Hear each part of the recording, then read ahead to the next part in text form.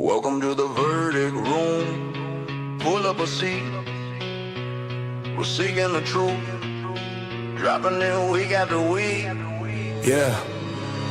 Last 24, lay it out on the table. True crime experts peeling back every angle. Looking for answers, real exact. Pin the timeline, track by track. Bronx telling tales, she keeps us in line. Every little detail, every tiny sign. They break it all down at Dago's Cafe. Coffee on the counter, new case, same day.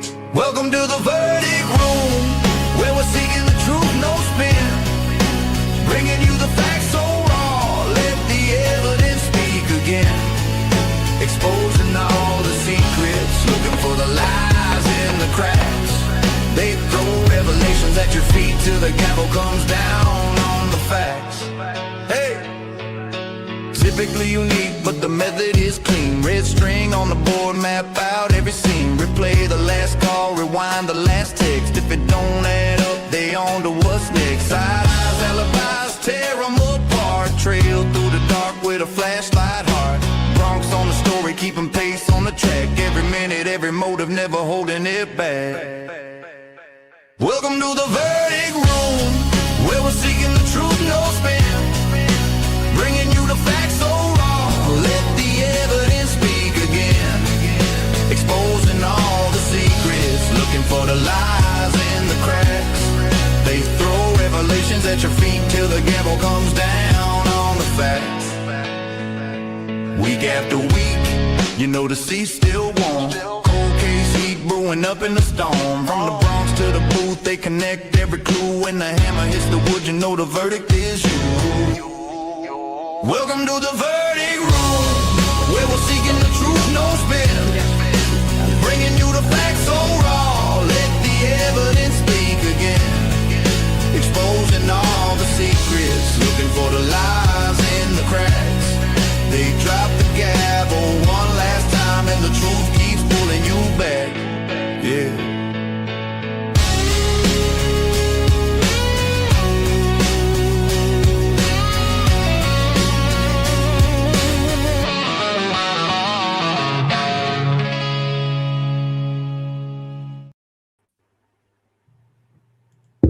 Hello.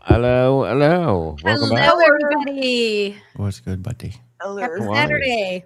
Happy Saturday. Another week has passed. Yes. Went quick. So fast, too. I swear to God, we just did this 2 days ago. Yeah. It does feel like that, doesn't it? But it's good because I love doing this. So Yeah, me I'm too. glad it comes fast. This is my I favorite missed you thing. guys last week. I wasn't here last week. Yes. How you. did that make you feel? Weird. Are you sad?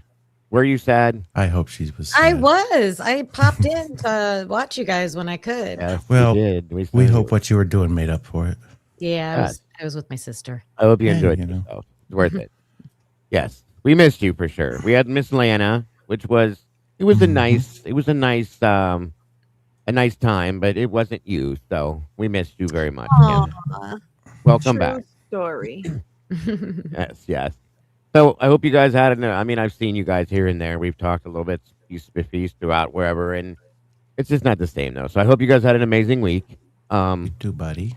A lot of wild stuff. I did. A lot of wild stuff going on this week, as there was last week and the week before. Still in the Idaho 4 case. A lot of Phil. stuff with autopsies and just more accusations and lies and all sorts of other things going on that hasn't changed for sure. But it's the end of another one, and we're going to give our unfiltered verdict for the week. And we are super lucky to have another amazing guest. This lady started us off on our first ever show on the Verdict Room, Miss Audrey from Glitch DNA Labs, guys, and she is so amazing. She is so sweet. She's so smart. She does an amazing job, and we are excited to have her back and have, I guess, handpick her mind again for her thoughts as everything that has come out. And so much, it's crazy because it hasn't been that long. We've only been doing this show for what, 2 months, maybe 3 months max. And Yeah. so much has 4. happened. Yeah, something like that. So much has happened since she's been here. So I'm going to shut my big mouth now and go ahead and bring this amazing lady up here to join us. So Hey, and welcome back. How are you? Hi, thank you. I just want to say, Mikey, that's so cute when you tell everybody to put their DNA on the like button. You gotta be you. crafty. Yes. Please Appreciate do. you. We love to see you as well, as always here. Yes. How Welcome was your back. move? Thanks for having me, everyone. Yes, ma'am. Thank you for Absolutely. coming. You're always so informative. So I always get excited when I get to talk to you. Pick your brain. Yes. Your posts lately have been fire. And I want to talk about them too. Great Off the point, hook. Kimmy. I think that's why I thought it was a perfect time to Yeah. send her a message Yes. because that fire, I feel like there's a voice behind that fire. Absolutely. Another amazing resource that's in this community. I am beyond grateful for. We have Audrey, we have Travis from Travesty Logic now that has joined us. That really helps us in a lot of different ways. And I think it's amazing the people that we have that have joined this community that just come out and do what they do, and it helps us along with everything we're doing. So we're very grateful for all of you. That is a fact. So welcome back, Miss Audrey. Thank you. So what? I guess I'll start this off with anything new or anything exciting with you before we get moving forward, or Well, I moved. I'm in the progress of moving, so bear with me if I'm a little tired, but I am here and always excited to talk about DNA. Boy, Yes. you could have fooled me. yes, yeah, you. I can't believe you don't sound tired and you seem awesome. So as always, that's wonderful. And you've been following this case obviously because, like Kim said, your posts, and we're going to get into some of that too because they are amazing. They have been awesome. For those of you that haven't followed, the link is in the chat. Please go check out Glitch DNA's community posts that are put up there. There's something else, guys. I'll tell you that much. You don't want to miss those for sure. And hold on 1 minute here. Let me get this set up and moving. Since everything that has happened recently, since you were last here with us, and everything that's dropped, Audrey, what seems to be bugging you the most right now and going forward with the Idaho 4 case? I would say the paternity test and the autopsies with the types of blades that they are describing. Those are my top two. Can you tell me more about the paternity test? Yes, please. So, from what I understand, when you have two or more loci, or I'm sorry, two or more alleles at a loci is a location. And an allele, you get one from your mother and one from your father. Occasionally, there could be three, but usually that is a genetic disorder like Down syndrome or something that is in that area. So if it was a genetic anomaly, we would see one or two loci, one or two locations that had three alleles. But with the paternity test, the sample that is labeled Q1.1 and in parentheses the word keyboard, which I believe means they entered it manually, it has three alleles across 11 loci, three alleles across 11 locations. Oh, wow. That is a mixture. That is not single source. So, because I know there's a lot of people, if you don't mind either, Audrey, there's a lot of people that they want to understand this. Are you able to break that down into a little bit more of layman's terms for some people? Possibly. I know it's hard. Absolutely. So, single source is what the state has claimed. They had said that this is a one person DNA sample. And if it was a one person DNA sample, you would see two alleles at each location, one from your mother, one from your father. And occasionally, if you had some just genetic anomaly or genetic disorder, you might see three of those. Now, it also gets a little complicated because the forensic labs, the state forensic labs, they use software. And the software will calculate different probabilities, how I understand it. And they will try to guess of where these loci are located. And they also set their thresholds, which is a line. And if you are looking under that line, you could see an underlying mixture. But if you're looking above that line, it could look like single source. And the problem is every lab has different thresholds. There is not a national kind of standard or a state standard where it says you have to put your threshold on what line and how you look at these. It's a little noisy at the bottom. So at the bottom, there's going to be a lot of peaks. But as you get higher, the peaks will get less and less. So, and this is what happened with under Maddie's fingernails, the sample called 13.1. What happened with that was the state originally claimed that it was an inconclusive result, which means they can't perform the test. There may have been a degraded sample. There may not have been a lot of quality, but there were lots of inconclusives. There were other inconclusive profiles that they saw in the mixture under Maddie's nails. The defense said, we want to test that. So they did have it tested. The defense used the software called True Allele, which had different thresholds. And the state uses this particular state, other states could use different software. But in particular, Idaho used STR Mix. And then they brought in Westrig, who is a very well-known DNA expert. I think he works for the sheriffs. His resume is absolutely amazing. He's written for NIST, the National Institute of Standards and Technology. He's taught incoming students. He has, I think, sat in and written standards for our nation. So the state had him, because he's a state expert, review what they did with the DNA under Maddie's nails. And he actually agreed with the defense. He said, look, I understand a true allele has their thresholds. STR Mix has their thresholds. He also cited some national thresholds where, maybe NIST or another organization said your threshold should be around here. These thresholds are mostly, as I understand it, software settings, but they could also be if you're looking at it manually, which I think they're trying to move away from that. But he said, Westrig, he said that he agreed with the defense, but the caveat to that was he doesn't think the state is wrong when he says where they put the threshold for the DNA under Maddie because their policy said that.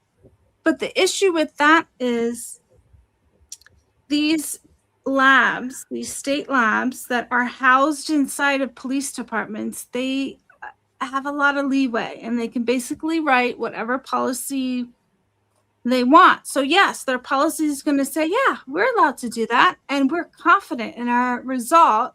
And the result is that this person is inconclusive, because inconclusive is an argument for the prosecution to say this person can't be ruled out. But that is also, I don't think that's a scientifically defensible argument, because inconclusive means you can't perform the test.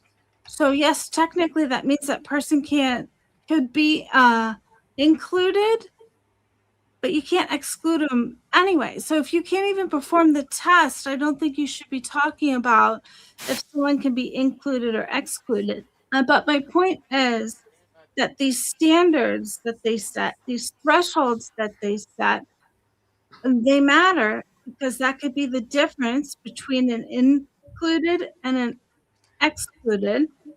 And that can also be the difference between a guilty verdict and a wrongful conviction. Okay, so somebody had asked up here a bit back.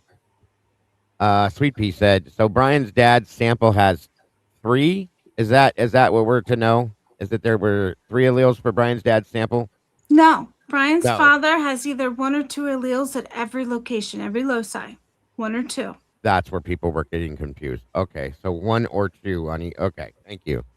So there's extra alleles on that sample that says Q1.1 in parentheses keyboard. So that would, Oh, yeah, Steve, there we go. Yeah, Kim, I think it hit us both like a shovel at the same time. right. So you're saying that the trace DNA or whatever, however we're calling it, has to be a mixture of more people Yep. because you don't see the 1 + 1 = 2. You should have 2 alleles at each spot. And you said there were 3 at 11 different places. For Q1.1 keyboard, yes. And for the father, which was S87.1, I believe, he only had 1 or 2 loci at, alleles at each location. So when you're comparing profiles, you've got that one profile, Q1.1 keyboard, they've got 3 alleles at 11 different loci, and then you're comparing it to the alleged father, he only has 1 or 2 at each loci. So there's no way that DNA sample could be Bryan's.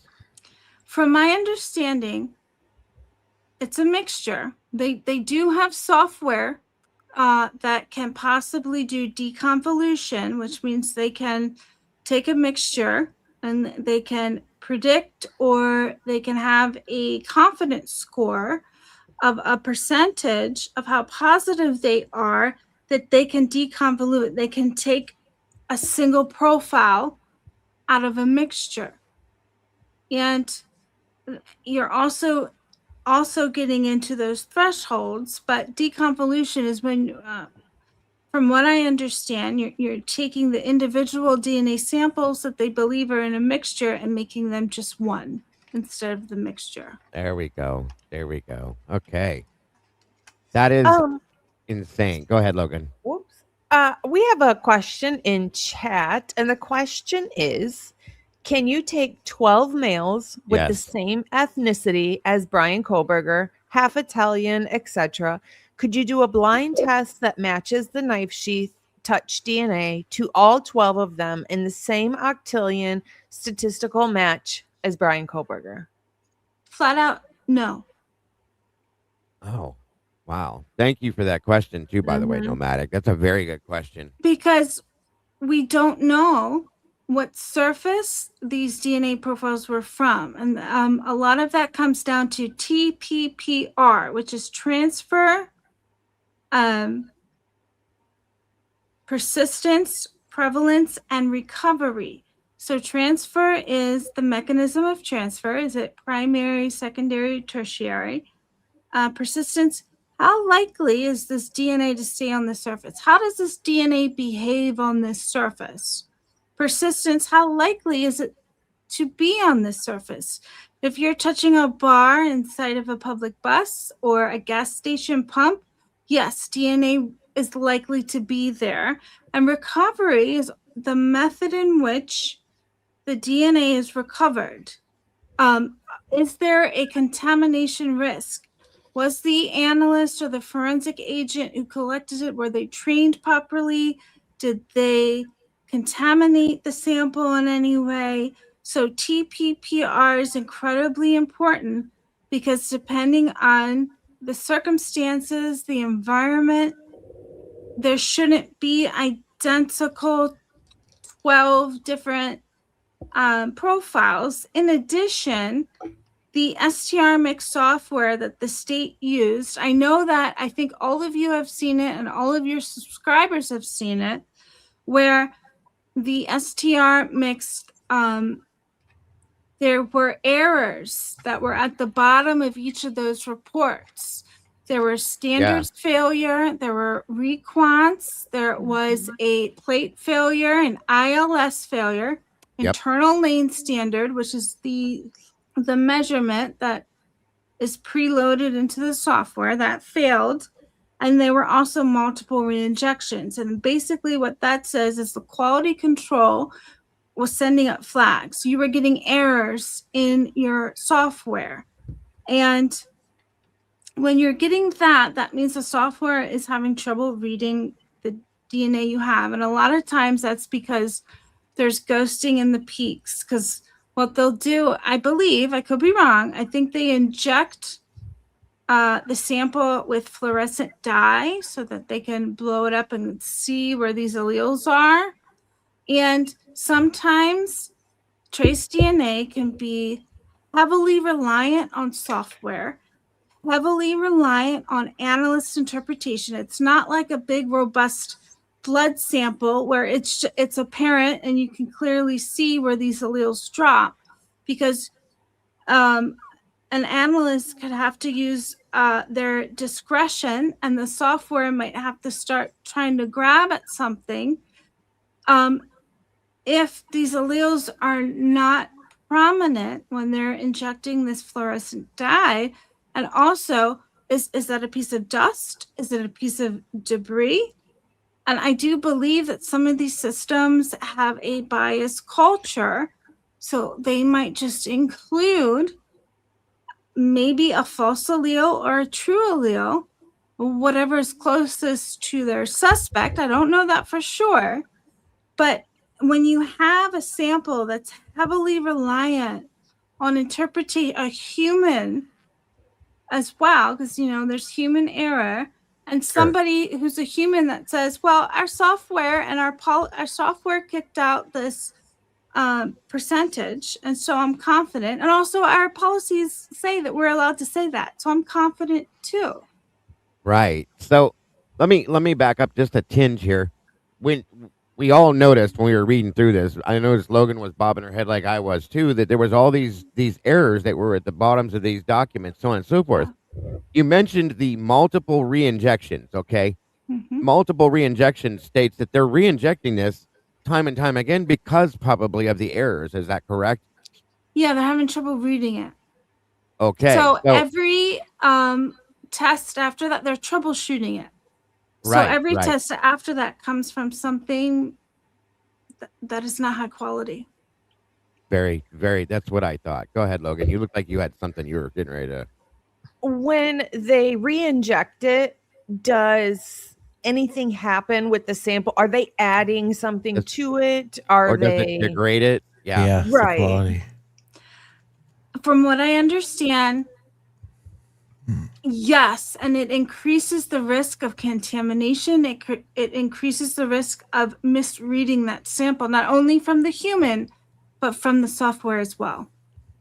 That's kind of, I think we all thought the same thing with that. Cause we all kind of asked the same question without even asking it. Thank you, Logan. So Kind of like trying to reuse tape. Yeah. Like, good just point, Mike. to bring this down a few notches so that I can understand. Well, that's why I said it's kind of like reusing tape. At some Yeah, you point, can it's only just not stick going to it. work anymore. So- Exactly, Mike. Yep, exactly. You're saying like they have their sample, they have it in the system, they're looking at it. If they're re-injecting like another swab from Another sample of what they had from the swab is what I so believe how it is. That does it go in and like line up with what they already had? How is it not? I think people might have this image of like things doubling or like doubling up. How can you explain like visually maybe like how that works? Now, see, I don't understand everything that happens in a lab because I don't work in a lab. Sure. What I do work in healthcare, so I'm sure Logan knows. I have to know enough that's on a claim, and I have to know enough of what's missing on that claim if it is denied. So my main thing is policy and procedure, and that is for a standards point of view. I don't necessarily know how to read biology or what happens to the biology, but I do know at some point, because I did read that they do re-inject it with fluorescent dye so they can see it. So if they can't see it and they keep re-injecting it, you're having problems with it. But also, Audrey's not giving herself enough credit because she has dug so deep into every single aspect of DNA for over 2 decades. So let's keep that in mind too. Yes. And again, that thank you, Audrey, too. That's amazing. Lucy says that that they ran the 4 areas on 11/17. They got profiles from Q1.2, Q1.3, and Q1.4 on the first run, and needed to resubmit Q1.1. And she said to me that means that they had the male profile that doesn't match to Bryan first before the Q1.1. Does that make sense? Does that sound right, Audrey, to you? Everything sounds right with that. However, I did see there was an indication that item 1.1 was resubmitted because in the resubmitted aisle on the document, it had a block. So that did indicate that that particular sample was resubmitted. But I could not find anywhere in the document a reason for that. So I don't have a reason for why it was resubmitted. I can just tell you on the document, it said it was. Interesting. Yeah, that's kind of snaky. Yes, Yes. I agree with that fully and honestly. You have a piece of DNA and you're not documenting? Yeah. This is Oh, wow. a signed, sealed, delivered to the case. We can't be surprised, you Trust them. guys. Yeah. So Jen is asking a great question for Audrey is to have her explain what the prosecutor's fallacy is concerning the octillion claim and how it is and can be misleading. Are you able to delve into that a little bit, Audrey? I don't know for sure, but I can tell you for sure. Leah Larkin explained the prosecutor's fallacy Yes. in one of these motions that she did. I can't remember off the top of my head. It could have been one of the DNA ones, or yeah, it was probably one of the DNA ones where which from what I understand is it's when the prosecution misunderstands and they're saying that there's no one else in the population who could have this profile. I'm not really sure about the prosecutor's fallacy, but I do know Becca Barlow said it. And what was the second part of that question? I'm sorry. It was the octillion. The The octillion claim. octillion. Yeah. So the octillion to me indicates instability. Yes, to the average person, and I think the aim of the state was to use a big science number that sounds very robust. It sounds intimidating, but I think a number like that is actually very fragile. And if you think about when you put something into a program, especially like these AI assisted ones or not AI assisted ones, they're going to output like a list or a graph of like different probabilities. But I think at like the tail end, you're getting kind of fuzzy because there's like, a graph that gradually like declines about how confident they are. But the problem with these programs are they might not be programmed to say, I need to stop at this point. So that octillion could have been stretched to the very end where the program did not have permission to say, I need to stop at this point because I may not be as accurate as I can be after that. And I think there are some purposeful actions that would dictate that they don't really want the AI assisted program to say, I don't know. And Right. it's funny that you mention that because at some point in time, I've thought with this is, especially in gaining, Bryan Kohberger, were they using early stage of AI in many aspects in this that wasn't accurate, but they just sent it. So it's interesting that you bring that up. Well, and also that's a good point, Mike. And it also plays in to the fact that how many times have we heard this now?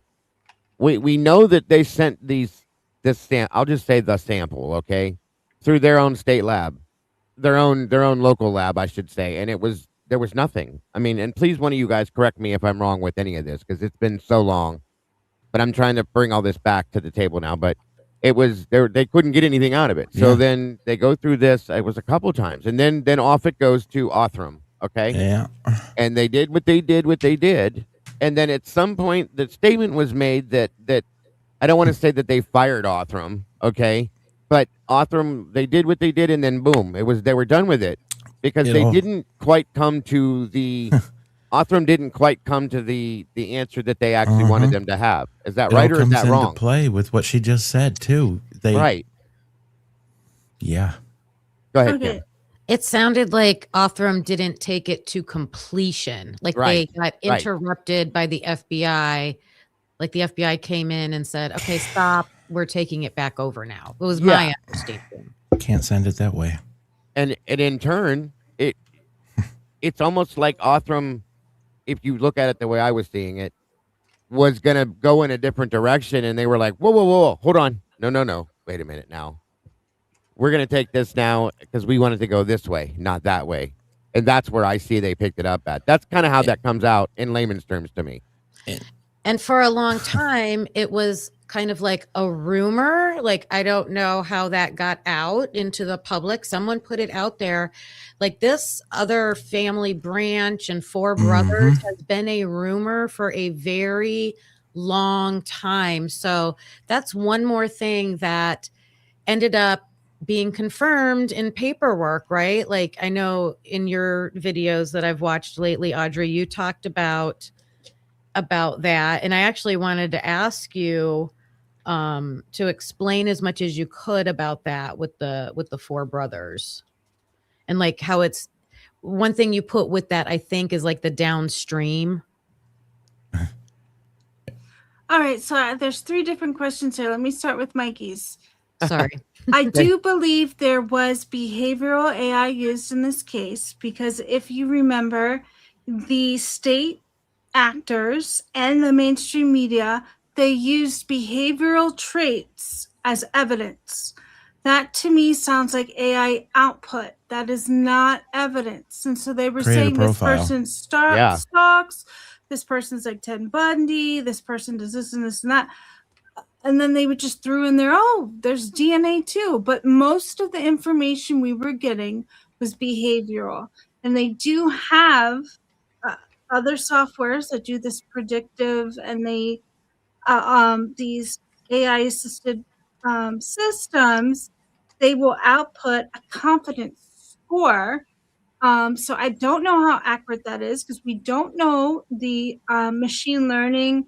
We don't know the bias. We don't know who's training it to output these confidence scores. But I do strongly believe that we were hearing in the narrative AI output of how they described Bryan Kohberger. And absolutely.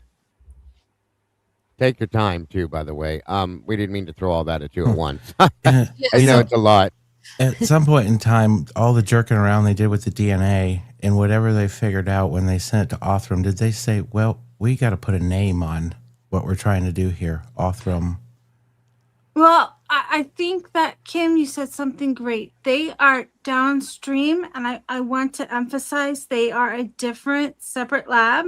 They have different tests. They have different workflows. So even if they are processing a sample, a specimen, a patient, through their workflow, through their laboratory, through their hospital, whatever it is, they are, I kind of feel like it's a hospital billing and physician billing. Yes, they're very similar. The patient may not know the difference. They are in different walls, so they have different policies. They have different bills. They are very different. And so this downstream, they are going to inherit all of the problems that the original lab had, the ISP lab, with having trouble reading the sample on the first try. I don't exactly understand, because when I was reading about this, it said that this private lab could use the same extract, the same sample as the original lab did to create the STR. They can make that used sample from the STR, and they can make their SMP. And from what I'm understanding, that is possible. And if you remember the redacted transcript from January 23rd, 2025, where David Gamete, I don't know if I'm pronouncing his name right, but Ann Taylor was questioning him about bootstrapping. Right. Bootstrapping, he answered, I think, was another type of analysis.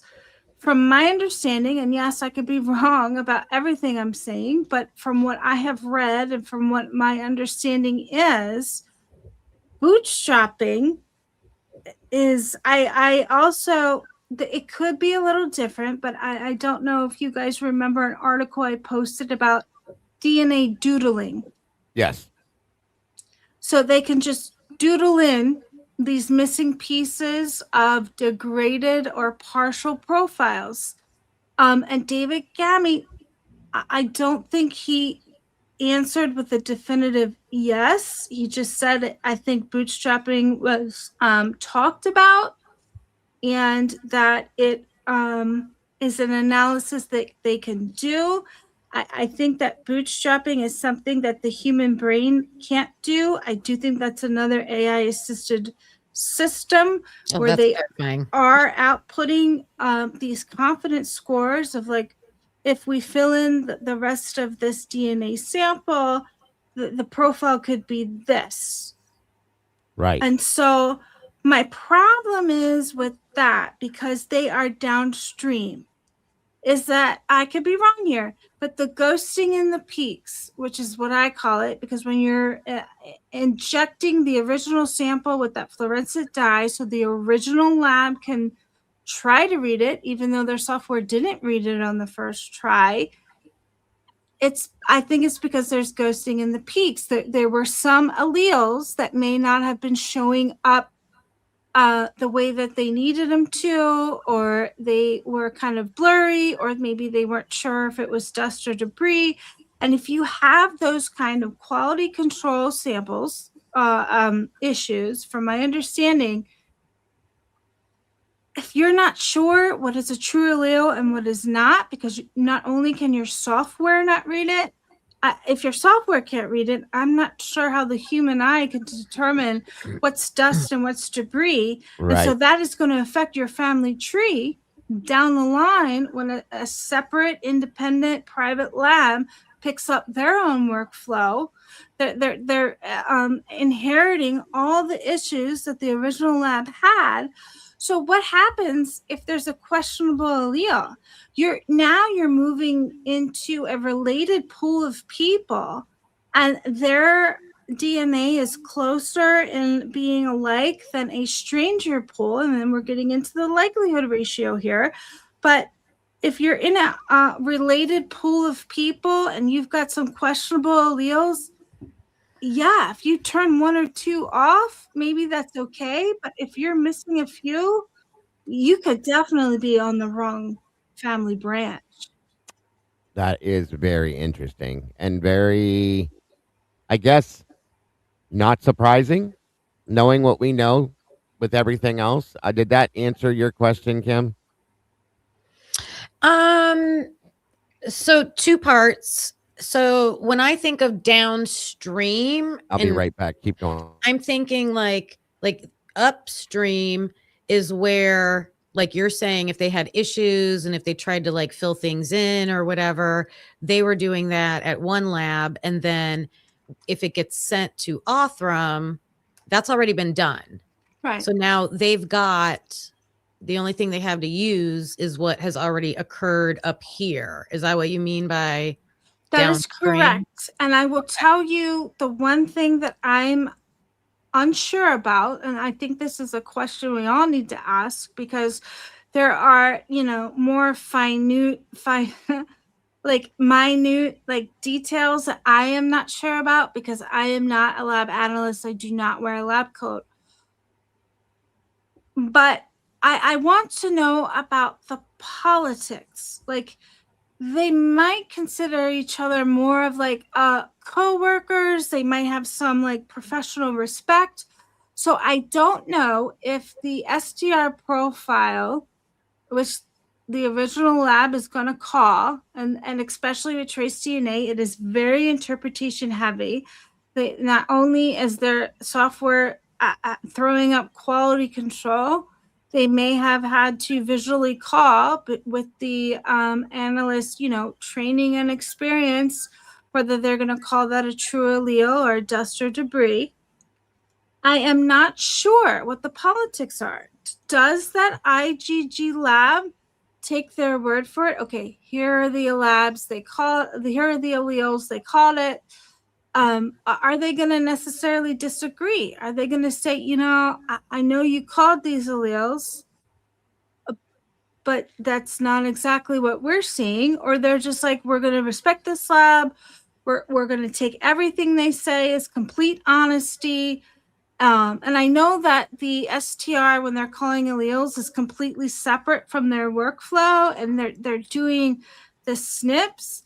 And I have a very little understanding of their SNPs. I did a little bit of research on it because when I first started out, I didn't want to pay for that ancestry. And I was like, I can learn this myself. So I did learn a little bit about SNPs, but this is still a very new, like, kind of technology. And I know there's two sides to it. There's the actual, like, biology part where you're looking at the different SNPs, the different locations. From my understanding, the STR test, which is the original lab, the state police labs, that test is different from the SMP, which is the test that these genealogy private labs do. But the partner to these SNP profiles, those tests that these private labs do, is the actual documentation of the birth record, the death record, the marriage certificate. And if, from my experience, if you don't have like a British or English like kind of background, your ancestry like documentation might be harder to find. Right. And so that, I think, is it's more of an art form than a science. Like, I tried to do it myself, and I had myself being related to the Queen Mother of England. But it was a difference of a death date. So one of my maternal direct grandmothers did marry the man who married into that family, but apparently my direct maternal grandmother, she must have like died very early. And so when he remarried into this royal family. So I am not actually related to them, but you can see that just a date can actually change it. And if just a date can change it, what about those ghosting in the peaks? What about if you have a sample that is degraded, it's not finished, they're bootstrapping, they're using software to fill in the rest of it? So not only do you have an art form on the one side with the documentation, with the birth, the deaths, the marriage certificates, whatever military, whatever documents they have, but you're also doing that bootstrapping where you're kind of guessing, okay, how can we finish this profile? Mm-hmm. So you're guessing on both ends, is my opinion. I have another question as well. Rui Manu, I believe I'm pronouncing it correctly. And guys, if you can do this, because I'm old, my eyes don't work so well, put a Q in front of something if you want it to be a question. It works so much easier for me. So if you can do that, please try. Rui wanted to know, Audrey, if you have heard or seen Jay Embry or Pavarotti's theory about the K-bar factory workers being of a similar genetic makeup to BK possibly, and that possibly being maybe an answer to this scenario? Oh yeah, absolutely, 100%. If it's legitimately, I have another theory, but if my theory is not correct, I think his theory is right. That yes, that transferred DNA could have come from the factory of in his lineage where it was from. Absolutely. And that New York area that is south, and I guess his family is from northern PA. Yeah. So definitely that is a real possibility. Yes. That would be so wild too. If that was your theory. Well, it's common. I think that's what they were worried about in the John Benet Ramsey case, is they may have gotten a factory worker instead of the actual DNA of the perpetrator. Yeah. And what's funny to me, I'm glad you said what you just said. Like, that was sitting like right here, just ready to jump out of my brain. Because the Gonsalves did an interview I reviewed yesterday. And they brought up the fact that they have been in contact with John Ramsey and he has helped them in certain ways and certain things have been talked about. And you gotta wonder what's going to be discussed there and how and what is going to be. This is a little off subject from our conversation. I just wanted to throw this out here because of something that was just stated. So that's all it was, guys. It's very interesting to me. So also I have another question here. It says, I think it's through Translucent Crew, thought that they flew Gamut and the actual physical sample straight from Meridian to Texas so that Othram could test it. Is that true or false? Do we know that? I don't know. And there has been several questions about how it was packaged, how it was transferred. Because like if you work in a hospital, you're dealing with like MRSA and the other one. So you not only do you have like DNA transferring, you have bacteria transferring. They have an HIV team. If somebody is like squirting blood, they have to they have a pager, and anytime they have a certain like team where they get paged and they have to directly go. So like they could have tainted blood on them. Yeah. But that's transfer DNA. And MRSA is all over the hospital. They have to try to sanitize it.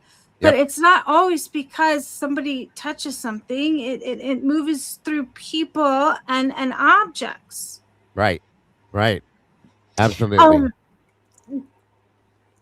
There's a question here, and it says that I know you just mentioned you had 2 theories, POVs, and then maybe one of your own for the alternate factory workers. Do you mind sharing your other theory? I would love to hear too. So yes, ma'am. I could be wrong on this, but it's all opinion.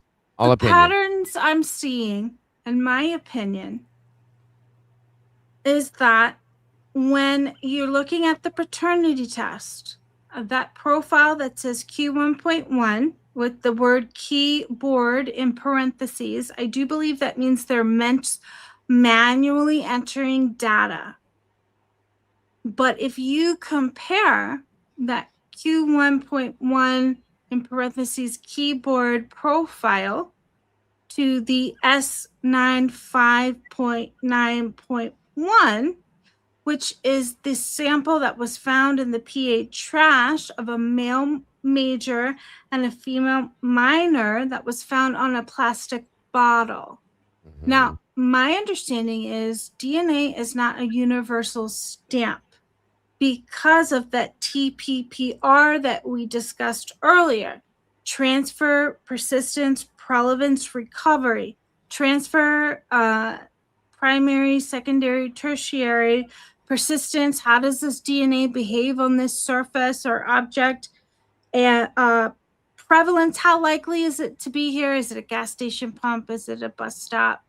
And recovery, is there a chance for contamination when somebody actually like recovers it? What is their policies?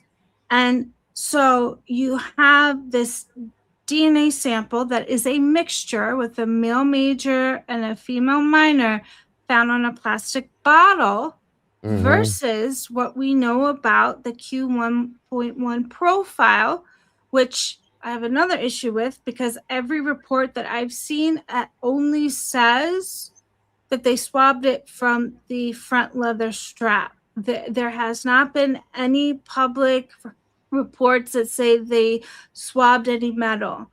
But even if it was metal, even if it was leather, that's not the same surface as plastic. So if you put that profile Q1.1 in parentheses keyboard next to the S95.9.1, that mixture from the PA trash, I do believe they are too similar. That DNA is not a uniform stamp, and that Q1.1 profile should not have all of those extra alleles at each loci like a mixture. So it was one of the thoughts I had that instead of manually entering the data from the actual Q1.1 profile, they actually entered the data for that S95.9.1 DNA profile data from the PA trash, hoping they would get a closer match between the father and the son. But the issue with that is that Q1.1 profile shouldn't present like a mixture. Right. And that S95.9.1 is definitely a mixture, confirmed by the paperwork, because it says male major, female minor, and even Ann Taylor and the defense had actually had a conversation about that with Judge Hippler in one of these transcripts. Right. I hope that makes sense. And no, it does. It does. Absolutely, it does. You're doing amazing, Audrey, and we really appreciate this. Everybody does so very much. You're just doing absolutely amazing. With what you just said, Miss Jessie Lynn dropped a question and says, and it's pretty basic, and I think you've touched on it. And if you have, you can just say, I've said that already. But, she said, Dr. Turby came out, we all know that, and made some statements about stuff and said he doesn't think Brian's DNA is on the sheath. I've said this myself. What do you think of that coming from him, or even just in general at all? Any specific thoughts? I 100% agree, because I do think that Q1.1 was a live environmental mixture. So I don't really think it should have been interpretable, which is exactly what the software said in the first place. Right. So I don't think it should have matched Kohberger at all. So I don't think that DNA actually led anywhere. I think there was some maybe massaging along the way somewhere. Yes. I'm right in that same boat with you, paddling right in that same direction, dear. I agree fully with that. Very, very, very interesting point too. Rose says she's reading a book right now that says IgG is new, and the majority of DNA profiles, and this is just a standard question she's curious about. The majority of DNA profiles belong to people of European descent. Is that true? Do you know? The majority of them. I only think that's because where the scientific data has produced in studies, because I think that when studies were started, they may have been a little biased to the Europeans, where there is less data about Africans or other areas. So that is only true because I think of the tests and the studies that have been done. Awesome. Thank you for that. There you go, Ro. Tony Stevens has asked, why couldn't they just swab Bryan and compare it directly to the alleged touch DNA on the sheath? That's a great question. Great question. I've asked that myself many times. This is a great juror question. Right. Yeah. I believe it's because they were able to finesse the math to a little bit of a closer match with the paternity test versus what is actually on the sheath in Bryan Kohberger. I don't know for sure, because there could be some documents that that are not released yet, that because we have never seen the STR. I haven't seen it. The STR comparison between the actual sheath DNA and Bryan. We've only seen the paternity test. Right. Good point. Good point. This is great answers. You guys are throwing out some amazing questions tonight, you guys. Truly and honestly, you are. That was a great one, Tony. Angie B says, could it be keyboard, as in swabbing a computer keyboard? She was just wondering about a possible another angle, or with you saying what you said, I think, about being input with by a keyboard manually. It could be both. My understanding of it was that it was manually entered by a keyboard instead of grabbed from another database or another digital area where data is stored. But it could have been, could have been swapped from a keyboard. Good call. Good call. Great question, as always. Great question. It depends on these lab policies and what they consider that to be. I took it as manual, not where they got the data. Yep. And it makes perfect sense too. So you're saying, just to follow up on that the paternity test is them matching Bryan to his dad from the trash. That's all that we have access to. I haven't looked at the DNA stuff in a long time. I believe so. I think they left the That's the crazy. sheath DNA out of the loop. I don't know if Yeah. that is actual protocol or procedure, but I think I can clearly see a pattern that whatever they substituted in for Q1.1 keyboard, it resembles too much like the S95.9.1 sample from that mixture from the pH RAS. It's too close. It shouldn't be. They're from two different materials. Right. And to answer your question, Sweet Pea, the Q1.1 was what was taken from the sheath. I'm confused. Yeah. That's what they claimed it was. Yeah. Where they got that from the sheath. Just to answer From my that. understanding. Right. So from your understanding, it's they matched Bryan to his dad in the trash, and then they Right. matched the trash dad sample to the sheath. Is that? That's how I understood it What? too. They didn't just after they had Bryan, they didn't just swab Bryan and match it to the sheath. I don't know because we don't have any of those documents. The only document we have is this paternity test. And actually, there are 3 exclusions under the paternity or the parentage index, which is another column on the document. And from what I've been reading, if you have 3 exclusions, that turns away from that actually being the biological father, because there used to be this 2 exclusion rule. If you have 2 exclusions there, you wouldn't rule that to be the actual biological father. And there's 3 on that actual paternity test. So not only does that Q1.1 present like it's a mixture, there could be 3 exclusions in that parentage index column, which indicates that actually moves away from it actually being a paternity match. Wow. From my understanding. Wow. That is so what ahead, you Mike. said with lab policy, could they have gotten this? I'm just going to say this in these terms. Could they have gotten this DNA to a point to where Othram would have accepted it? What do you mean by Like they originally took this DNA right to Idaho, whatever, or whatever. they went through? I think they went through Moscow first and Idaho's whatever, and then it got sent out. So my did they? understanding.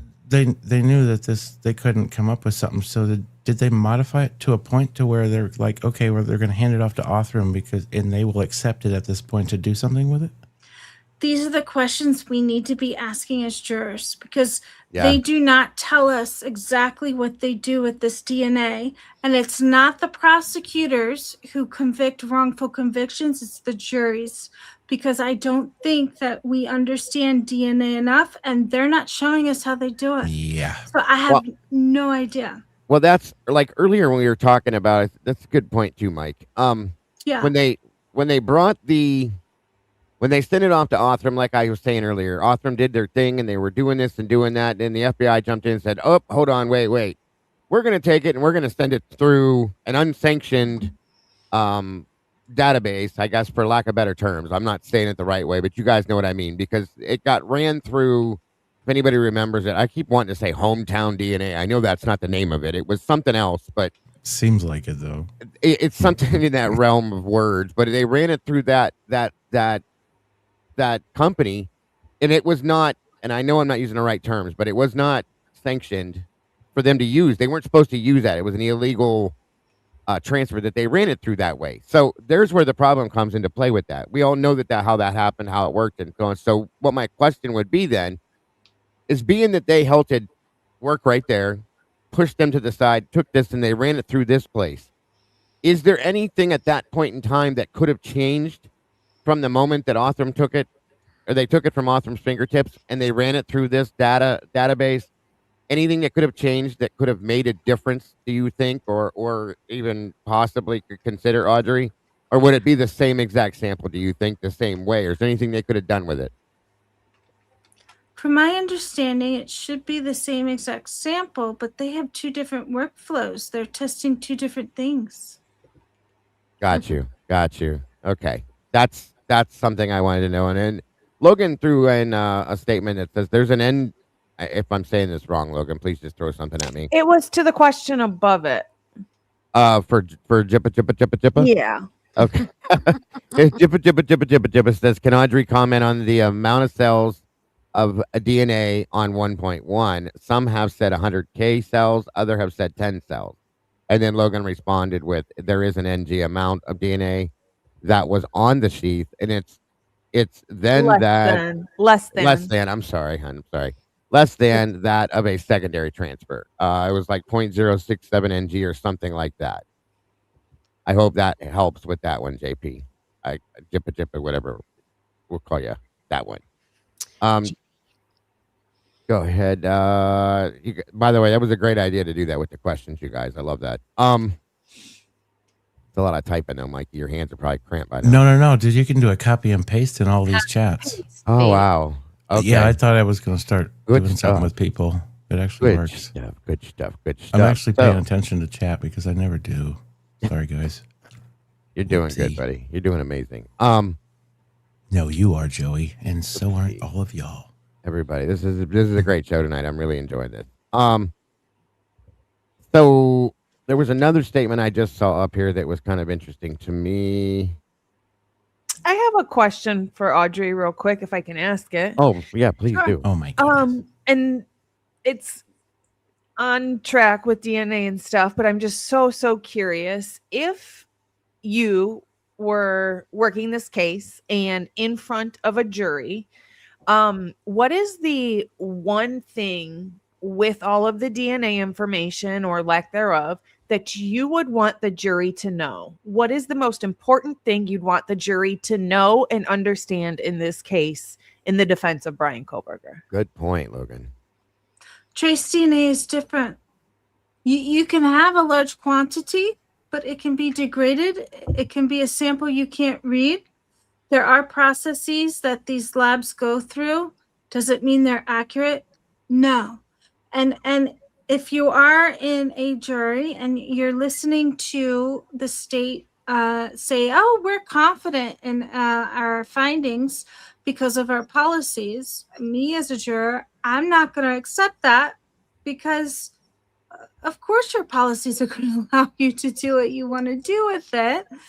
And in addition to that, I don't think it's a scientifically defensible proposition that because the state believes it's direct transfer, that direct transfer, the primary transfer, happened during crime time.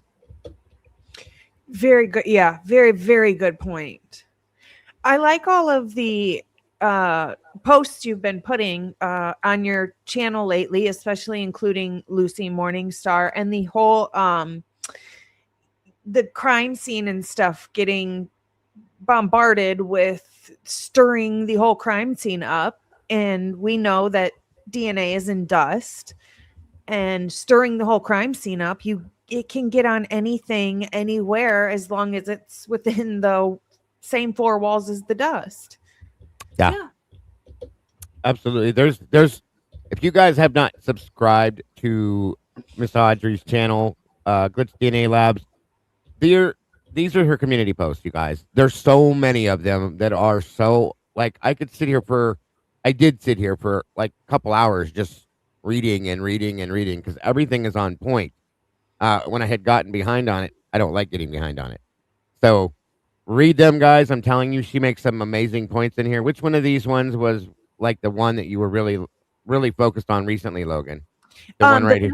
The very last one, not last, up at the top, Top the one. latest one, Most yeah, current one. Sorry. recent. Mm-hmm. And then I think the one below that as well. Right here. Yeah. Helen Roebuck is one of the favorite independent forensic scientists that I enjoy reading her articles. And here's some of her articles: DNA expert review of DNA evidence in criminal matters. This is the one I like the most too. Can DNA evidence be wrong? That's a great point in question, guys.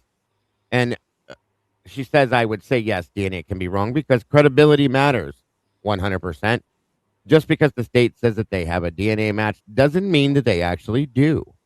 If we rely on state DNA experts with credibility issues, I'd not only will hold on 1 minute. I'm sorry. I'd say not only will DNA evidence be wrong, but the process it takes to come to an outcome will be wrong too. Those are strong words, folks. Trace, transfer, invisible DNA is different. The term touch DNA is a misnomer. Nobody has to touch anything for invisible DNA. This needs to be understood too, guys, throughout the entire community because this has been misinterpreted so many different ways. Um, touch DNA is a misnomer. Nobody has to touch anything for invisible DNA to be present in a live environment, which is all around us. It's not a robust blood stain. DNA experts don't know what time trace, transfer, invisible DNA arrives on an object or surface, or even if it's related to a crime.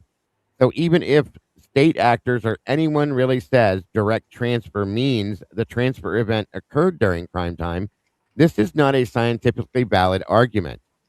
If anyone suggests that trace and transfer invisible DNA is robust and direct transfer equals crime time or identity, guilt, consider how they benefit from blurring the fundamentals of trace, transfer, invisible DNA.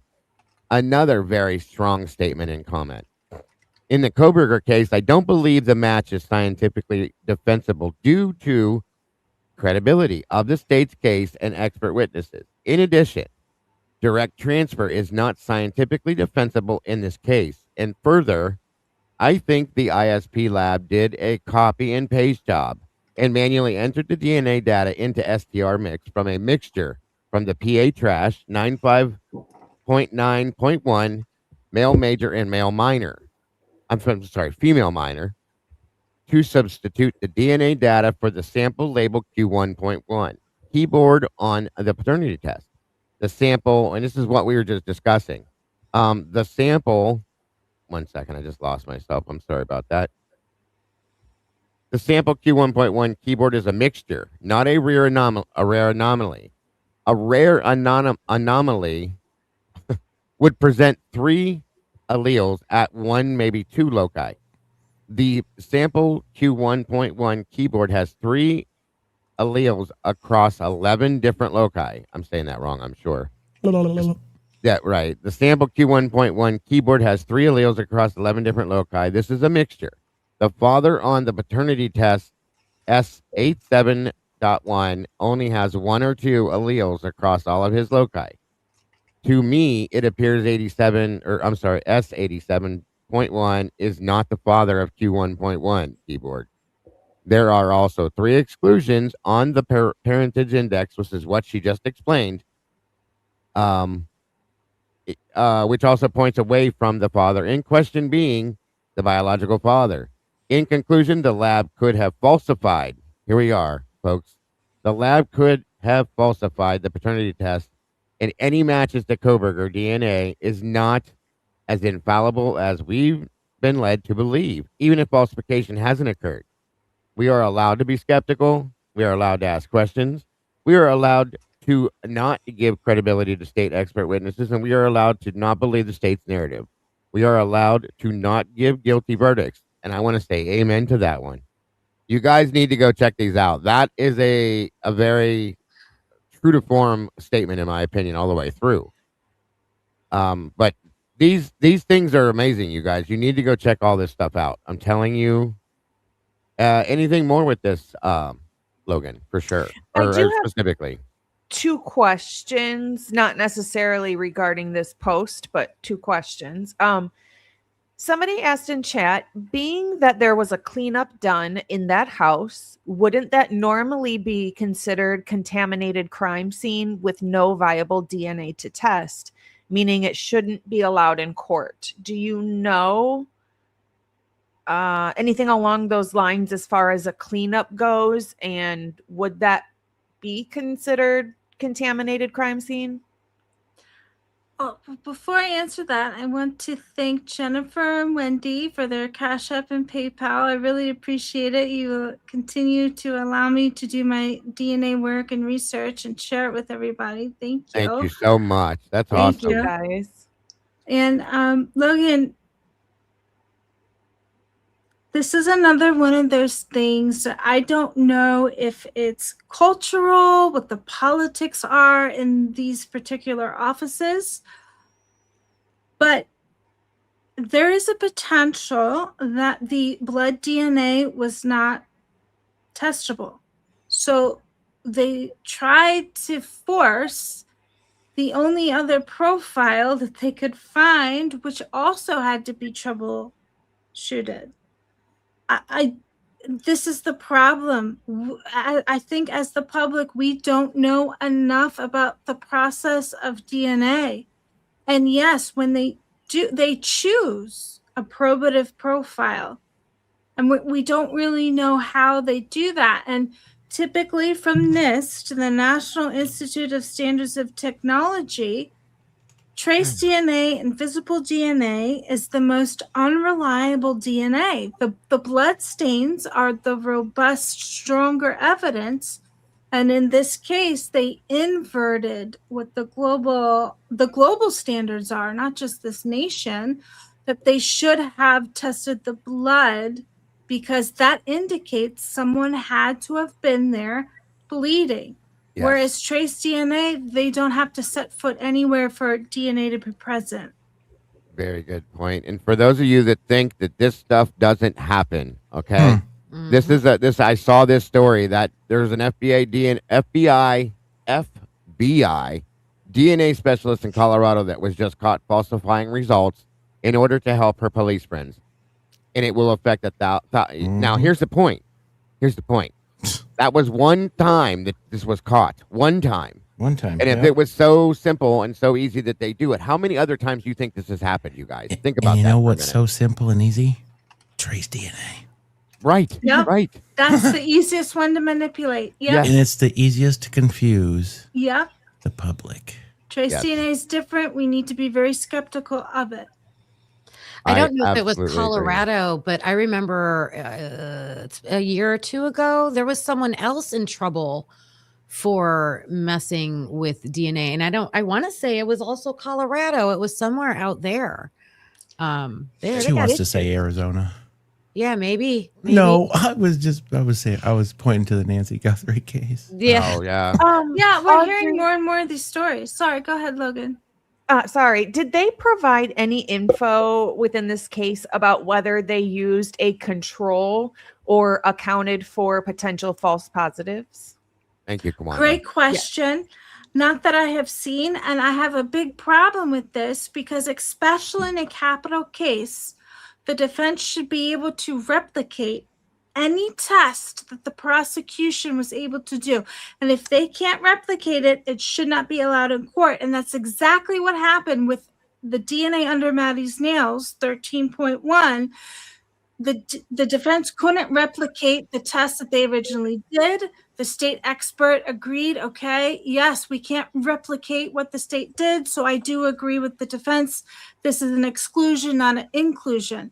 So especially in capital cases, there should be enough DNA that there can be replicate tests to validate that test is actually correct.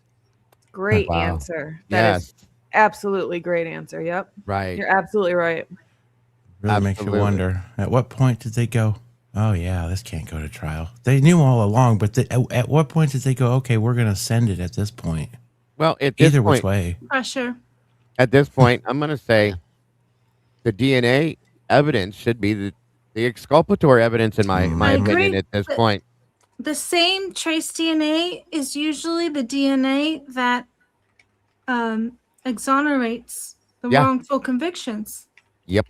Absolutely. Absolutely. And this should be, if anybody would look at this, quite a few of us have written letters to places and sent emails to places and said, hey, you need to look at this for what this is. This is a problem. Of course, most of us have been ignored. But if the right person would take a look at this and say, hey, we need to look at this and see what this is for what it is, okay, what it really is, that should exculpate Bryan, in my opinion. Truly and honestly, at this point, I do truly believe that. And I've been screaming this to you guys for a while. It's crazy. And I fully agree. I have no problem saying it. It is not Bryan Kohberger's DNA on that damn sheath. There's other DNA on that sheet that needs to be tested that they refuse to do. And in my opinion, that DNA if you test that, you'll find who actually committed this crime. In my opinion, that is my opinion. Oh yeah. They just I mean, keep it's going other insane. directions. It is insane. It would flip this upside down, Mike. Completely. It would overturn the conviction, and everything in this case would be is already backwards. It would put it upright, in my opinion. It's So crazy to think, even just, I guess I'm sitting here stewing on the crime con thing, that interview with that guy.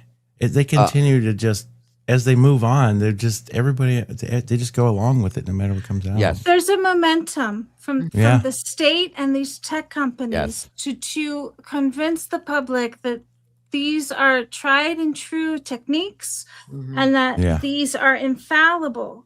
But the thing we have to still remember is trace DNA is different. It's interpretation heavy. It is software heavy. And they don't always tell us how they get to these conclusions. Yes. With blood DNA, it's very different. Yeah. Well, and like you said, the trace DNA is so easy to manipulate Yes. and to play games with, as compared to blood DNA is a lot different. And that's exactly what we have here, folks. Exactly. That's why I find it hard to believe that they can do all this wonderful work with this invisible DNA.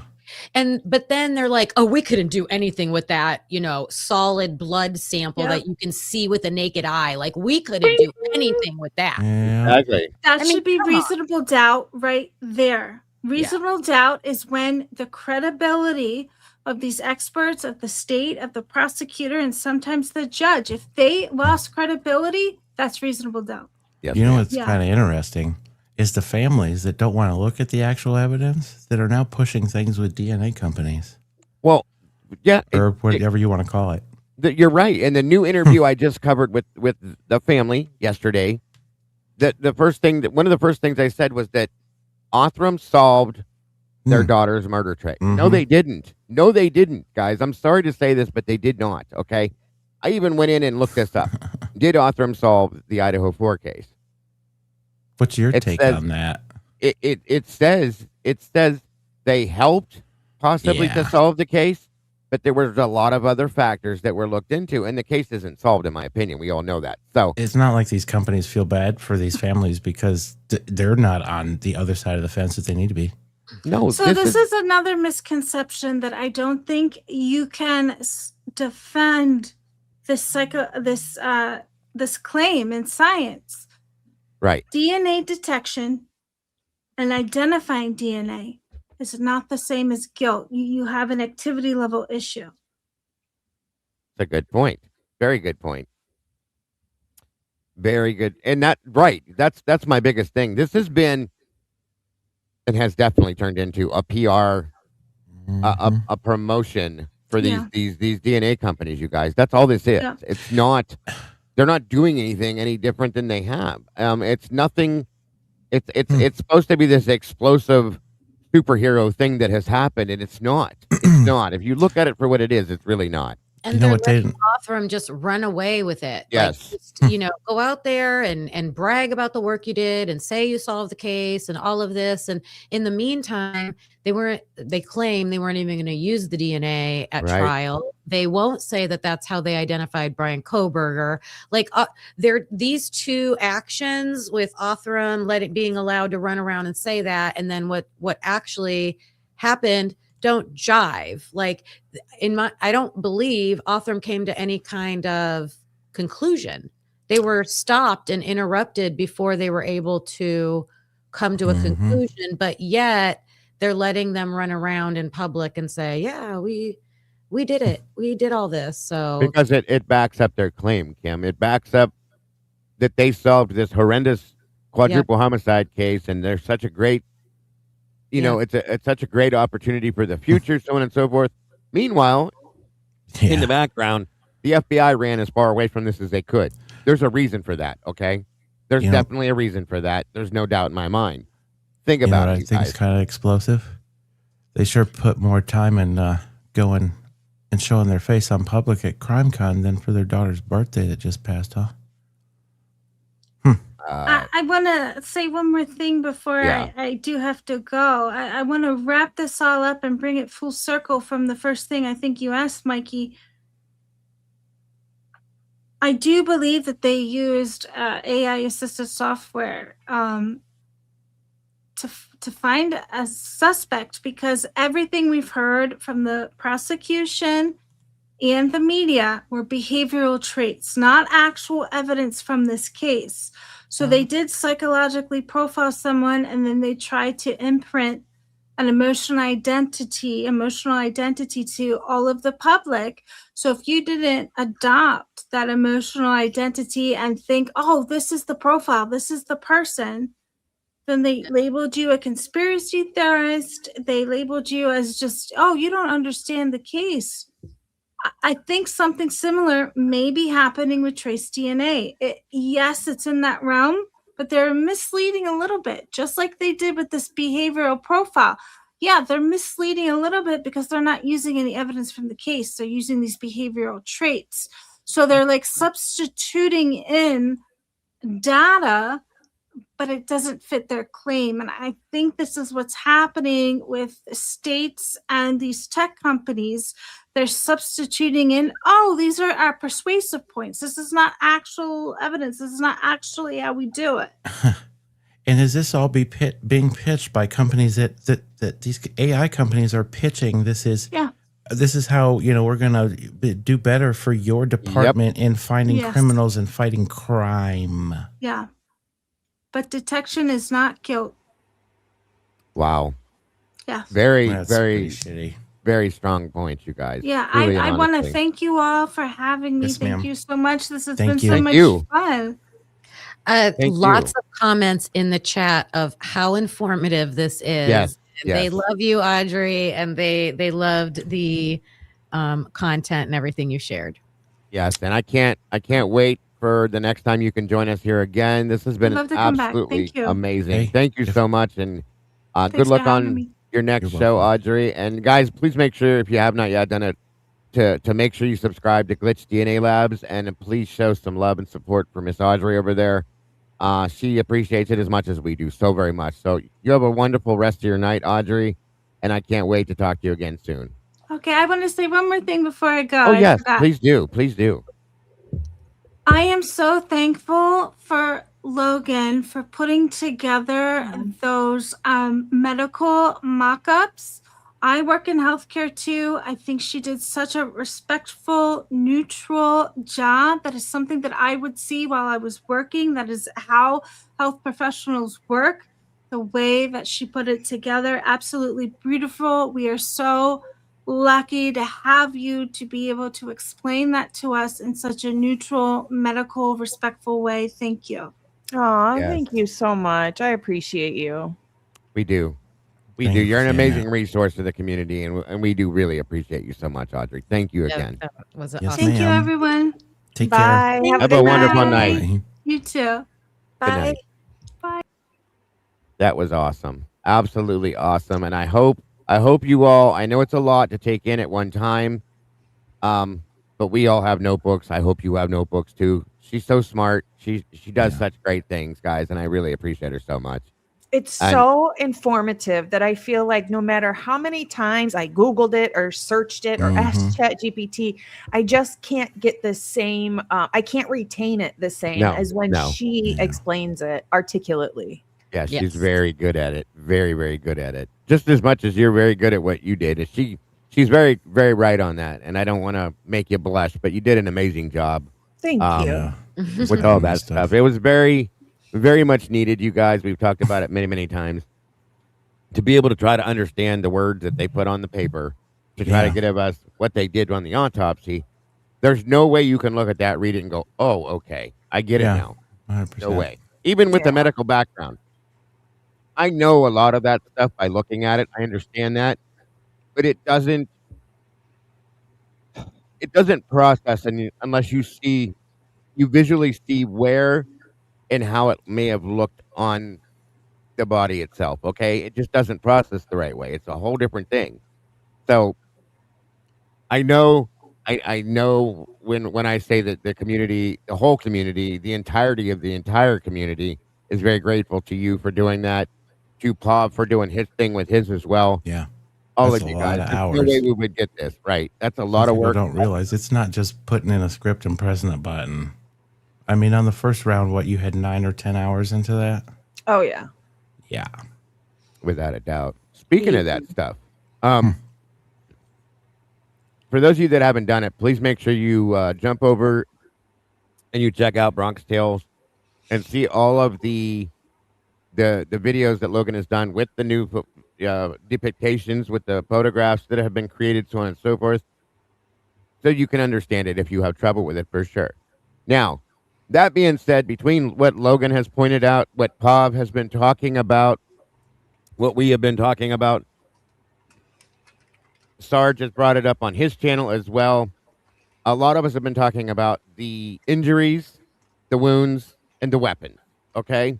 This is a big deal. This is an important thing to understand this crime, to help us to understand how, we've been told that there are between 4 to 5 weapons. It's been stated that there was, I think, 4 wound patterns at the very minimum. There's a lot of things going on right now behind the injuries from the autopsy, so on and so forth. And what knives were there? What knives or weapons weren't? Was it a K-bar? Sure. Was it this? Was it that? Was it a machete? Was it a kitchen knife? Was it? We don't know. Now, Logan did something else that I think is very amazing too. That I really think is important for us to have to help to understand this in some possible way. She FOIA'd all the calls that came in around the time of the murders, okay, that had anything to do with weaponry, like knives or anything like that were called in for things that were found. We know that there was a call for knives that were found in a ditch in Genesee. There was the video that we all looked at that Pav put out. I think Plunder put the video out initially where they had gone to Brent Kopaka's apartment complex. They found a knife on the roof or in the gutter, I think it was. And there's many, many, many more calls that came in through the police department about people finding knives and weapons and stuff like that. Logan has FOIA'd it. Logan's been FOIA'ing as much stuff as she can. Kim FOIA'd many, many things as well. I've tried. I just haven't had as much effort or as much time to do those things. And she put a FOIA out for that. And I want to know, big time, what all these calls were about these weapons, these knives, so on and so forth.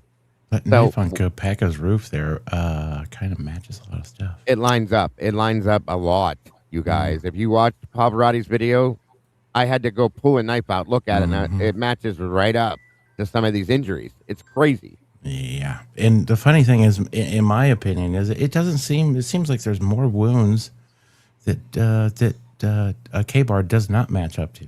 Yes. Absolutely. Oh, yeah. Many, absolutely. Many. And that's go ahead, Logan. Sorry. We will get with this FOIA, we will get pictures of every single knife, calls, body worn cameras when they found them, things like that. So then we can take what they found and compare it to some of the wounds and patterns, because there are very specific patterns in some of these wounds that would match up very specifically to a certain knife. That's super important to give us proof, period. And there was over 250 calls, reports. That's crazy. Yeah. Just on weapons found. Insane. So with the FOIA, and you guys know they've been extorting us left and right on these FOIA reports, okay?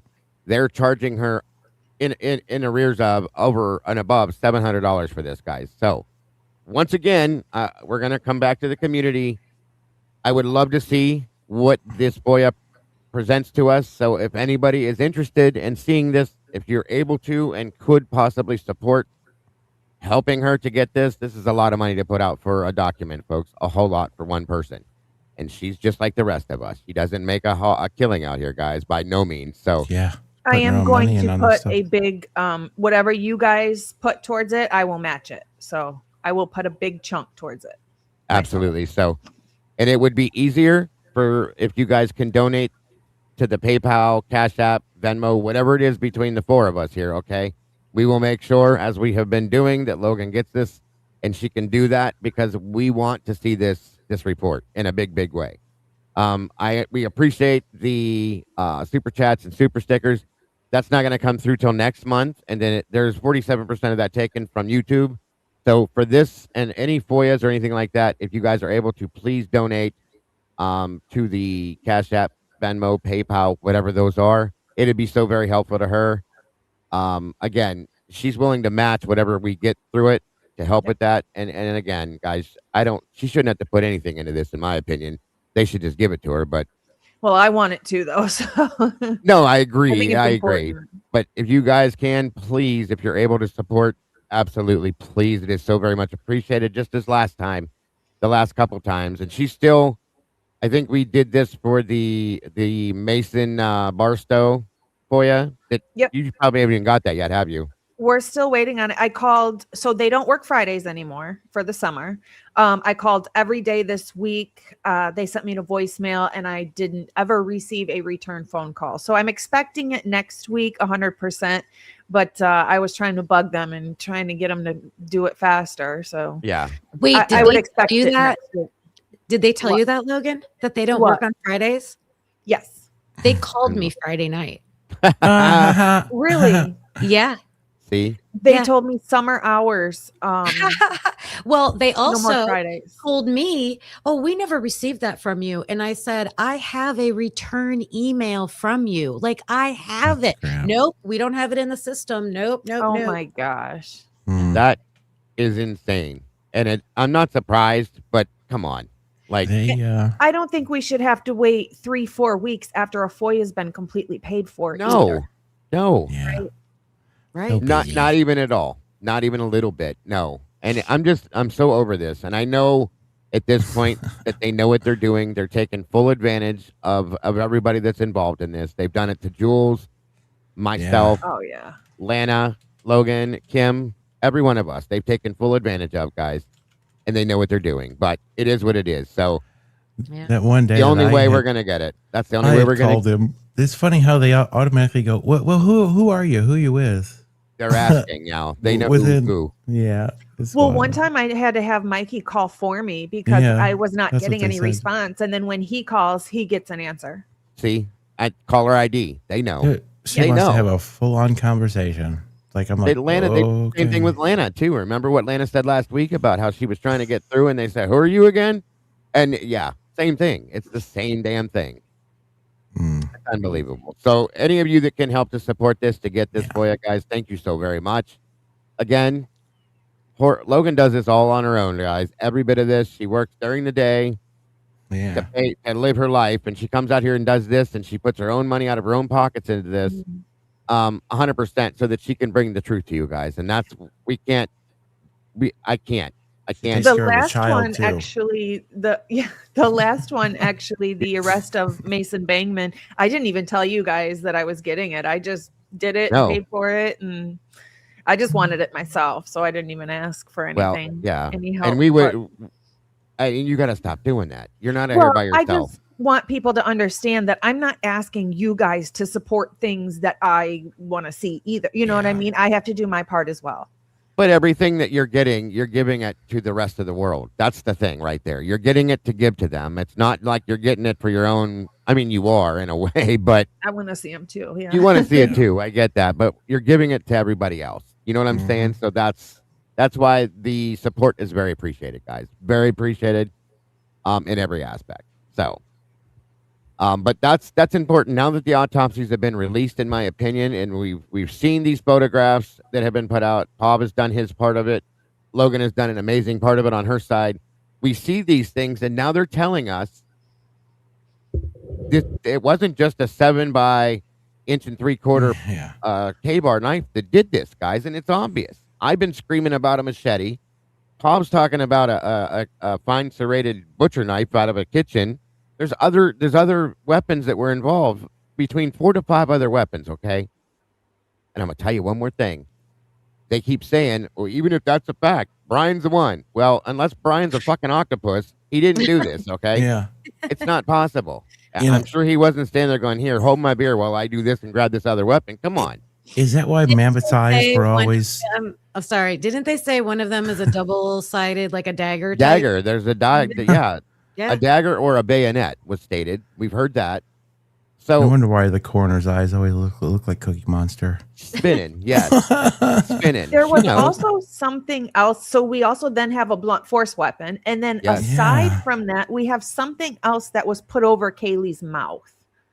that's completely different than anything else as well. That's But right. it made a mark on her face, so it's Oh. something. I think still I missed wonder. that. Real You quick, covered can I those thank marks? Conspiraling, Sleuther, and Gen 7S for donating to Cash App. Yeah. Oh, I just yeah, want yeah. to thank you. 100%. guys. Thank you guys so very much. Yeah, I needed to say a big thank you to Moto Man. Gave a donation. And Moto is the man. thank you. So remember those face marks, those 3, 4 marks, Logan? Yes. Yes. You covered that? I missed that. The what? The marks on Kaylee's face. The 3. I don't know what it. I mean, yeah, I showed the marks. Like I made pictures Okay. of it and showed I think the I marks. missed I it. don't know what it is. I wasn't supposed to speak on it, but I missed it. So anyway. You And did. thank you, Kawanda, for donating to PayPal as well. Thank you so much. Thank you. Thank you. Thank you. Every one of Yes, you weird. guys are amazing. And again, Amazing. thank you guys also for the super chats. Honest and truly, I know I was just telling you because they're still appreciated. Don't get me wrong. Okay. Hangman dropped $10, a little support for the cause. Offset Guitar Tech, $2. Thank you so much. Tiki Bar, keep shedding light on this atrocity. Of course, Moto Man dropping it again. Thank you, brother. Real quick, Miss Kawanda did it all throughout the night, and she also dropped 5 new memberships over there for the Turtles. Thank you for that, Miss Kawanda. Kawanda doing that one again. Mr. Steven, thank you for that, brother. We do appreciate you guys all. Miss Kawanda, once again. Bianca Jane dropped a new membership over here. Thank you for that, Miss Bianca. Always appreciated. September dropping 10 with Bronx Tales. Very much. Thank you, September, so much. Again, Miss Kawanda. Yes, very much appreciated. Bianca dropped membership over there too, over with Bronxy. Gigi Butler, thank you so much for that. $2. Miss Kawanda, once again, another $2. Coming out of the gate, as always, the first and foremost, always with Bronx Tales is Yep. Anto. Or, yeah, do I say it right? Anto? On top On X top. or I always on screw it up. topics. On Topics. I love that. That's pretty cool. Yeah. And Nomadic came right behind that. Of course, Miss Kawanda beforehand. I do want to throw these out here real quick before we go any further. I want to thank Ms. Rowe for being part of this family, this community for 32 months, guys. 32 months. That's insane. That's amazing. Rowe, we love you. Thank you so much for being part of our family and our team. God bless, hon. Absolutely love you. And of course, our Bubbles herself. SR Bubbles, 36 months, 3 years, you guys. 3 full years. That's insane to me. You know we love you, SRB, and couldn't do this without you at all. Thank you so very much for being part of the family and the community and the team. And Miss Lily, thank you, thank you. 29 months. That's amazing, and God bless. And happy anniversary to all 3 of you. I love you guys so very much. I really do. I really do. You guys are amazing. So you're getting and So Much Corruption dropped another membership. Thank you for that. Thank you. Amazing. You guys rock and roll. I love you guys. I do. Truly and honestly. Thank you, Karmic. You guys are amazing. We're not done yet, guys. Don't worry. I'm just letting you know. I wanted to make sure I don't miss these things and that we know and we appreciate so very much everything you guys do for this community as well. Poor SRB. We've given her PTSD. Oh my God, I know. I know. I definitely. So, what time are we? Yeah, we got, that's what I thought. So moving forward, what else do we have, Miss Logan? You've been like tearing up the autopsy stuff, and just going ham on that stuff. Anything else that you haven't presented that you wanted to discuss on that? I mean, I could talk all day about the autopsies and the pictures and the wounds and things like that. But there is one thing I want to mention that I actually sent a FOIA out for today. Conspiraling found something interesting earlier today and sent it to me. And I feel like it's too important to not discuss. A little bit different topic than what we're used to right now. There was a report in the ISP reports. It's report number 144, if I'm not mistaken. And we didn't pay much attention to it before because of what it was. But reading it again, it sounds like somebody was trying to hack Dylan's phone after the crimes. And it was somebody from Post Falls, Idaho. So it's close. Now, they tried to investigate this. And somebody, it was on a family account, but they were trying to hack the phone and they were spoofing the number, which is interesting because we also heard about Kaylee, Dylan making pranks with spoofing numbers. I'm still looking for that. So God. I FOIA'd it today and they took reports. They have pictures. They have the text messages, all the things, stuff from T-Mobile. So I FOIA'd it today. So I'm hoping at some point we get some information on this. I just thought it was really interesting because I forgot about that report. And it's somebody's trying to break into Dylan's phone in January. What report number was it again, Logan? 144, if I'm not mistaken. I don't have it pulled up, so I could be wrong. You're figure saying out what this she is said. while it was in police custody? I'm not. No. No. Well, was it in police They custody, keep- Kim? Did they keep it on? Negative, Captain. Like, I'm just January. wondering, is it somebody remotely? Yeah. I think it was somebody that was trying to figure out what she was talking, what she had talked about after all her interviews. I wonder what the dates are on all her interviews. Well, hang on a minute, because I'm going to hit some key points Logan just made, okay? It was in January of 23, which was, a month after all this goes down. And a family plan is the person that tried to hack this. Think about that for a minute, okay? Steven. Ooh. Let that settle in for a minute. Ooh. Uh-huh. And we know how some people were in the beginning Mhm, about getting camera the shit roommates, and- okay, and then their thoughts about them. I have one person in mind specifically that I'm interested in, but I would really like to see that you did FOIA this. I'm very, very interested in this because it makes me wonder, after hearing certain things, I almost can tell you who it is, in my opinion, but I'm not going to say it right now, okay? I'm just not. It's obvious. It's is not what it is. surprising if it's who I think it is. I'll just Yeah. say it that way, okay?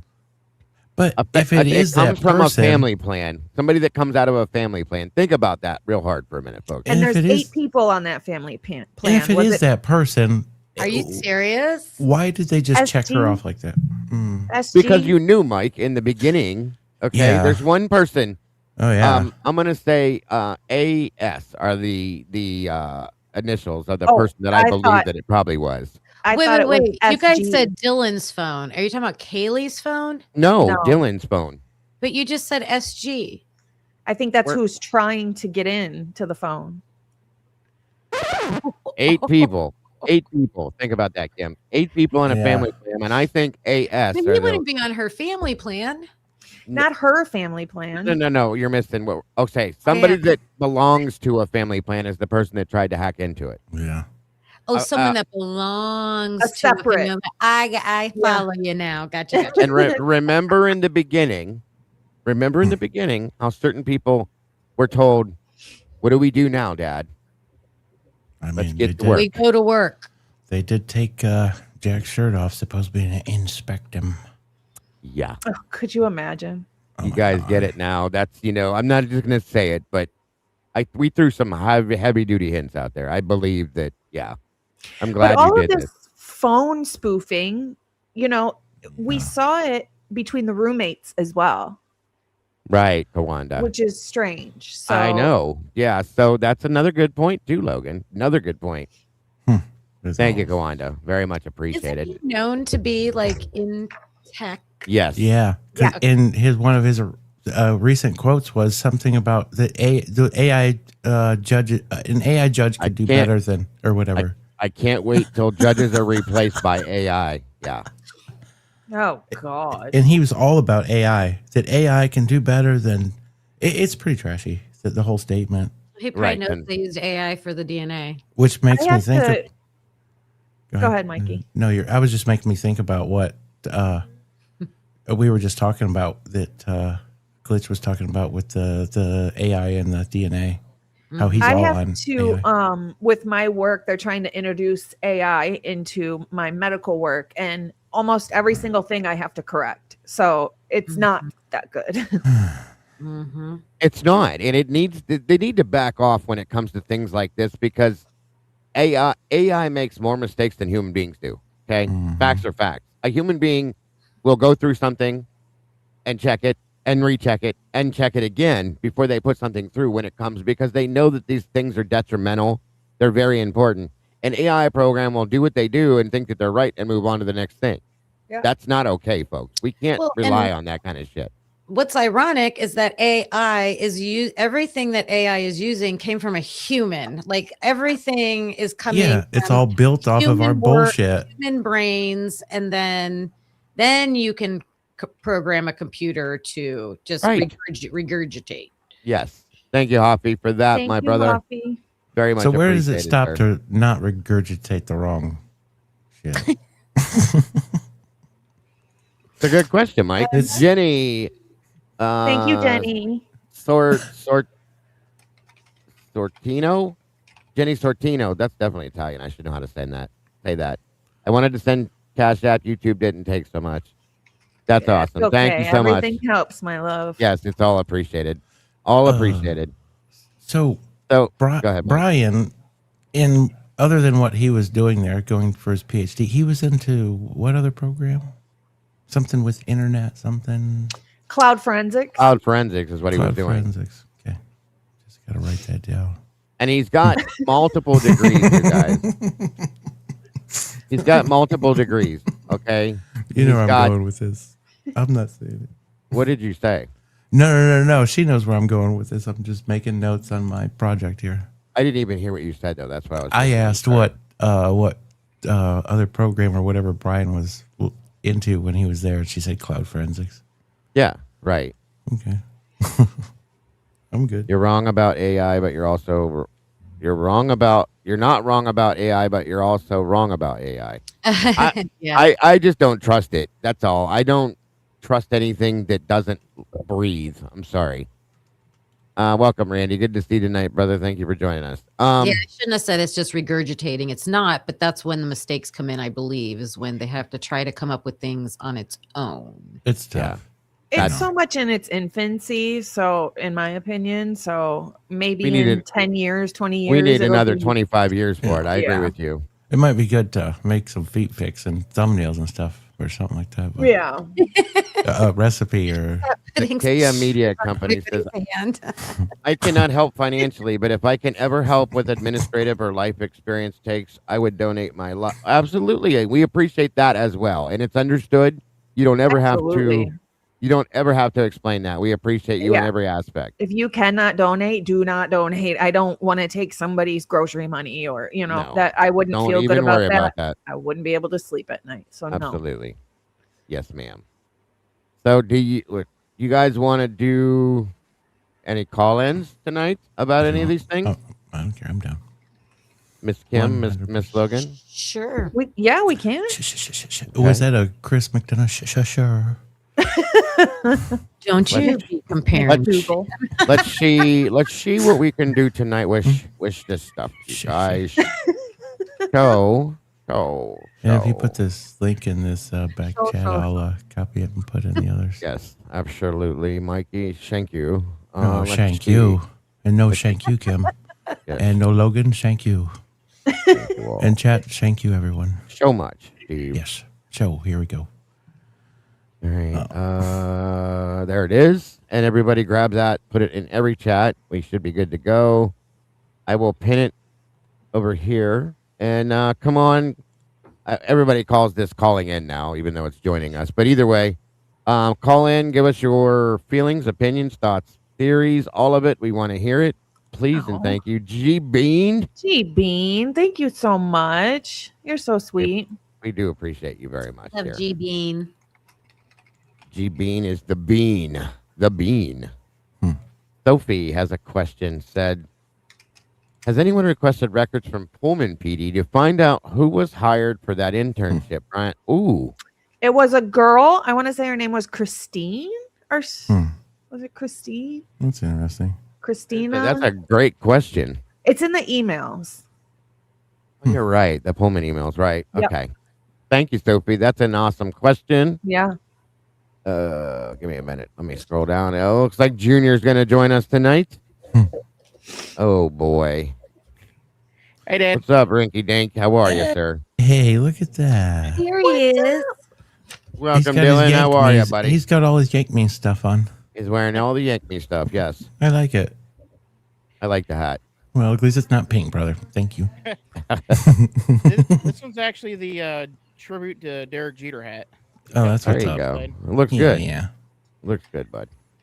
So what can we do for you tonight, sir? You have a question, a thought, an opinion, a feeling? What is it? Well, I was actually watching Logan and Travis's live. Great show. Yes. It was Great job. really good. And Thank you. I was actually thrown off by just how, like, I knew Dylan didn't care, but when Logan and Travis got into it, it was like, oh my God. How and I'm trying to figure out how I missed it. Well, let me throw something in front of that real quick too, because if you guys are not familiar with Travis from Travesty Logic, we've been covering a lot of his stuff. He joined us here 2 weeks ago, I think it was, and he's got a lot of amazing stuff on his channel. So can we make sure we put his link in there for sure? Travis he went into this with no knowledge of the case other than very basic stuff, and he clarified that he went into this with the absolute basis that Dylan was 100% innocent of everything and had no guilty knowledge whatsoever. And boy, has his opinion changed at this point. Truly and honestly, very much so. So remember that first and foremost, but go ahead, Dilly. I didn't mean to jump in front of you, bud.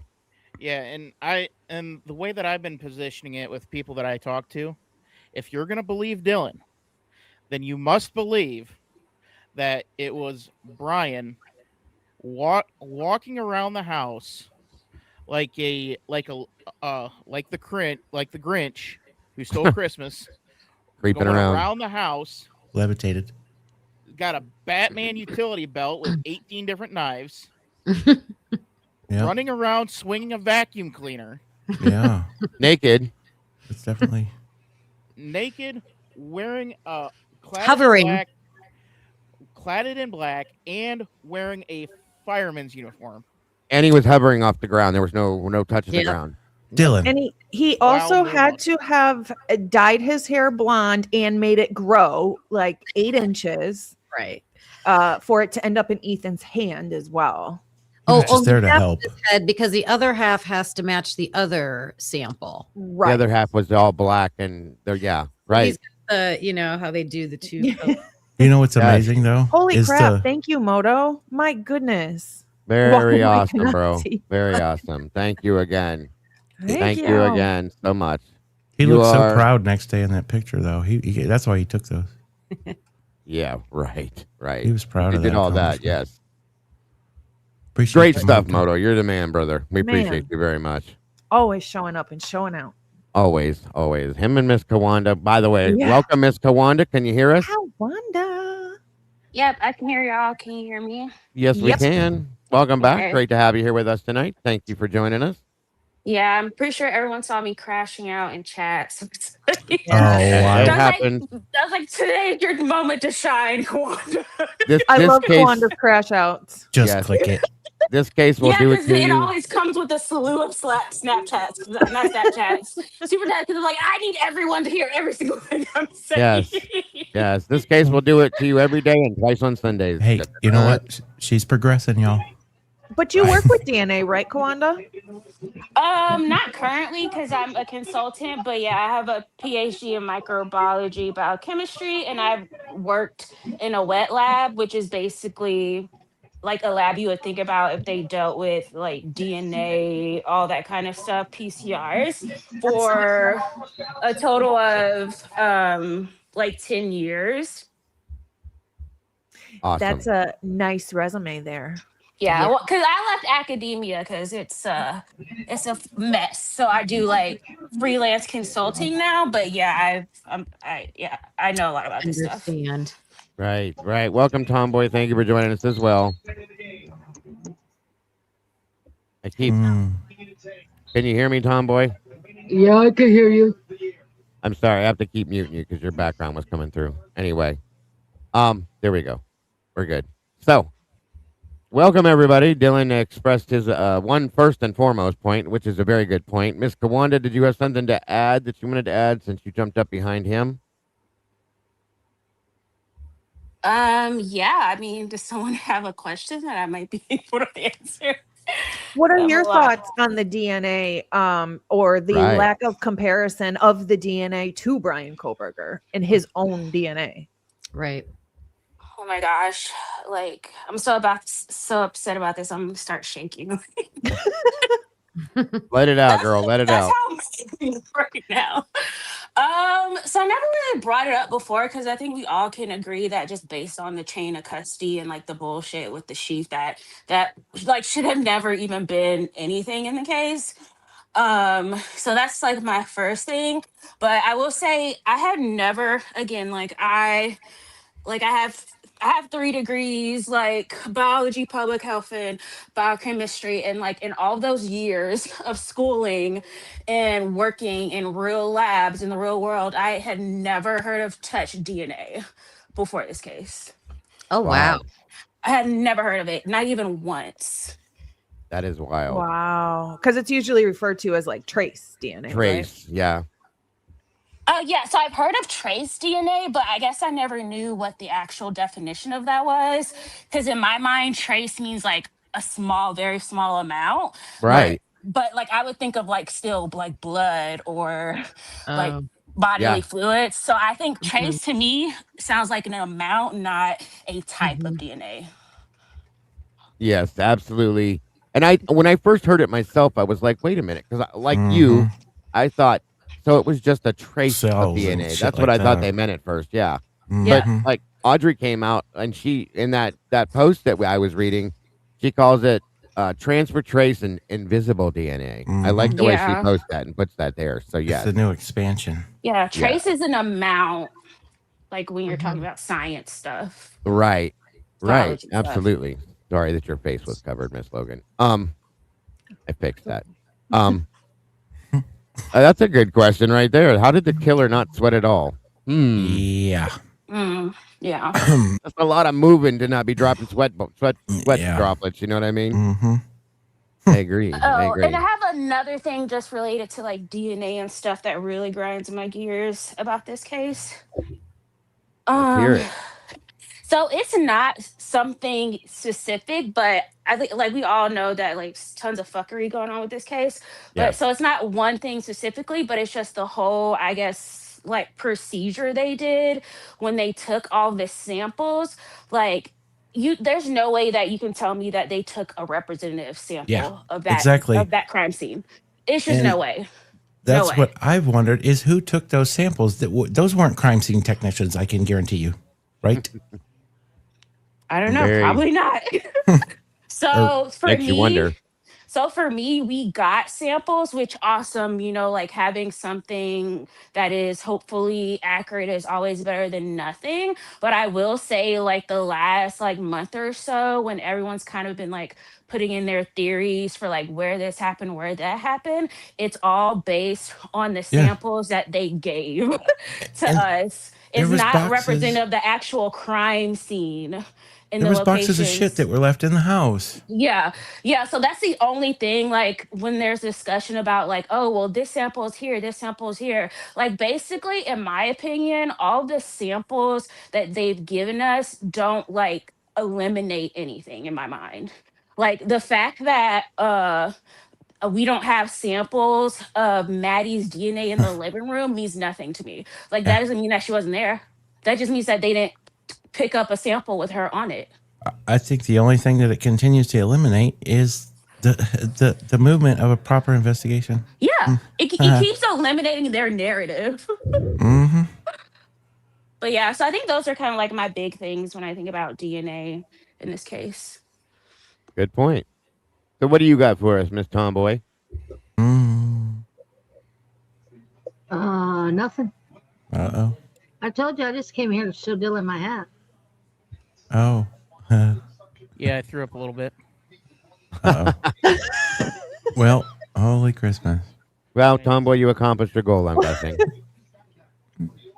Well, Do you guys think that they Sounds will? like it. I know they're going to try, but do you think they will be successful in keeping reports? Like the DNA is just one of them. The DNA is just one of the big things in this case that they're hiding, that they're not showing all of their work. Yeah. Do you think they're going to be successful, or at some point I don't know if it's going to be a lawsuit, or is it going to, like, what can happen to make that come out? They can't Yeah. show what they don't have. I think it would have to push back Well, to they have it. They have their work. the agencies that, Or do they? well, I just feel like at some like, how can our, like, I think Audrey would say, with processes in our country, how can that be allowed? And I don't even forget guilt or innocence. Take the client out of it. Just as citizens, we should be demanding that. there's no regulation for the regulation, people. Do that. That's Yeah. not how our government in our judicial system is supposed to work. I agree. They'll probably file qualified immunity. That's a good point. That is a good point. I wouldn't doubt it. I mean, Well, and I think those things probably exist because we have to remember that we put people in positions of power to make those things possible. They can be those things can be reversed, but Yeah. we've just got people in this country right now that it's just secrecy. And there's so much of it. It's There's disgusting. so much I'm of it. disgusted by it. I don't know how you can have this big of a criminal case and Yeah. not Imagine all the know people that anything. Where's the stupid Amazon receipt? Where's the stupid Amazon receipt? I mean, Yeah. come on. You're going to get the Amazon receipt that Payne purchased, just the dates are going to be changed. We already know that. imagine how many of these officials or people put on them shoes every day and know the truth behind this and just continue to walk on, continue with life. The Jibba keeps pointing out where's report number 42? People wonder where the disconnect comes with people, and it's like, okay, well, even with all the kids in this case that were told not to say anything.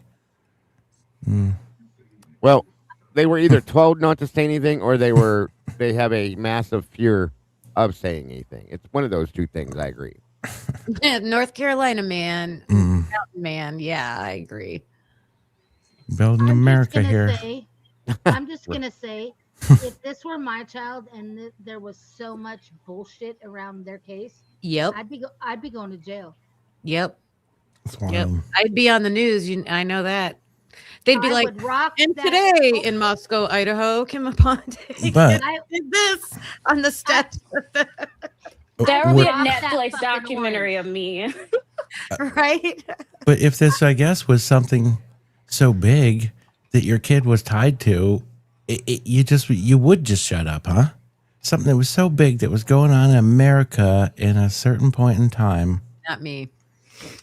I would be watching and reading everything I could to understand as much as I could. I wouldn't be attacking people for wanting to know more answers. That's for one thing I'll say for sure. So, You know what? The one thing that the G's have never talked about is, these kids would have never been in this house if 2020 never happened, right?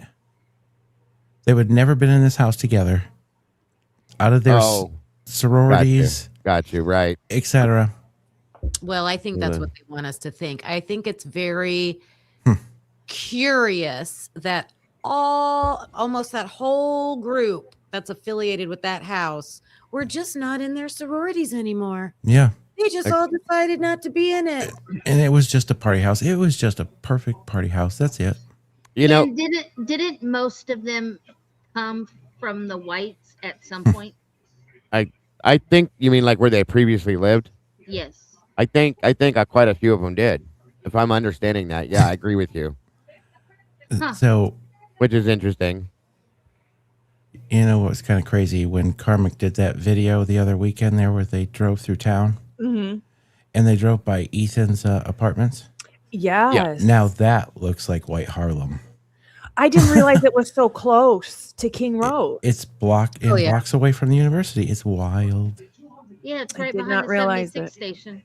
Yeah. Wait, did they know which apartments it was? Yeah, it's Yeah. right behind them. They're white, and trust But there's me, like 3 or 4 buildings. in a row. Yeah. That just You mean like the exact department? I don't think so. No. Yeah, And who no, did that's- this? Were you talking about? Sorry, I missed it. Carmick did a video that they Carmick, drove through the yeah. town.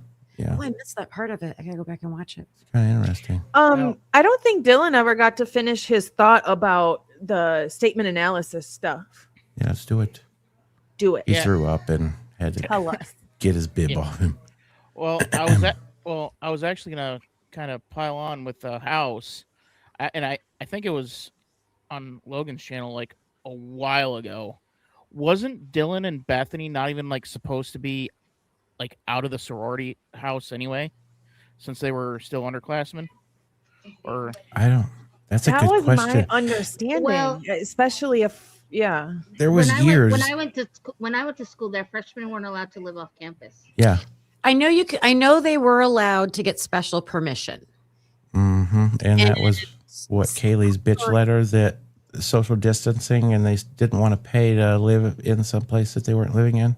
But there was someone's interview that I listened to, and they were explaining how they were trying to get that letter approved. I don't think it Yeah. was someone in the house. So I'm just wondering if that's what Dylan must have done. And if you look into it, it depends on per basically region. It's all different. Trust me, I've been on this trail. It just hadn't come out yet. no, Mikey's. I'll be honest with you guys. We've been talking behind the scenes a lot, and he's really been honing in on some stuff and digging all on his own, like hardcore. So he's looking for some angles as well that I think they matter in a big way. So It's What you exciting. got, No. what you got, Mikey? I just can't send it yet. no, Trust me, there's you a don't know lot. how many pre-recorded videos I have that are just saved that I can't yet because I got to put something before it. There's Because a I don't lot want of to be stuff. that guy. Yeah, I get Yeah. it. I get it. Nice. Anyways, so Take care, Dylan? Foxy. Go for it, Dylan. Put your explanation out there. So the other thing that I wanted to bring up was Snapchat comment, or not Snapchat. Mhm. It was a TikTok comment. It was allegedly on that night. And I guess From it was- Xana, Yeah, the foundation thing. yeah. Uh-huh.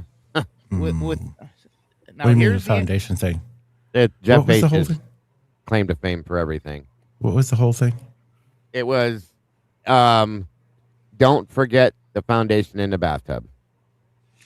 Oh, Is it- Xana made a comment under a TikTok at 4:12 in the morning that says, "Don't forget the foundation in the bathtub." I'm assuming it's an under. Thanks, Tomboy. So I'm the only- assuming that it was just an inside joke or something, but they're Foundation talking of the- about the time. foundation in the bathtub would be to cover up some wounds, huh? Well, I don't know because it was something that Someone's happened face. between her and one of her other friends, and the other friend made some statements Oh. about it too. Was this crime night or what? Yes, Oh, but that's doesn't interesting. it? Would it matter who's looking at the account as to what the time would say? Like, could it be somebody in a different time zone and it would say 4:12, but really Xana posted it at 3:12? Well, let me ask something real quick before we go any further, Dylan. We don't mean to interrupt you because I know there's a point you're making, but wasn't that changed from 4:12 to 3:16 a.m.? That's what I thought. Boise to Yeah. Moscow. I thought they changed it to 3:16 was the actuality of that statement. So I just want to make that point first, but go ahead, Dylan. What were you saying about it? Yeah, so who do we know that is Xana's best friend who would more than likely be in on that inside joke? Well, it Hmm. could be a couple of them, actually. It could be. I've been searching for anybody's best friend at this point. Because, well, according to the almighty Patterson book, Mm-hmm. that BFF is Emily. Right. Oh, that's exciting. Well, yeah, Because if you go with That that, would right? filter her in. And I have been screaming from the rooftops, text does not equal life. No, it doesn't. And that was a Yeah. comment. It wasn't a video.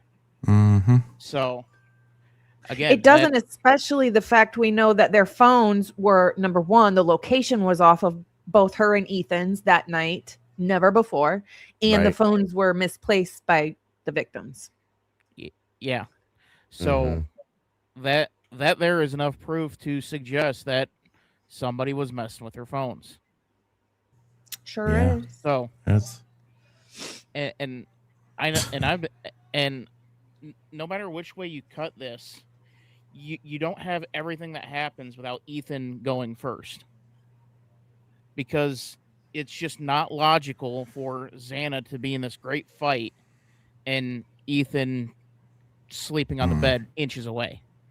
unless Unless he Good was point. being like a Go last ahead. minute That's a really good- startling kind of thing. That's a really good point when it comes to unless he sequence. was being held either at gunpoint or Yeah. being threatened to Yeah, not yeah. move. Honestly, even gunpoint, I don't see him like a gunpoint keeping him from doing something, Or like Logan's angle. or they're she'll like tell you. physically restrained, Yeah. like someone else holding him back. Cause like a gunpoint when they're murdering your girlfriend, Yeah. Well, absolutely not. So if there was any signs of him being physically held back, there would be marks, Yeah. and there was no They were- mention of that. On his body, I think they were just last. Like They were hold, run held up down, on- I think you mean. It was the last room in the house. That's where they were trying to exit. Logan will tell you her deal. Because got the it. because Knock on the door. Mhm. now because there's no path that I see that that Ethan doesn't die first, that to make especially Xana's room to make sense. I So- agree. Now, go ahead, bud. Because at 227 you got to have that scream. That's a oh I just found somebody scream. That's not a someone's actively attacking scream. So my guess is, if I were to guess here, it's either Xana, Kaylee, or Maddie goes in and sees Ethan, and that's what kind of kicks everything off. And then again, we have the phone calls to Jack. The phone call from Jack, I find a little. I'm still trying to figure out exactly what's going on there, but because He should have heard it all. I'm still trying to square that circle. And also to add on what Dylan is saying, I don't know if I made this up, so someone like keep me honest, but didn't some of the like 1122 video at someone we hear someone saying Xana, yelling Xana's name? Oh, and Yeah. then some of that. Yeah. Yeah. So to me, that's like definitely be what Dylan is saying. Like they got ambushed or whatever. They held Ethan back to prevent him from helping Xana. Right. So he yelled Xana. Well, first off, I got to tell you, I love your energy and I love you, Kawanda. You're amazing. You Oh, thank you. I do. I love your energy and the way that the passion you carry it. It reminds me of a lot of us. So I'm grateful that 100%. you're in our community. I got to be honest with you. Yeah, I'm a true blue Sagittarius, so That's where it comes from. That's what I am. Same thing. That's where it comes from. don't start no shit, won't be no shit, but okay. That's right. That's right. That's right. Leave us alone and you'll be perfectly fine. Yeah. That's what's up. Last weekend, Logan presented, which by the way, he's going to be joining us this next Saturday. Okay. Mark B put together a video that is very interesting to me. Okay. And there's more beyond that. It's based on what you're talking about, Kawanda. Yeah. That audio, I wish to God we could play it again because I'm Because I telling you, swear it's at as soon as at 2:20 something, right? I swear we hear Maddie say, "Oh my God." there's a lot of things in Are that you talking audio. about the one where he marked all the screams and everything? Yeah. Played the Mhm. video. Yeah. Mm.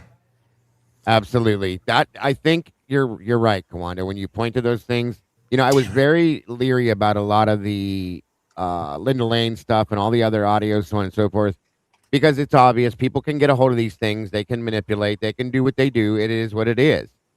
But some of this stuff you cannot discount. You just can't discount it. And I think he put together one of the best audio videos to point to different things because it does tell its own story. Okay. And if you ignore it, I'm telling you, you're missing something. Truly and Yeah. honestly, you are missing something. So Yeah. Yeah, If and you I haven't- agree with you, Kawanda. I think that it sounds like a male voice, and so I just imagine that it's Ethan yelling Xana's name. Yep.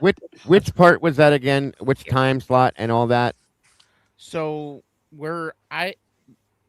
to kind of ballpark it, I would say between 9 a.m. or 9 p.m. to 1 a.m. is in that ballpark. I think when he You're talking about the screams? No, I'm talking about when Ethan was killed. the Linda Lane stuff. Go ahead, Dylan. Sorry. When Ethan was killed, I'm putting it between 9 p.m. and 1 a.m. Because everything in the timeline that we have from the book can be easily explained.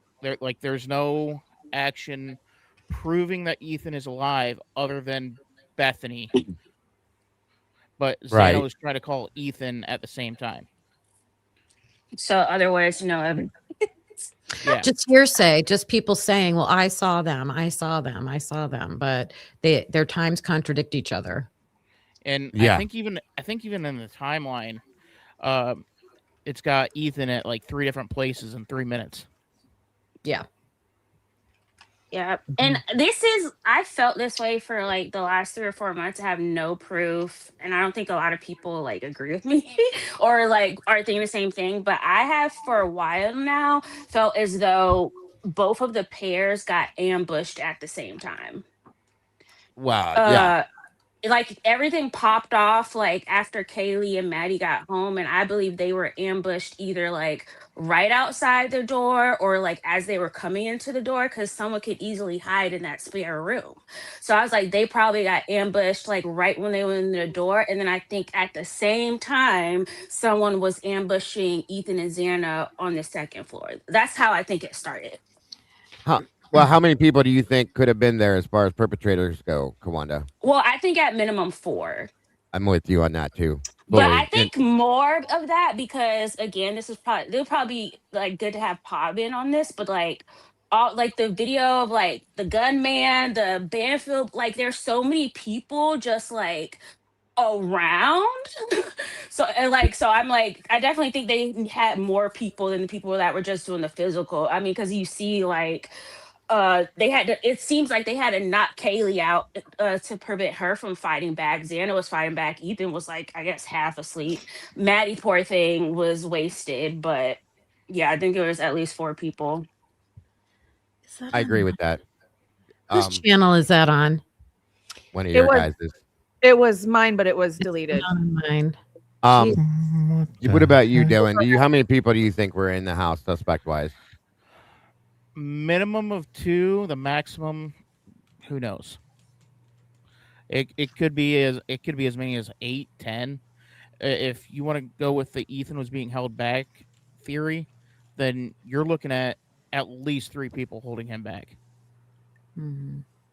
Because again, he's Can I share some stuff about your timeline, Dylan? Because I wrote it all out with Ethan, and like, so there's a text from him at 9:27 where he's saying to Hunter Johnson, "I'm hanging with Xana and Bethany. Come hang with us." Okay, so we have something from his phone that doesn't necessarily mean it's him. Hunter, his brother, I believe, in his report says that he sees him only for a few minutes at Sigma Chi, right? He's like, yeah, I saw him in my apartment, but then I left. And then when I came back, they were gone. So there's that. And that was early. And then we have, they're supposed to be in Peter's apartment, but we can't see Peter's interview. Has anybody requested that? We've heard that's coming, I believe. Didn't Connor say he? Yeah, go ahead, Logan. It's I'm sorry, I coming. didn't mean to interrupt you. Peter's interview is coming. Well, that's going to be crucial because he's like, I mean, again, it's just word of mouth because the only other people putting Ethan and Xana anywhere are Dylan and Bethany. Yeah. Well, and you got the recent ones that walked them home. The girl that walked them home at what time? 1 something, right? Mm-hmm. Fitzgerald. I'd like to know how much that FOIA is, because if it's a stupid amount, I can almost promise you, Peter's gonna say, "Yeah, I saw Ethan and Xana, but they left at like 8:30." Yeah. I think it's already been paid for. I think he's just waiting. Connor is going to get it, or has it, or is going to have it soon, I believe. I think it's already paid for. So, I'm not even going to say it. Were they so on the move, both of them, that they couldn't like pin? Nobody could pin exactly their time. I don't know. Just saying. I mean, there's obviously something going on with them and their locations because nobody seems to want to tell anybody, and officers or Ellie in this case doesn't seem to want to give it up, and so we can know. So we were looking for if they're saying they're walking, like Dylan and Bethany, they have different times when they supposedly left Sigma Chi and walked down to Allie and Kennedy's house, and they would have to walk past that dumpster camera. And so I'm searching to see. Now you can see two people walking back towards Sigma Chi, but that's like at 11:17 p.m. If you listen in the Kennedy interview, she says Friday. She's talking about Friday. And the officer who's interviewing her kind of talks over her at the same time. So most people missed it. But for some reason, my ears heard it. She's talking about Friday. That's weird. I don't even think he asks her about Friday. No, because he's asking her about like the night of the crime, walking Dylan and Bethany and all that. And she says, yeah, I think that's what happened that Friday. Like she was kind of trailing off and says that Friday or Friday night or something like that. But she definitely says Friday. That's weird. Huh. Kind of seems how Maddie was kind of left out of a lot too, wasn't she? Phone records. Do you guys know whereabouts that is? I don't have a clue. Which part are you looking for? I just know I heard it. Let me see. Okay, so that picture you're showing up, Dago, of Kennedy. This is a little thing, and I don't know. Everyone's probably gonna think I'm like crazy or whatever. Oh, you stop it. I watched. Obviously, I watched like a bunch of people talking about it, and so I've seen this photo of Kennedy, and I was like, oh, like I was really taken aback by her. So I was like, wow, she's stunning. But so I like had that image of her kind of like in my head, and then I'm pretty sure it was one of your live streams, Dago. I don't even know what it was because I just looked for a second, but you had up a photo, and I think you said you were saying that it was Kennedy, and I was like, my mind was like, that doesn't look like Kennedy, like, but I'm obviously like crazy because like that, like it looks like her, but it didn't look like her to me. And then that was last week. This all happened like within my head, and then now we find out that she's a freaking triplet.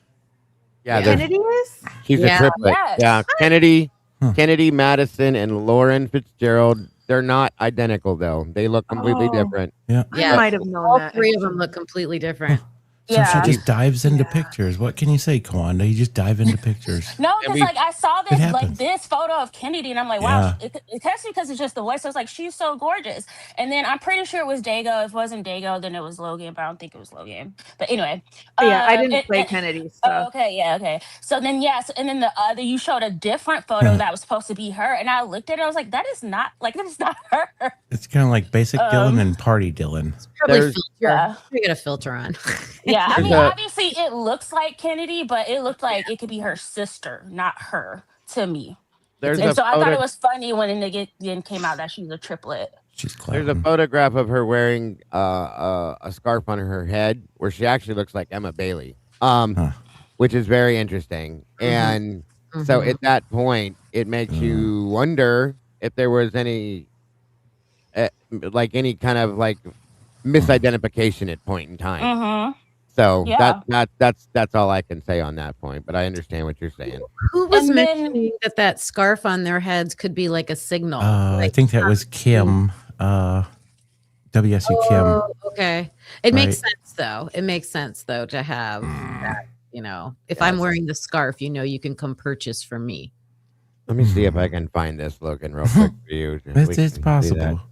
It might be like halfway through the interview. What are you looking for? I mean, it's not a long interview. It's 7 minutes. So yeah. No, it's very quick. Hold on 1 minute, you guys. Bear with me. Oh my goodness. Okay. There was several people, and I didn't know all of them. Male or female? I think it's before. Just the two of them. There was a group, but I'm not sure who was in that group. Okay. There was several people, and I didn't know all of them. Male or female? Female. All female? Yes. How many other females do you think were with them? 3 or 4, You're gonna back up, I think. I think. I'm sorry. What did you say? If you're looking for when she's talking about leaving, it would be before what she's talking about now. Oh yeah, I see it now in the wording. Yeah, Sorry. I listened to this like so many times, and I still missed it. Yep. Same here. Still Oh, missed. also, sorry, forgot to just before you start playing. Like the other thing about this picture is that I mean, obviously, the first thing I noticed was the difference in the hair color, and then I was like, oh, like I guess she like had different hair because like I love like like Kennedy's hair color, like that super blackish color. But then the other picture you showed, Dago, that person had like brownish, maybe I don't know, like how it is. but, That like, brownish was highlighted hair. her sister Madison. That's the one Yes. you're talking about. Yeah, Yeah. that's why I was like, that's not Kennedy.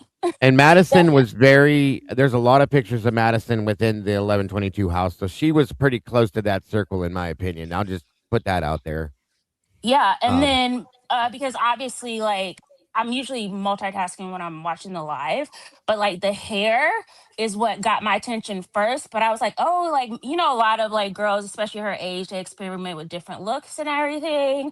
But then it was also like, man, like I wouldn't know because I don't like do this to my hair. But I was like, man, that's probably a lot of work to go from such a dark color to such a lighter color with highlights. That's probably a lot. Mhm. And then it came out that it wasn't her. So like the Right. hair colors are nowhere close. So yeah. Yeah, the three of them look completely different. That's her hair color. Madison has a brownish, like a Xana colored hair color, and then Lauren has almost like a strawberry blonde colored hair. If you like, almost a little them are lighter than the extension. color of Kim's hair. It's kind of I wild. bet you those but are extensions, Joey. I don't know, bud. Couldn't tell you. Could be. I think this is right about where it starts. 10:30, and then showed up a little bit later. Correct. And you said that was about 11:30, right? Correct. And she was with another female? I believe so. She did not arrive alone. Okay. Yeah. I'm not really sure who she was with. Okay. All right.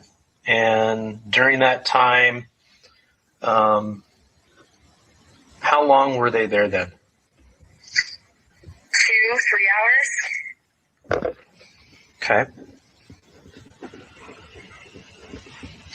And you said you walked them home? Yes, I walked them like past the Whites, Okay. those apartments, and then we had said our goodbyes, and I walked back to my house. Okay. And what time was that at? It was really late. I honestly, ballpark 2 a.m. I honestly don't know for sure. Okay. Why? Why would you walk a couple home? Okay, so you walked into the Whites. At what point did you stop? Like right in front of those apartments. So you were still on Taylor Street? Yes, correct. Okay, so you didn't walk up with them up towards that little walkway that goes up between the No. Whites and the other apartments? Yeah, no. Okay.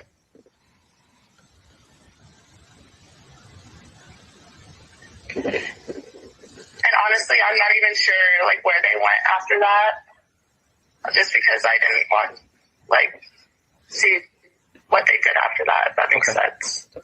All right, but you were on Taylor, you said goodbye, you turn around, walk back. I will say that comment too. I'm not going to say much, but that comment really bothers me too. The way she said that. There's Which something one? about, and I'll say that I didn't want to see what they were doing. It makes me wonder what that means. Is all I'm saying. It all makes no sense. Why would she walk a couple home? Any ideas? I mean, I know my daughters used to do that with their friends. They would go halfway, so on and so forth. But there were 7 If of you them or were 6 by of them. yourself, like if you were by yourself, like if it's you and your friend and you're walking them halfway, so they walk halfway by themselves, you walk halfway back. But it's a group of people. They do not need escorted by one single. Unless like Well, something's going on and she's trying to comfort them about or talk about something is the only reasons like what's the Or purpose? Yeah. I wondered too if she was maybe picking something up at that halfway point or getting something at that And- or vice There's a versa. reason. There's definitely a reason. Right. Kennedy heard something she didn't like, and she took her ball and went home. Was that That's a noise? kind of how that comes off. in the distance? Or somebody said something in that group, Mikey. They were talking about something in that group, in my opinion, that as they were walking, maybe. And because she says, honestly, because I didn't want to know what they were going to do. It makes me wonder what was said in that group of 6 girls who we all know who they were. What were they talking about that she didn't want to know what they were going to be going to go do? That's what I wonder. Because if you listen to that again, the way she says that, here, I'll put that back. So before you play it, I heard, I thought exactly what you thought, Dago. We might have even been listening to together, and we were like, "Oh my god, what did she say?" But then I heard someone else say it a different way, like, she's saying, "I didn't see where they went." Like, not that I didn't want to see, although I do hear the word "want." But it's also, I think it's broken up. I think there's a piece in there that's cut out. That could be. So, That, I don't that know. very well could be. But Wait, so did she say why she walked them? no. No, I think that's a big negative. that's part of the problem. Because, well, to me, if I think about it just super quick off the top of my head, the 2 reasons I could think of like why she would walk them is like if one, they were having a super important conversation that needed to be had in person. And so that's why she decided to walk them. And the other reasons for like safety reason, but obviously that makes no sense because of Ethan. And then who was going to walk her back, you know? Right. Or the third option is like maybe she was walking over there and trying to decide if she wanted to stay or not, knowing that something was going to go down. Right. She could have been with them initially. Yeah. And like maybe she felt bad or something. But there were no boys, there were no men in that group. It was just all female. Oh, sorry. Who was it again? It was just her and Ethan and Xana. Oh, yeah. That's what I was saying. No. Okay. It was Dylan and Bethany, and we assume Yessie, Lakeland, Claire. We have the names from somewhere, don't we? Okay. Well, same They're thing. in the book. Yeah. Same thing. Like a group of 5 girls, and then you walk them yourself. Like who's walking you back? Right. Yeah, that makes no sense. It was all girls. It was Bethany, Dylan, her, Hayden, Yessie, what's the Lakeland? Yeah. And one other one. So that for me, combined with that and the other thing that showed us is theory, in my opinion, yada yada. I'm wondering if Kennedy knew a lot that was going to go down, and she was walking with him, but then she decided at the last moment, I don't want to be a part of this. Yeah, that's my point too. She was going there to party, and then it was, oh shit. Yeah. Nope, not doing it. See you, bye. Especially if it truly was at 2 a.m., think about all the noise that's going on and all the people that could possibly be out there. She might have been like, what the heck is going on? I'm going back. Yeah. She's like, I can't be here. Let me clarify for you guys. Not Hayden with the long hair at Grub Truck. This is a girl named Hayden, not that guy. Hayden Villa, no. It was another Hayden. Those are the girls' names. We have the whole list of them together, but that's who it's believed is in that group. And she's not naming them, which is what the follow-up question should be, but they never ask her, as always. So I'll play it again real quick for you guys to hear. I just want to put this into perspective, too. We have Kennedy choosing to walk home alone in the dark on a college campus on a Saturday night. Let's put that. Something scared her so bad, she would rather take her chances walking home in the dark than walk another 200 yards. Bingo. That's so true, Dylan. Good point. They went after that just because I didn't want, like, see what they. What point did you stop? Like right in front of those apartments. So you were still on Taylor Street? Yes, correct. Okay, so you didn't walk up with them up towards that little walkway that goes up between the Whites and the other apartments? Yeah, no.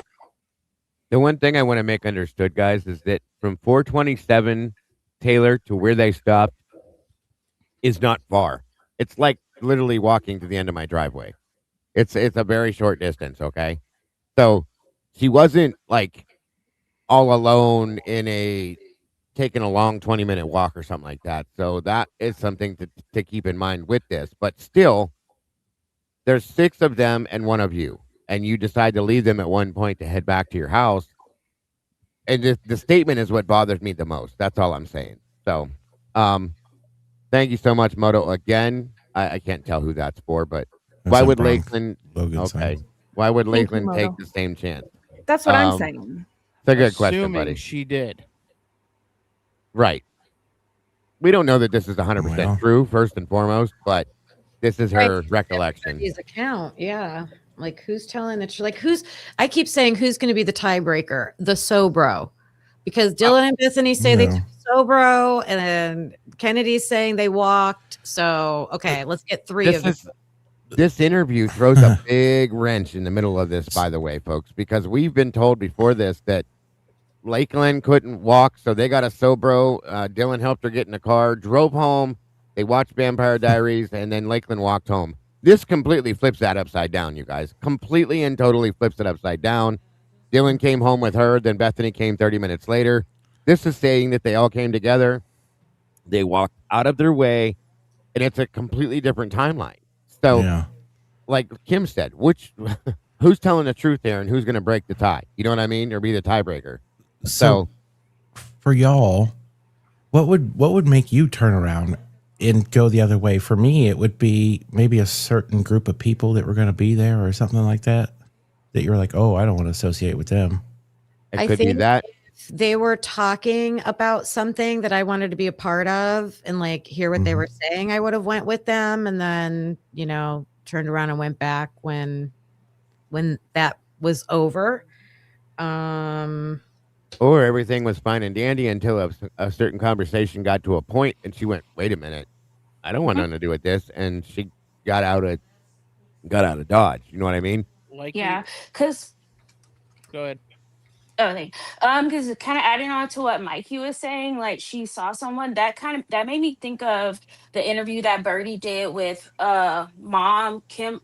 Yeah, Washington WSU. mom, yeah, WSU mom, the Kim, whatever. Sorry, the part of the conversation when she said like she got her and her families to safety, and she said she went to her with her daughter to some cafeteria or whatever, and people Yeah, and walked those in, and people her came daughter in. was like, "We need to go." Yeah. She And was saying that's- that was Demetrius. And that's like, Right. So if Kennedy saw like those type of people, then she would probably, oh shit, I'm gonna go back home. Yep. So apparently these people have a look and a reputation.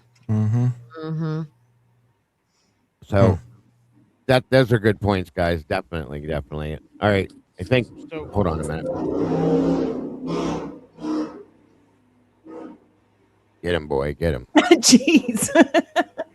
that sounds I thought that was exciting. part of the video. I'm like, Hey, bro.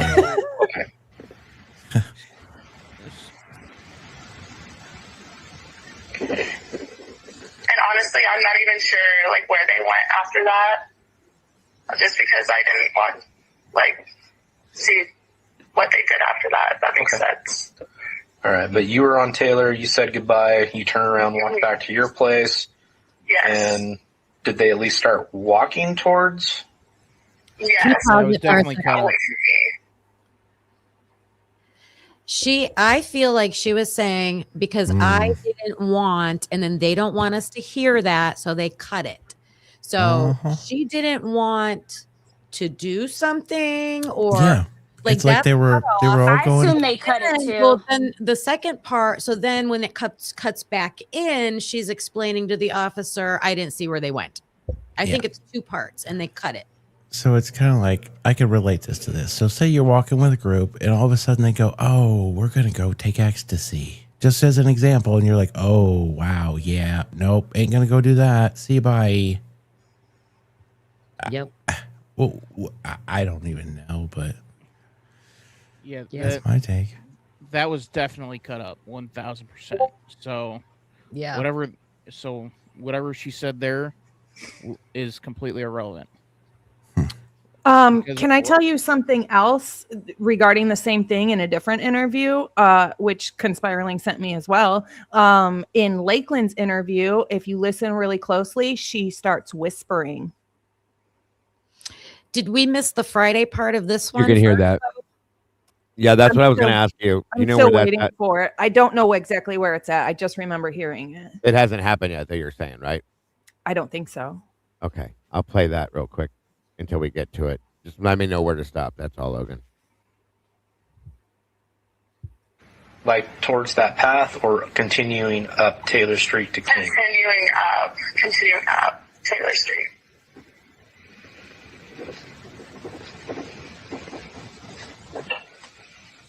Okay.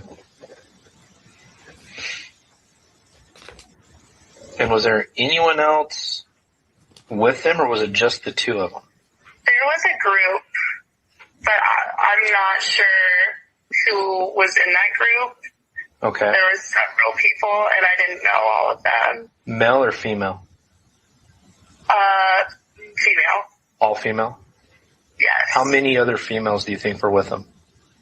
3 or 4, I think. To be 100% honest, I was drunk, so. I have a feeling a lot of people were drunk that night, so. Yes. So this is all kind of, I'm trying my best to recall. No, and that's all I'm expecting right now. I know that this may not all be 100% accurate, but we're just trying to get a timeline still. Yes. When everybody was in certain places and certain locations and that. Because one of the information we got of why we should probably talk to you is whoever passed this on to us thought that you were with, and I think her name's pronounced Zana.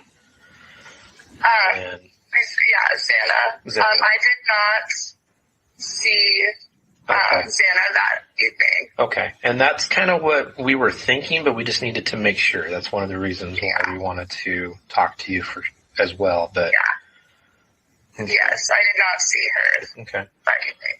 Do you think that both were pretty drunk at the same time? Yes, I would say so. Okay.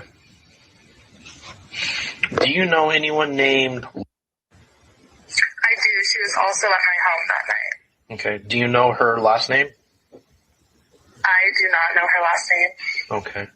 Do you know where she lives, or is she associated with any sorority houses or anything like that? I believe she was at her last name. Can you spell that?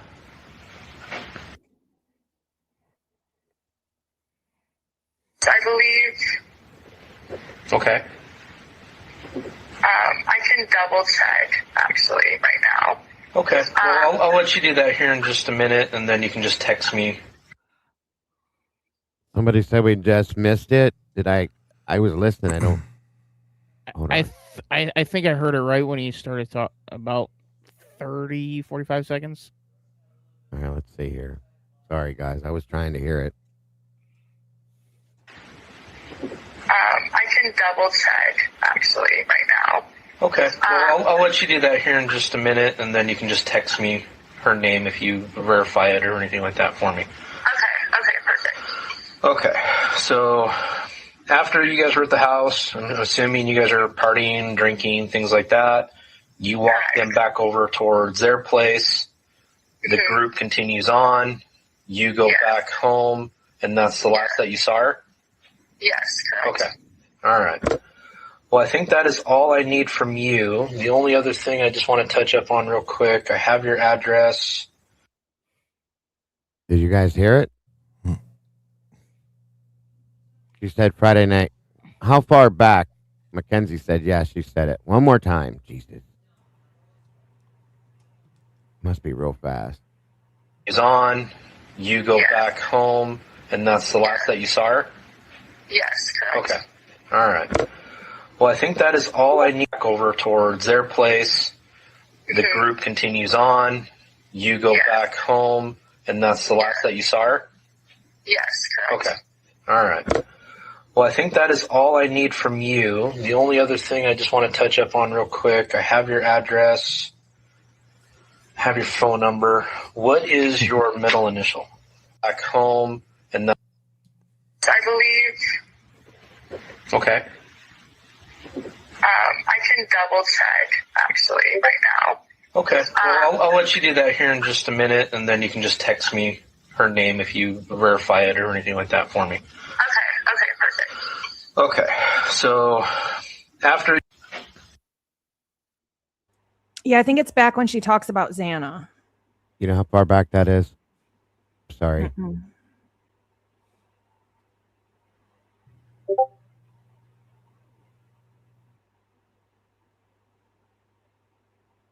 Okay, and that's kind of what we were thinking, but we just needed to... Xana that evening. Okay, and that's kind of what we were... See Okay. Xana that evening. Okay, and that's kind of what we were thinking, but we just needed to make sure. That's one of the reasons why we wanted to talk to you for as well. But Yes, I did not see her okay, that evening. do you think... Right there, Friday night. Okay, so that's confusing then. Was she referring, were they talking about Friday or were they talking about the night of? They were talking about the night of, but she thinks that she must have just been drunk, and she thinks that Friday is the same night as Saturday. Got you. Or has them like misconstrued. But what's screwy is you think you would mess up Sunday with Saturday. Why wouldn't he fix that? I don't think he heard it. They weren't in a business to fix anything, Joey, but yeah. She's confusing Friday with Saturday. Oh my God. That's what it sounds like. I agree with you.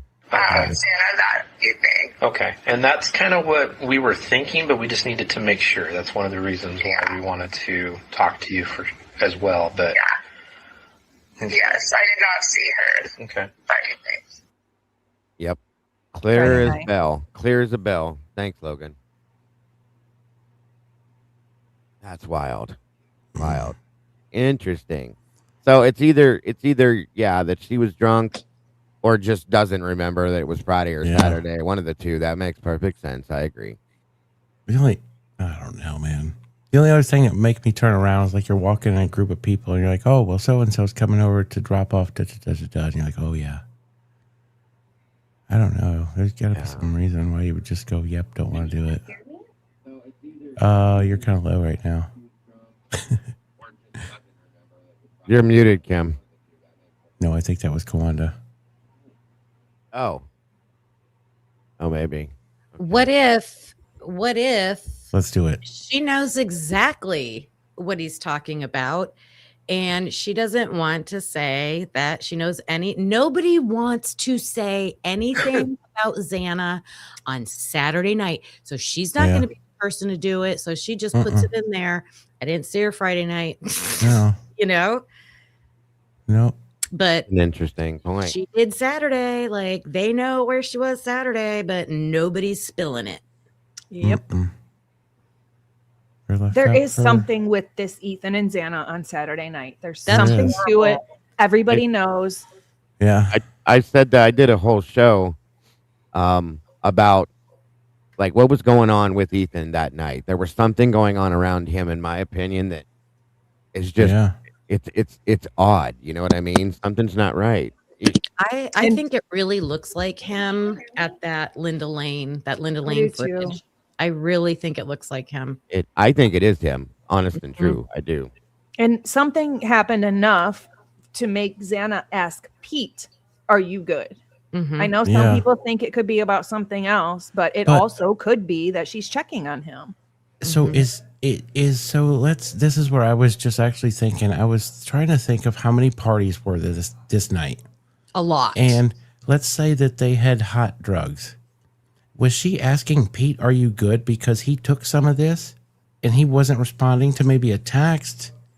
And Maybe. then with this chick that was walking over there and she heard something about something of this nature and went, "Oh, yeah, I don't want anything to do with that." Maybe.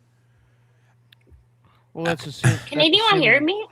Yeah. We can now. Now we can. Okay, We okay. could for a while. Sorry. Yeah, so silly me accidentally took my Apple AirPod mattress out of the case, and I forgot that turns them off. So it was on the other side of the room, and I was like, "What? I can't hear anything anyway." Yeah. Not a problem.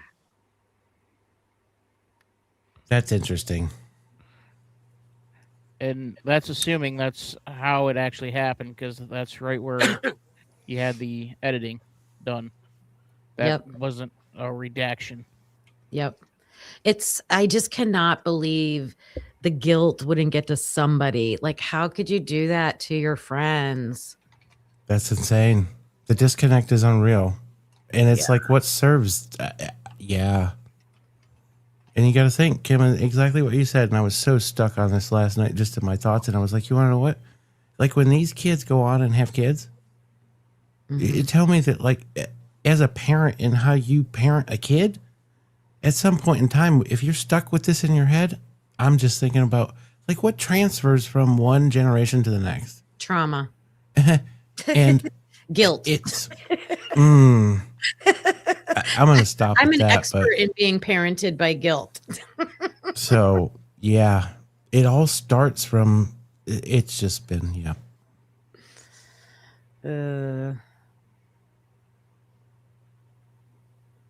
Did you want to hear this, Logan, or were you just making mention of it? I was just making mention of it, so people knew that, there's other things going on in these interviews too. I mean, Lakeland was clearly whispering to him, and he was listening. So there was something she didn't. Yeah, there was something she didn't want people to hear on body cam. I feel like there's a few of these winter interviews. I'm sorry that we've heard where there's some whispering, some pausing. There's some clipping and cutting being done. I mean, they're not. Jesus, all of the Sigma Chi interviews are all obviously scripted. They sounds to me like they had a fraternity meeting and they all got together and had popcorn and said, "Okay, you're all going to say this, but you're never going to talk about that. 100%. You can't say this, that, and you're allowed to make this face or that face. Make sure you don't smile. Make sure that you don't make faces when they ask you certain questions." And then they said, "Go." You know what I mean? Yeah, don't we already know that happened at the hotel with Stacy Chapin or the frat house?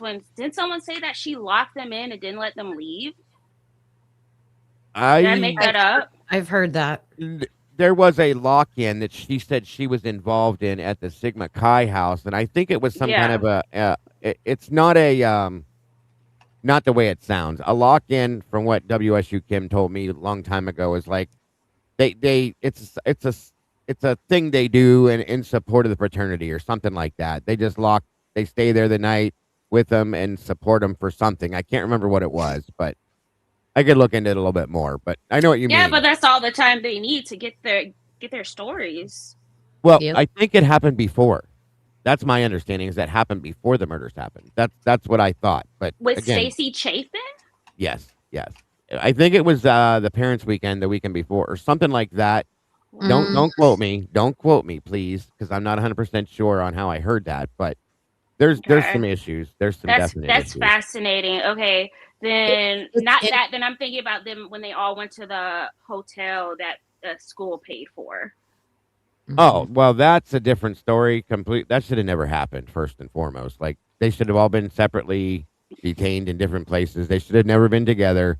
That's I've never. There was heard of no anything monitoring of who was going in and out of the hotel that night, or no, because there's an interview. Anybody could have been in there. There's an interview of one of their friends that they just went and visited for a couple hours. Like it was a free for all. Just I whoever. asked about that a while ago. The FOIA for the footage for that camera would be very telling, folks. Yeah. I feel. Yes. Yeah, and I think Could be someone out else there. was. I think someone else said this earlier in the week. I don't know, on some live, but like, so it's not a new concept. But I can with this whole Linda Lane's 1122. I'm like, it's 2026. Where are all the other cameras? Yeah. Yeah. They were Yeah. buried. Where are all the It's- other cameras? You can't tell me Everyone the in my neighborhood is under full surveillance. Every single person, and I live in townhouses. So every single person in my little neighborhood has a ring, an X into it, whatever that shit is. Like, But every you single also- person. You also got to think. So Linda Lane came out because what SG or whoever went after this, and the light bulb one came out because of Jack. Nobody else. So let's say what we've seen in footage, nobody has said, "Hey, we need the footage from X house." Yeah. This has all been footage that like we've known about that has been leaked. None of us have went, "Hey, this house has a camera. Let's apply for Yeah. that footage." And we Have only get No. one view, barely any sound. We only get one view that just so happens to not be facing the house. So in my opinion, nobody's like kind of like Google walked this and said, "Oh, hey, look, that house might have a camera. Let's maybe FOIA for that footage." Am I correct? or Yeah, am that's what I was not? thinking, but I don't know. I don't know. It's like, how's there not another house that has that? I mean, but MPD, they probably, if there was, they probably didn't even ask for They're it. not going to tell us though. Somebody's going to Yeah. have to bring it up. The other thing to go with that is you can't tell me they knocked on every single door of the Queen Road apartment. No. Didn't knock on any door at the Whites. Come on. And there's no. Yeah. Well, you didn't get the Goddamn. email, Kim. Everyone was in bed and asleep, so they didn't need to. Right. And if you can say there's not cameras at the Whites, am I correct or am I not correct that they said at a certain point in time at night there's gates that shut so you can't get into certain points at the Whites, right? I never heard that before. No. There's gates? Am I off? No, there's no Of gates. the parking lot, Are maybe? you shitting me, Willis? No, to like get into the apartments. It's not a gated apartment. Yeah, I Where the would- hell did I hear this from then? Huh. I've never heard that before. You might have that confused with one of the other. Someone said that's at Sigma Chi. It might be, yeah. Is it? It's not definitely not the Whites though. Lucy said White Harlem has no Oh, gates. my Oh, that's bad. All right, so Logan said, "I hope my mic, if it, Yeah, it did. hope I think it died off, bud, or something. somebody said that it needed change. Does it sound better or worse?" No, it's way worse. You sound like you're in a tin, like a, yeah. You were fine. It sounded fine to me, but Yeah, it did. How about now? Better. I don't notice anything wrong with it. Now, There we Good. go. right there. okay. Sorry. Logan said it's at this timeline here, so I guess she's having the interview, and then she starts whispering. So here you go. What was that? Yeah.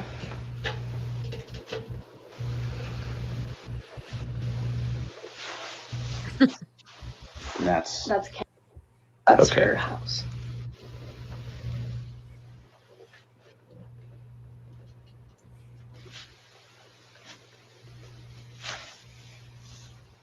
I think it's just the same.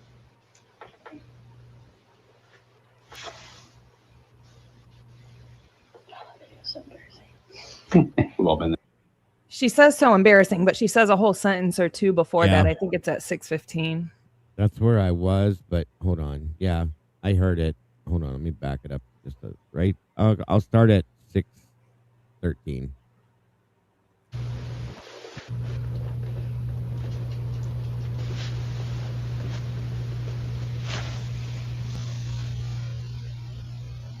I think it's just the same.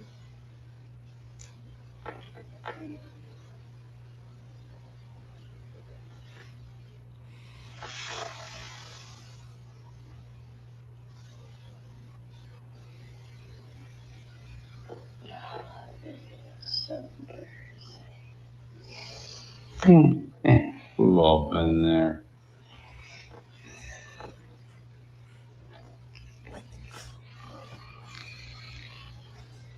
Let me see more embarrassing stuff.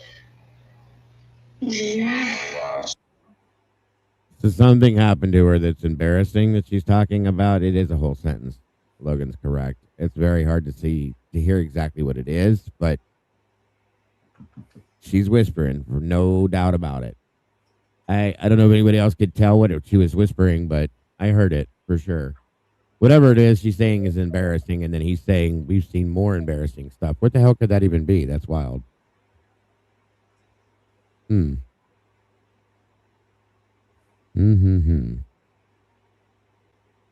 Anything else, Logan, with that? I didn't hear it though. I didn't hear the whispering. No, I could hear it on my. It's way before, or it's before the embarrassing stuff. I think, if I'm not mistaken.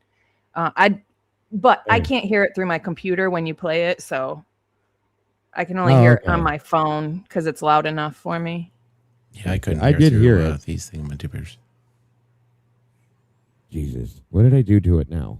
I don't know. Is that any better? Yeah, it's just. How about now? No, not now. Before that. Now? Yeah. There you go. Now? Good. I didn't touch anything. That's the difference. Oh. How about now? Just keep talking. Is it okay? I didn't touch anything before. I don't know what the hell happened, but I don't even know either. Anyway, it doesn't matter. I need to be You're quiet good to anyway.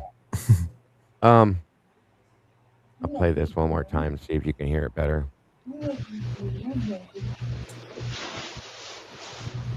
That's okay. Her house.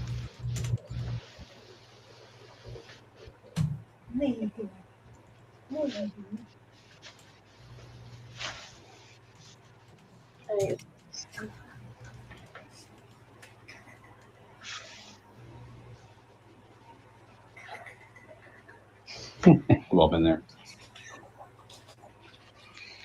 We've seen a lot of embarrassing stuff in the last 3 weeks. I'm What sure. we've seen on your stuff with phone, so don't worry about it. The last 3 weeks. We've all been there. I think it's just. I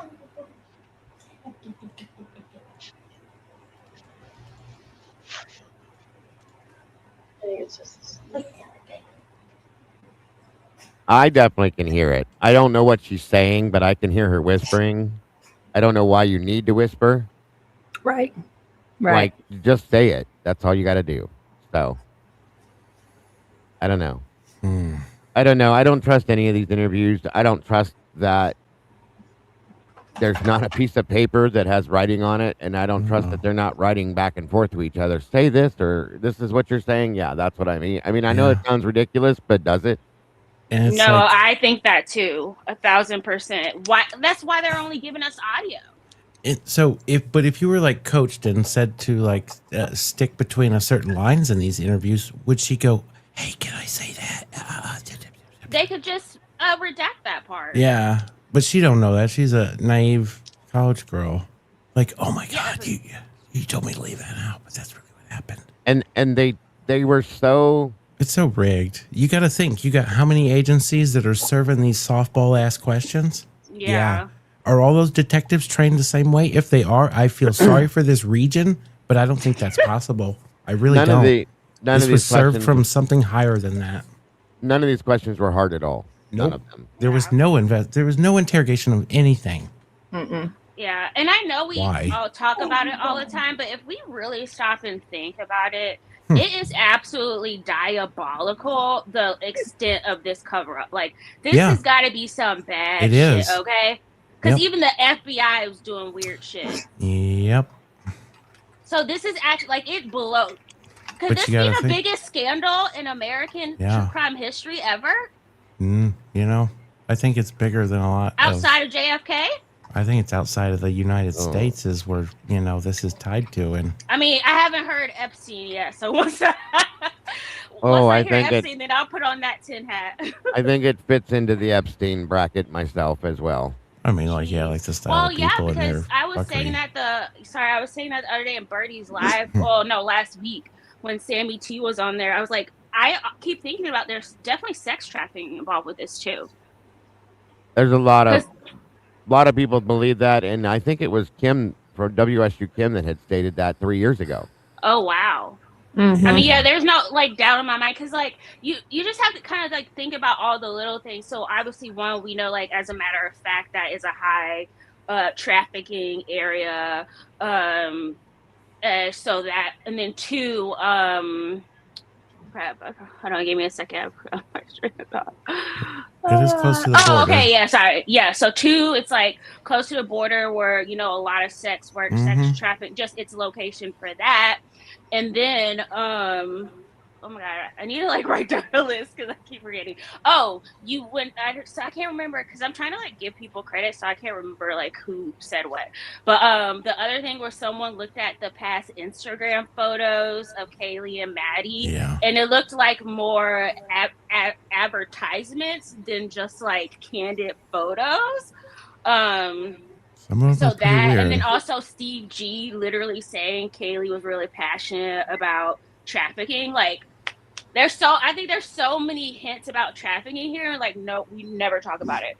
Eric Gower giving rides and they're not paying him, or you know what I mean? He's not making money off of it. I think it's him driving them to, I don't mean the girls, Kaylee and Maddie necessarily, but it could be. But I just mean in general, getting paid for driving them to and dates. then, I mean, Maddie was on OF. Mm-hmm. And then the whole thing with Jack and Kaylee's nudes or whatever. Yeah.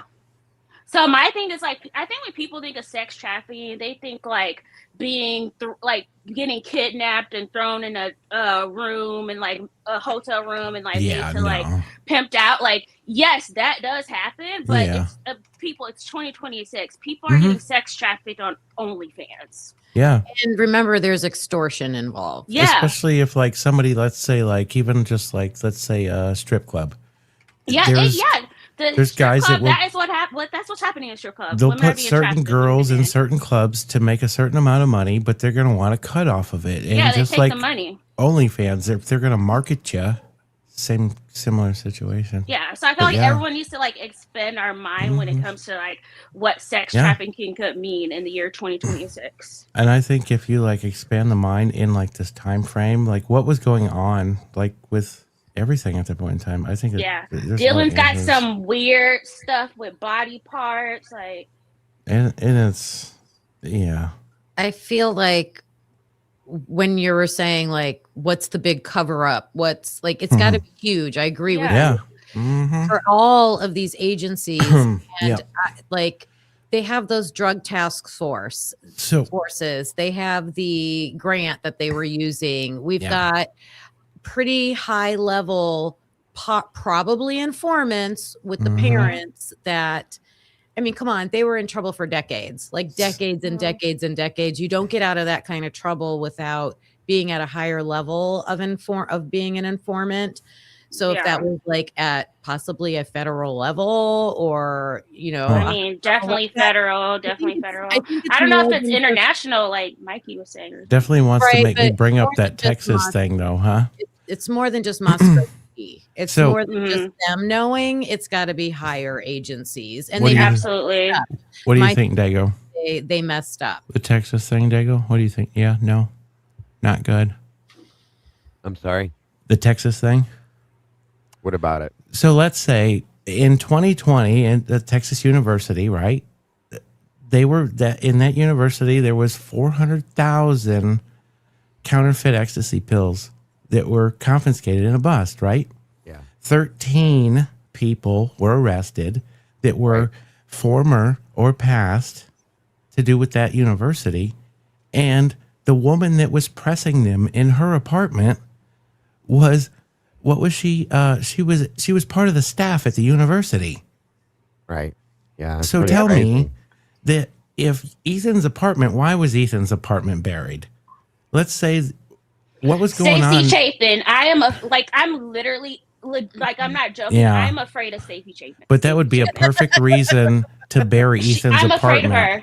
You think that only happens in Texas? If there was a drug manufacturing process that was going on blocks away from the university that was of a triplet of a family, and this was all going down that tied to an off-campus university house, Wouldn't you think if there was an investigation going on around it to figure out where these drugs were coming from to manufacturers, that would shut down a lot, huh? But here's the thing. Yeah. It doesn't necessarily have to be Ethan doing it. It could be somebody Yeah. approaching Ethan saying, can I use your apartment? I'll give you free drugs. Exactly. Yeah. Or again, like I think this thing is like huge, and I'm afraid of Stacey Chapin. I think she's like some Don like mafia boss, something like that. But like also, so this is like my tin hat. In my opinion, it's just a theory. I'm making Nothing this wrong up, with et it. cetera, et Nothing cetera. wrong with it. You're good. Like I'm so like, okay, so the thing about me is I'm a very perceptive person. Like I get a lot from energy, just like someone's energy, their body language, their eye contact, all that stuff. Like when I'm in person with someone, that's all like they're talking to me, so I pay attention to those things. Yeah. And so you would think though that like if you were a parent of a child like that, you would almost overspeak to try to cover up for your child. Yeah. The Chapins and the Gonzalez is.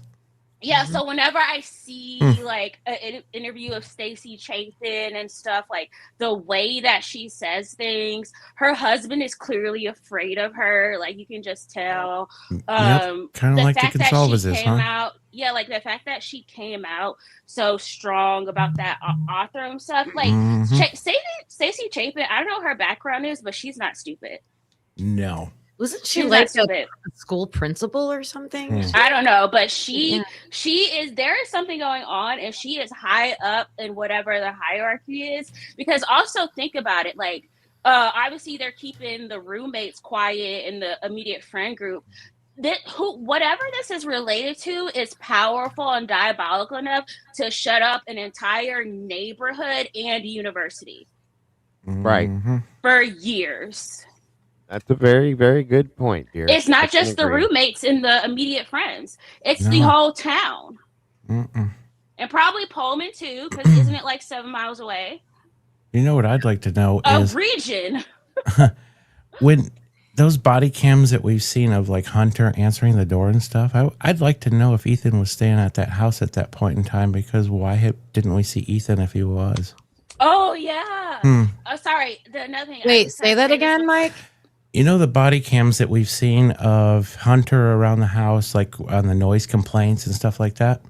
I would like to know at that point in time, was Ethan dating Xana and staying there? Because if so, why? And this proves this. I have a point to all of this because I feel like Ethan had a job in this house with what I just said. I want to know was Ethan dating Xana at that point in time? And if he was, why did we never see Ethan in those body cams? Yeah. Where was Ethan? And that would pin back to Ethan that night. Nobody can pin Ethan and Xana. It seems like they were always on the move, huh? Yeah. They can, they don't want to. And that's also something that, like, I know a lot about this bothers me, but like the fact that I left a comment, they were able, in all the midst of this evidence and stuff they could do, they happened to find an item that just so happened to have patch DNA on it from someone who has nothing to fucking do with any of these people. So they were so lucky and they did that, but you can't tell me where Ethan and Xana were. But you gotta think too. That's so elusive. The guy's DNA they got was also in cloud forensics, huh? What do you mean by that? Exactly. What I mean by this is I see you. Those drugs being sold at this point in time, at this time in the United States, was through social media. Oh, wouldn't that Snapchat. be under cloud forensics? Yeah. And the three agencies, right? This ties back to Homeland Security. Look at it; it's out there. Homeland Security was involved in that Texas. Well, yeah, case. and then It's also with the whole sex trafficking thing, like if that truly is part of it, what's going on? There's your Epstein connection right there. Who knows who's on the Epstein list? Yeah, in that area, the guy was everywhere. That has been talked about before. If there was anybody that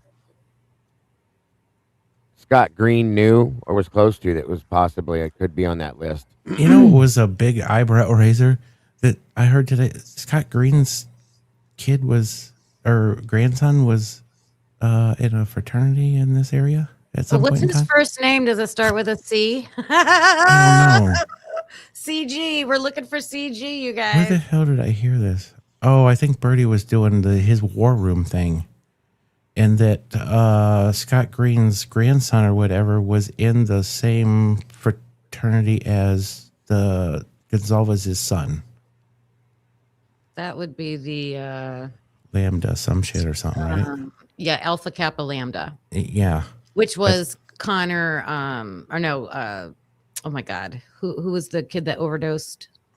Oh yeah. Yeah, exactly. Connor. And I don't know when that was, but Or yeah, Caden Young. I didn't know that. Caden Young, yes.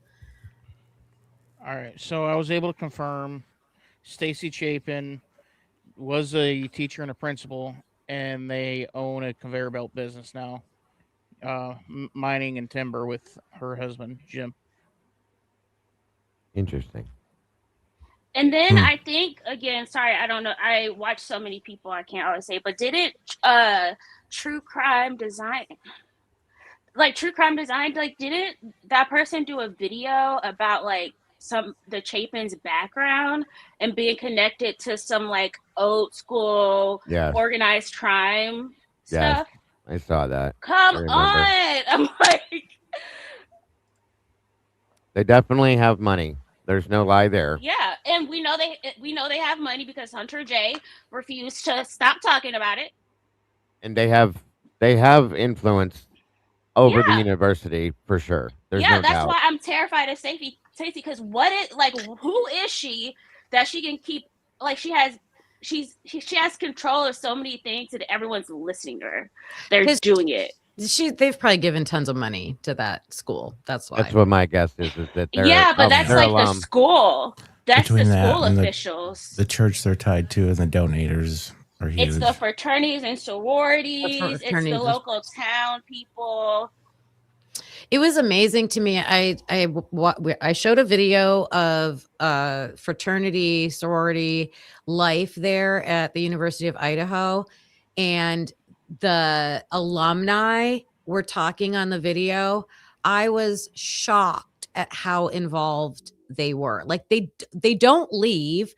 They still become a part. They go to the house. They do things with the kids that are in these fraternities and sort of like they're way more involved than anybody realizes. You know what? Some shit. And you saying that, a big and a little. So Maddie being Dylan's big and turning back that involvement. That makes a lot of sense. That they're always connected. But why was she so disconnected from Maddie?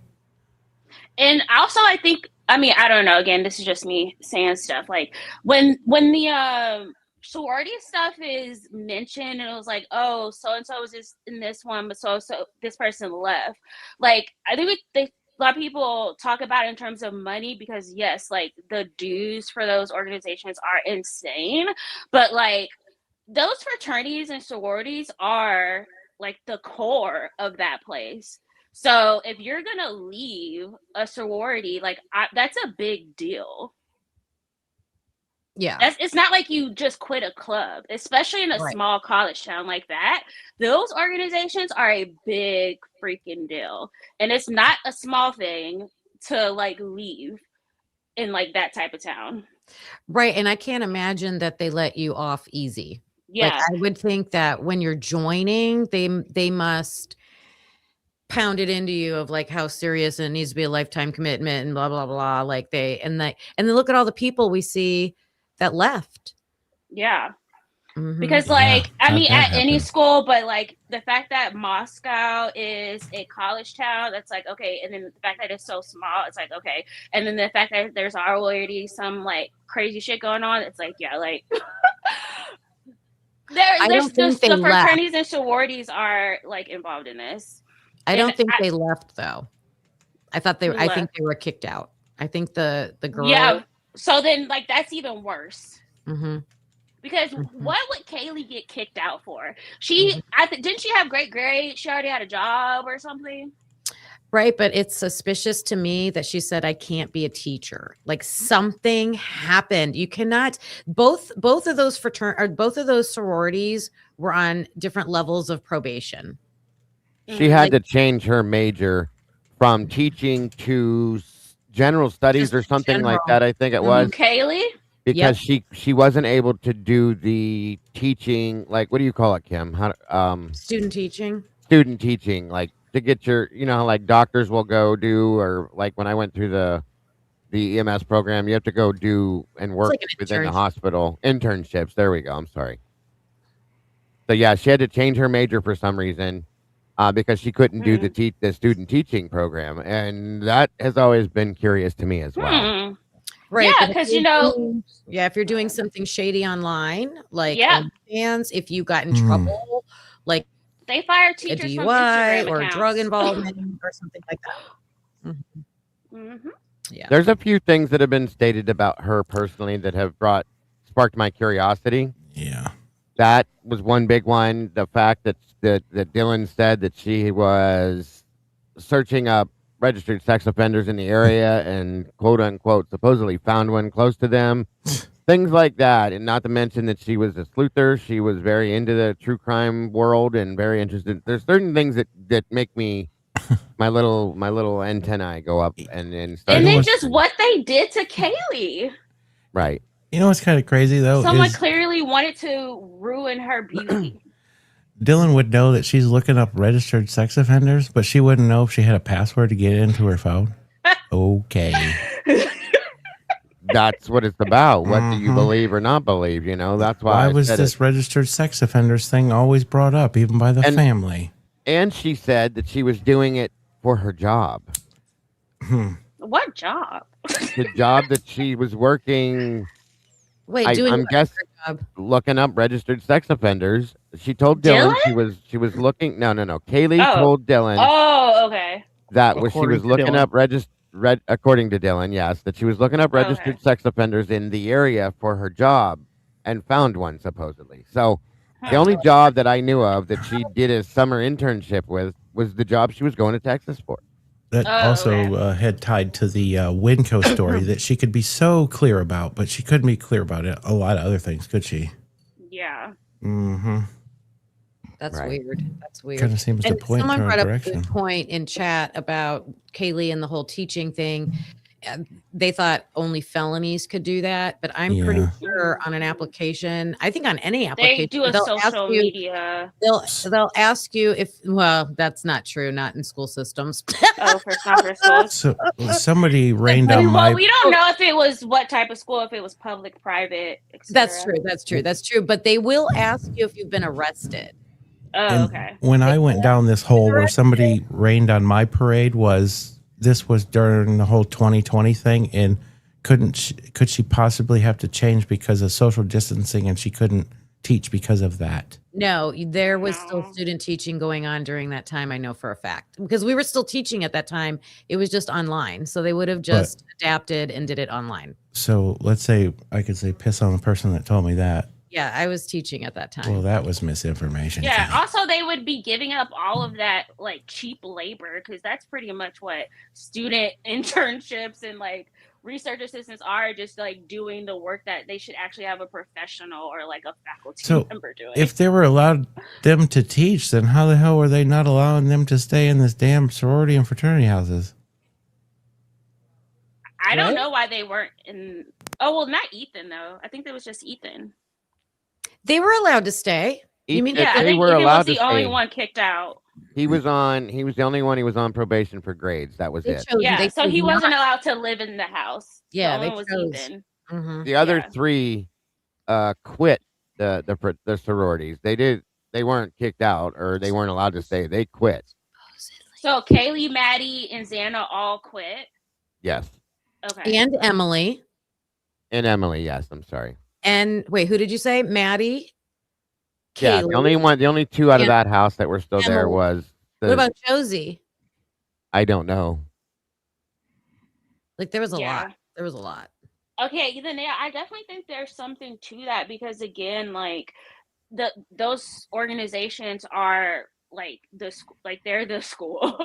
And then also like, yeah, people are like assuming it's because like money or whatever, but like who else were in those organizations? Like I, I don't know if someone knows that doesn't seem to be a particularly rich area, or there's like a ton of like potentially like, you know, money that comes in at, like for the student individual levels. So like if they couldn't afford it, who could? So I just don't think like the money. Yeah, I get you. I don't think that's true. Right. Yeah. Especially Kaylee. Hello. Can you hear us? Can you guys hear me? We got you. I can't hear. We can. Is anyone else talking? Yes. I'm talking. Okay, I can't hear. I'll come back. Do sign language. I don't know sign language. But I did a little research for the for a conveyor belt business, since I know nothing. And I really tried to get Grok to tell me the magic words of, oh yeah, you could easily hide stuff in those loads. But it's very heavy. It's tractor trailer trucks. So in theory, you could hide stuff in there. I missed what are you talking about? Hiding what? Conveyor belt, the conveyor belt business that Stacy and Oh. that is so. In theory, it would be very easy to hide stuff in the trucks and send them off to where you need to go. Well, that's what the cartels use as semis. And they usually use and you have the big machinery as cover. Yeah, and you need a warehouse to go to drop it off, or some company to go, or something. A cover. You need a cover, like a company that it looks like you're working for. But as far as moving stuff from point A to point B, conveyor belt business would be good. Even though I couldn't get Grok to spit it out. I got Grok angry at me. Okay.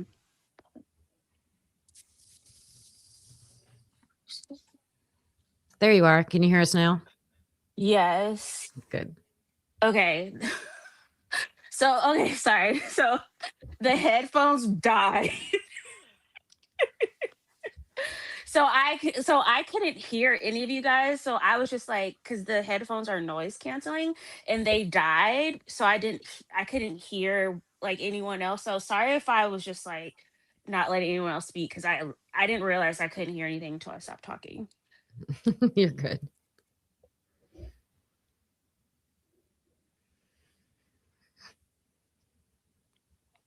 What are your thoughts? Sorry, what were you gonna say? I'm sorry? What are your thoughts? I don't really, not too many right now with that. I think I've expressed most of my feelings on everything thus far.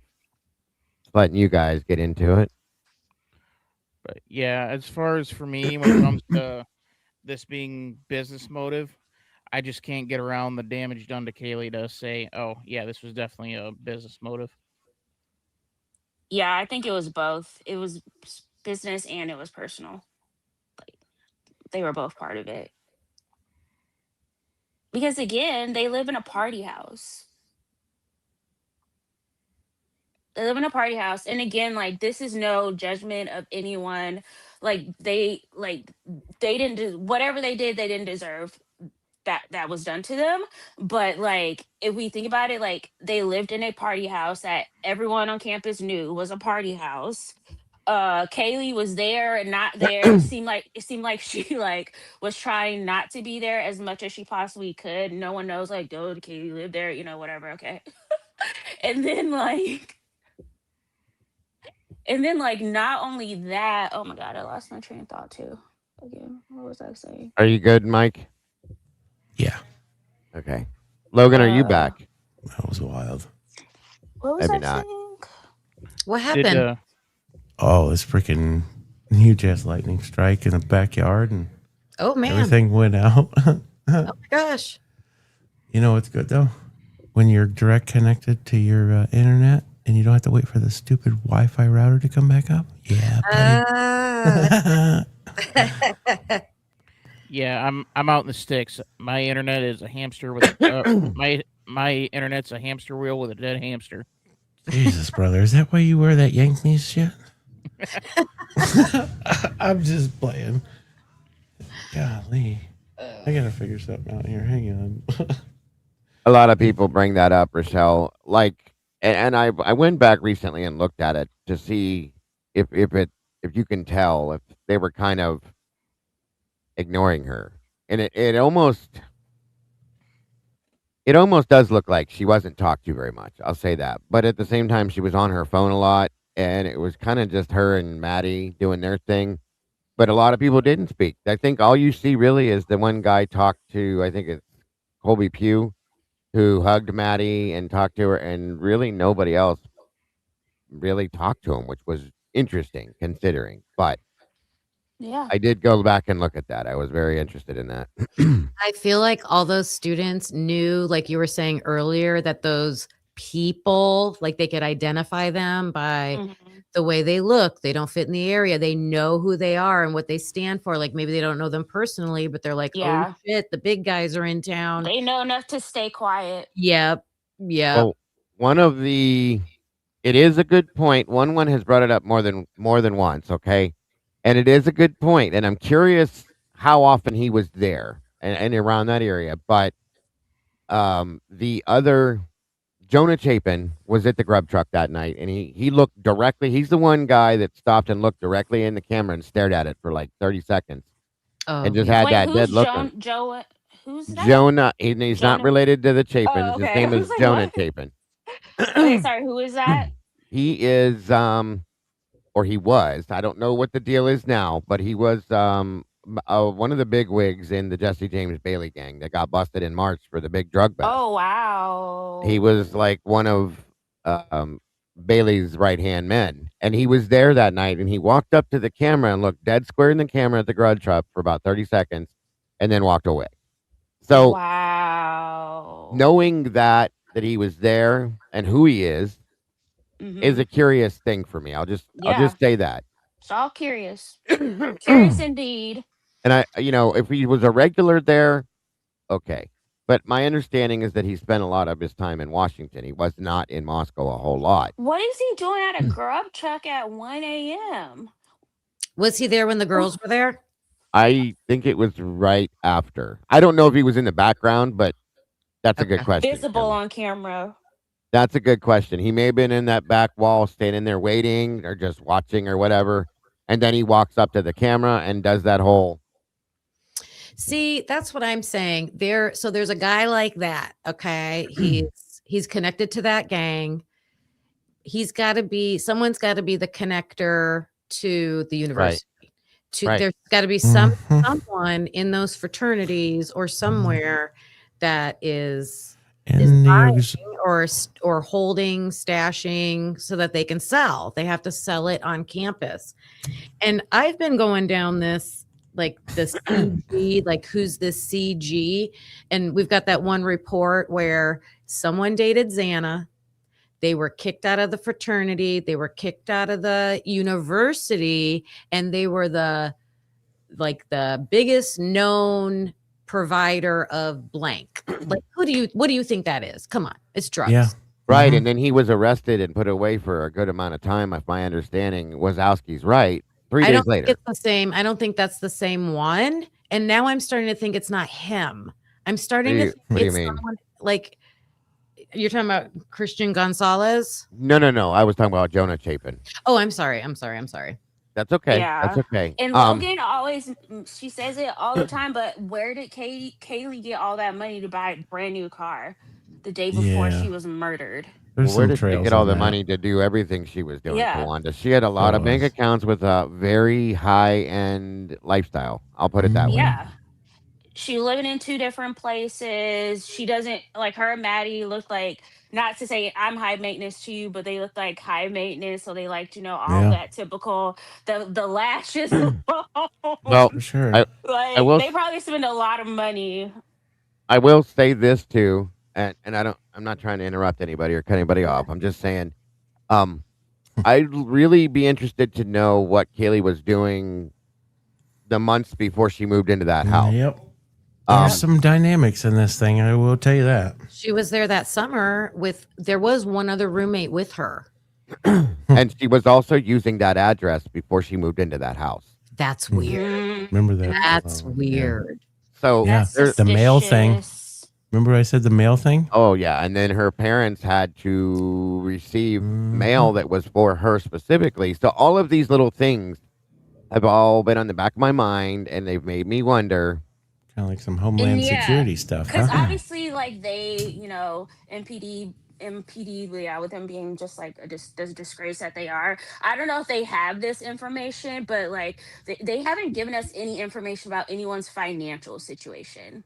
Of course not. Like, did anyone or loans? Like, was anyone in serious credit card debt? Did anyone have a loan that they were anything related to that? Because people they never kill when it comes about money. Like money's nothing that Right. anybody would kill anyone over. You know, it's funny that you say that about the financials, and how I've personally recently thought that there was 3 people in this house were part of this deal, and one was part of the monies, and whose phone is supposedly not been able to been gotten into. The money person, huh? And Right. then also, Oh, she's back. Welcome back, Logan. Hi. Hello. Can I make I don't mean to backtrack, but I want to make a comment Absolutely. regarding Kimmy's talking about the CG. In that report, I also find it strange that when they discuss this CG character and the fact that they deal large amounts, obviously, they didn't call Moscow PD and ask about him to Moscow PD. They called Quad Cities. So to me, it was like they're trying to look like they're doing something, but not really doing something. They talk to every other agency except their own. But I mean, I guess Justin Dean is from that agency, right? So we got to make a trail someplace. Yeah. Yep. Yeah. Now, I don't know. CG is brought into the mix because of Ethan wanting his Snapchat from Josie. But the whole other report about the person getting kicked out and being the big drug dealer, there's no initials there, I don't believe. So it'd be somebody totally different and when you got that Mason Bangman video that I believe people say Xana dated him. Yes. So I don't know. I find it interesting that in his arrest video, he is now how many years out of college, has a career, and all he's worried about is the vandals and stuff from college. And I went to school for so long just to end up in handcuffs. Like all he talks about is school. It's like culty to me. yeah. Yeah. And I have just like a personal, not experience, but just kind of like I don't know, something related, something related that I can relate to in terms of alumni. So I mentioned in DA's live weeks ago that I am part of a sorority. And so I joined my sorority during undergrad. So I was a sophomore when I pledged and was initiated into my sorority. And so it's the policy of the national organization, headquarters, the people in charge of my organization, that once I graduated from undergrad in my chapter, I would no longer supposed to have contact with the chapter in a capacity for the organization. And the reason why they do that is because obviously hazing, and so they want the people who left to not have influence on the younger people, to try to stop the hazing as much as possible. But that's a big rule in our organization. Right. So the fact that all those alumni were so involved like that, that's a red flag to me. Yeah. Yep. Yeah, Because normal. my husband is like the biggest like school spirit person for our class, our university class that I know. And he like that's in Miami. He's not there like all the time. Like, he's got the most school spirit I've ever seen because he's in a fraternity too. And even he's not like that. Right. Yeah. Real quick, just so you guys know, this is the Jonah Chapin, the person I was talking about that was at the grub truck that night. He's the one that was very, very high up and close to Jesse James Bailey. He's also the one that was arrested 3 days later, and I still get creeped out with what he did here. I don't know if it means anything. It could mean nothing. He could just be being a smartass and doing that, but he stood there for a good 30 seconds at the minimum, staring at the camera, and then he turned and moved forward. So the fact that he was there that night, he's from Pullman or the Washington area. Okay, I don't not Pullman; it's further out, and he was there that night is the curious side to this. And one has always pointed him out and has always said, "Hey, what's up with this dude?" So on and so forth. So that's who I was talking about. That's the guy. That's his name, and he's not related to the Chapins, just so everybody knows. So. Can we go back to Kaylee real quick? Because when you were talking about her using the address the year before, there is something funky with that 6-bedroom in that house. Because I have read two girls that claim that they were like using the room. Like someone said they were paying rent. Sophie and Ashlyn. So here's a question, I guess, to that could be a possibility. Did they use that just for an address? I'm going to rent that just for an address. I don't know that's what I'm saying. There's something with that room. Are they in charge of that room? Are they the person in charge of stashing it? I don't know. I'm just trying to think if Kaylee was using that address before. Do we know where she stayed the year before? Where did she live the year before? It doesn't seem to be much about it. One of them lives in Boise. One of them was living in Boise, and her friend said, yeah, she lives in Boise, but she still pays rent on that room. Like Sophia, so what was it? Sophia White, and then Ashlyn Couch was the other one that they was brought into question in the beginning. Yeah. I swear at one point in time in one of Dylan's interviews, when they come in that, or whatever she explains, when you come in the bottom floor, they redact the 6th room of her saying that she's getting ready to say that it's somebody's room. And Chris Whitcomb, in his book, for those of you that follow along with it and have no issues with it, said that spare room is very important to this case. Whatever he means by that, I don't know, but he said it's very, very important. So take it however you were. Maybe they pay for that room to protect it so nobody rents it. It could be. Hey. It could be. So it stays empty so we can use it for the things we need to use it for. But you got to think. That's a good one. Why would you use that room, though? It's the closest one to the door. Or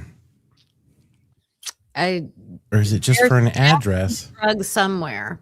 They're stashing them somewhere. Whoever's selling on campus, they're stashing it somewhere. They're stashing it someplace.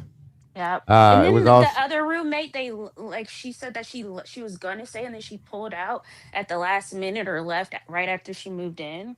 Ashlyn Couch. That was Ashlyn.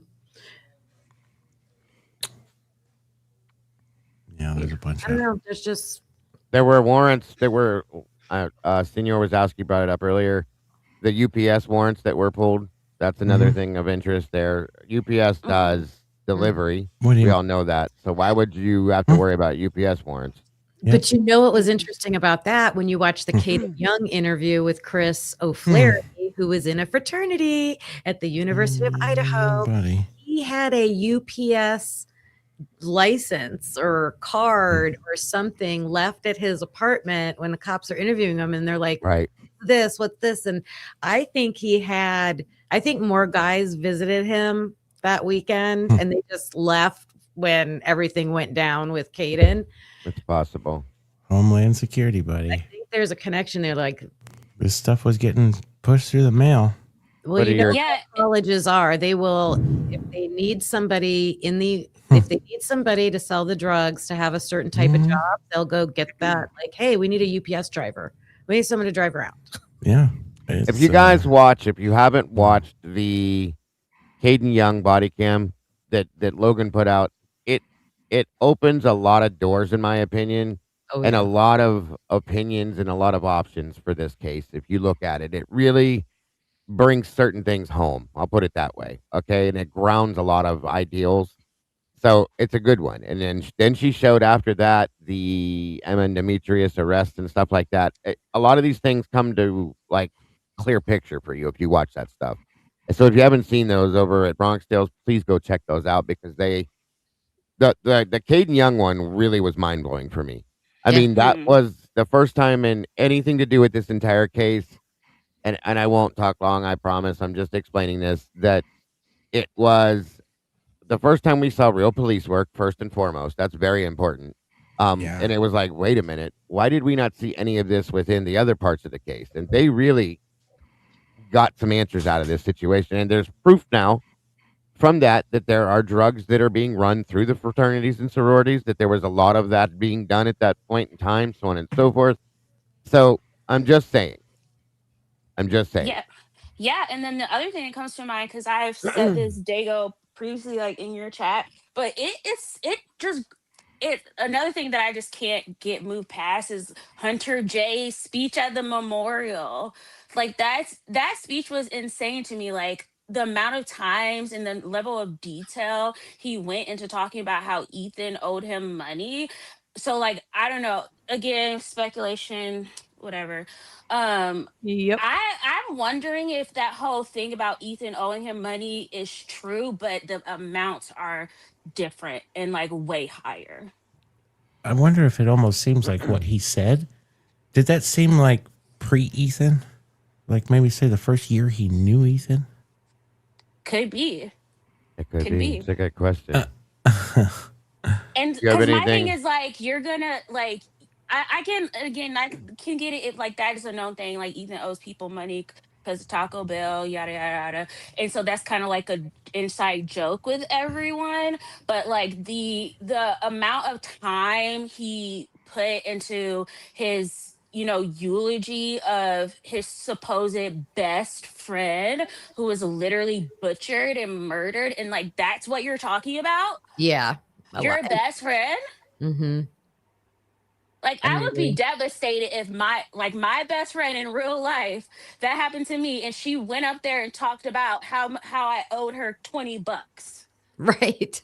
Yeah. as That's my very best true. friend. What the fuck? You know what? Oh, it's kind of messed up. If I somebody can't were get over to that. if somebody were to tell you, well, just focus it around the happy times that you knew Ethan. Yeah. That would fit. Yeah. That would fit. But still like it doesn't fit. No. It doesn't fit the situation. Mm-mm. If this was a eulogy where obviously anyone died for anything is okay, but like if it's a eulogy of like maybe him like having some type of medical condition that like cut shortened his life expectancy or something like that, where it wasn't something so dark and evil attached to it, then like yeah, I would expect like more lighthearted like jokes about it. But like given the setting and everything that happened and all of the circumstances, and you're going on and on and on about him only owing you $14, like that's a red flag to me. A good point. Very good point. Look, do you have anything else to add to this evening, Miss Logan? No. I mean, I could talk for a million years about this case, but right this moment, Miss Kim? I just wanted to ask you guys a question while I have you here about the Caden Young, Chris O'Flaherty interview. Did he say the plug was Dustin with a D or Justin with a J? Dustin with a D. And what's interesting about that is not long after that, there is a Dustin Olson that gets arrested for dealing drugs, I believe. Yeah. Because you know where I was going, if it was Justin, I was like, that Justin Stringer is caught with Molly. So I was like, is that the guy? I didn't know. Right. Justin Right. Olson. Didn't Justin Was it Justin Stringer that died? Oh, is that? I think, Oh, one of the Stringers died. yeah, I think you're right. Been a long time. Okay. Dylan, anything else for you to add, sir? None that I can think of off the top of my head. And Miss Kawanda, anything else you'd like to add this evening? Yeah, I had like one kind of thing else I wanted to mention in regards to Kaylee and where she got the money to buy that Range Rover. Um, yeah, so this is something I can like not get over and move on from, because like we all like live in the same world where you have to like actually give someone money for something, okay? So like she had to give that money, like that money had to come from somewhere, like so if that, like, why didn't they trace where the money came from? Yeah. Because like it's either, to me in my mind, there's three sources of that money. One, Kaylee herself, that she worked and saved up for, but like we don't know because we don't have her personal banking records.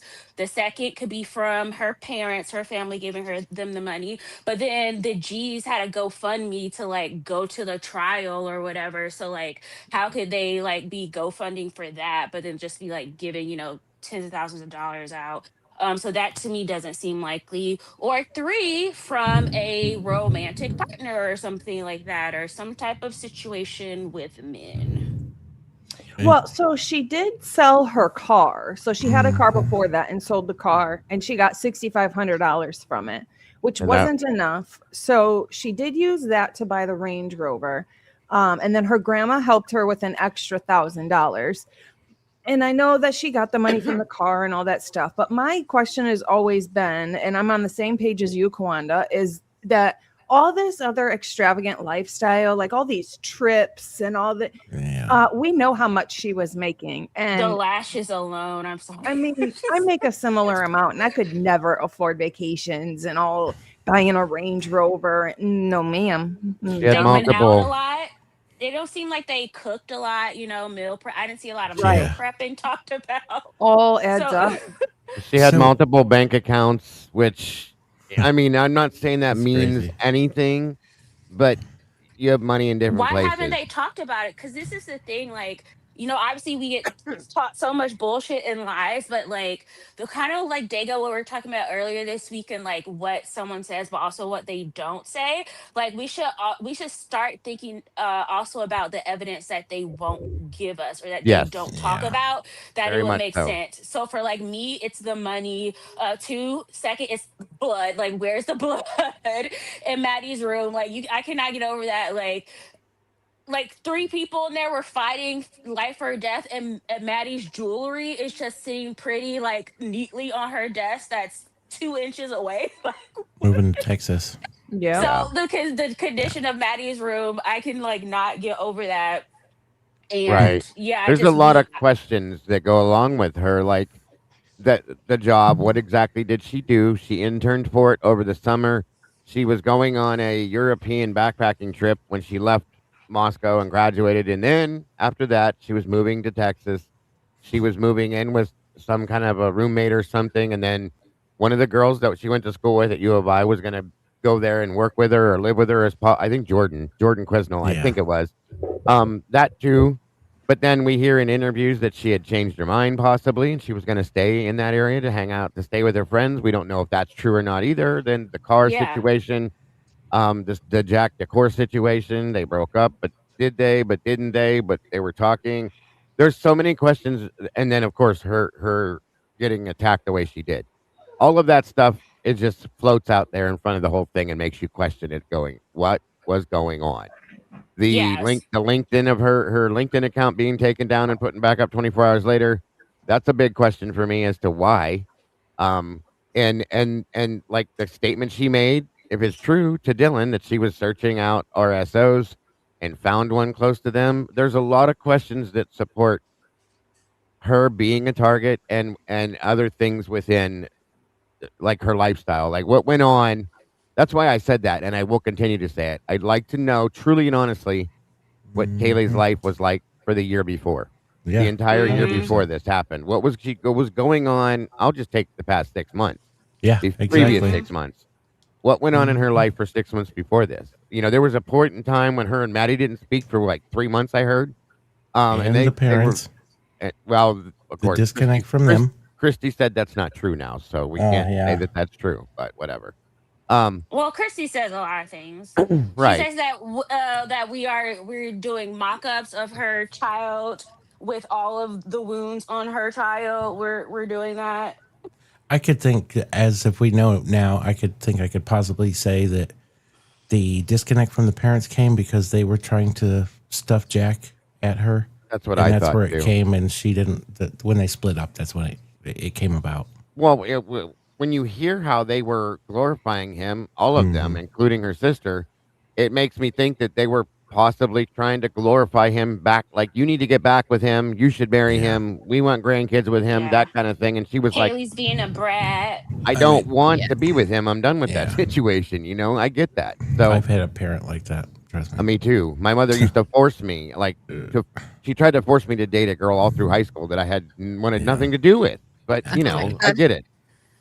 I get Yeah, it. and then it's like, so then all that confusion around like Kaylee and where she lived and like all that other stuff, that's like something I can't get over. I also can't get over the fact that Christy and Steve immediately went into protective mode for Jack D. Are you fucking kidding me? Mm-hmm. Are you Yeah. fucking kidding me? That's a Your weird situation. daughter just got her face beat in. Yeah, Beat I mean, in. And for a lot of these type of situations, it's usually someone you know.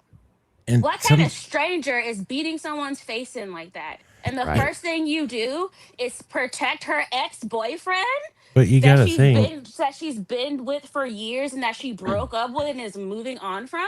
Are you fucking kidding me? Sometimes these parents get so invested in their child's other partner, and especially if they don't like what their child's doing, they will take the side of their partner, and they will exactly like what you said. It's weird to say, but I could almost see that. And it And sounds some like, parents don't like their kids. and that's true too. And it does sound like, from what I've heard, and I mean this with every ounce of respect that I can muster for this, but it does sound like Christy Gonsalves is very put herself in the middle of what was going on in Kaylee's life. Okay, Yeah. whether Kaylee wanted I her mean, to or not. I'm not trying to be mean when I say that by yeah. any means. She's a mother. I get it. You want to know what your child's doing. You want to be involved, but maybe. Like, my mother was like that with me at times too. She would try to be involved in what's going on in my life, and I loved my mother, but I didn't want her involved in everything. So I could see Christy being that way with her based on things Christy has said. So maybe that was Yeah. part of a problem between them, if there was a disconnect. That's all I'm saying. Yeah, and then then the other thing, so I don't forget, like there's so many things that no one talks about, like the layers when it comes to this case. But the whole with Christy and Kaylee, like, and I'm speaking from personal existence, there are a lot of mothers out there who are jealous of their daughters. Who are jealous of their See, daughters. They resent the fact that the daughter has the life that they wanted because they're not happy with the decisions that they made in their life and where they are, and then you a see lot your of daughter doing everything that you wanted to do, and a that lot some of mothers are mad about that instead a of lot of proud. parents live vicariously through their children Yep. too. That's a And good then point. And when as the far as children buck yeah, away, they get a certain way. and when you said jealous, that took me more towards her sister than her mother. Olivia seemed almost I don't even know. And again, I mean this with respect as well, but she almost seemed like she could have been jealous of Kaylee a little bit. You know what I mean? That's just Yeah, a little bit of a maybe thing I took from it. some. I mean, yeah, with sisters, there's always going to be those hint of jealousy or whatever.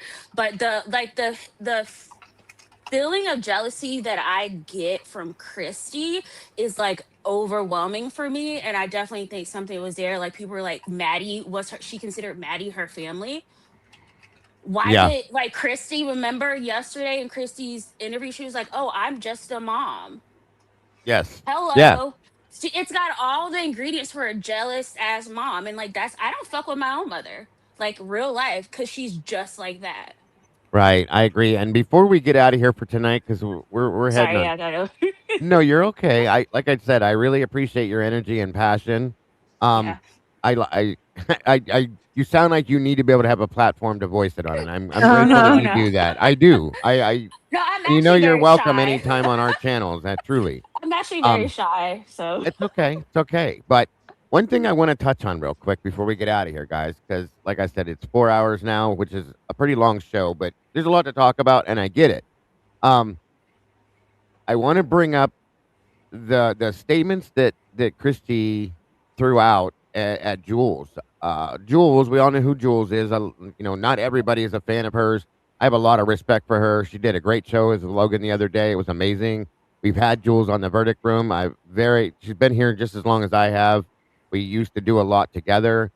And I have a lot of respect for her and her thoughts and feelings on things. So she put a statement out. Harsh covered it this morning, I think it was, and Christy really went at Jules. Like she went at her hardcore and went off on her, and Jules came back, and it was like, wow, this is like not what I thought, but it's a good point. Like they went directly for Jules specifically, not Jules and Logan and Dago and Kim and anybody else, but Jules specifically. It was almost a personal type thing. So I'm real interested to see how that continues to go because it tells me that they're watching and paying attention to everything Joel says.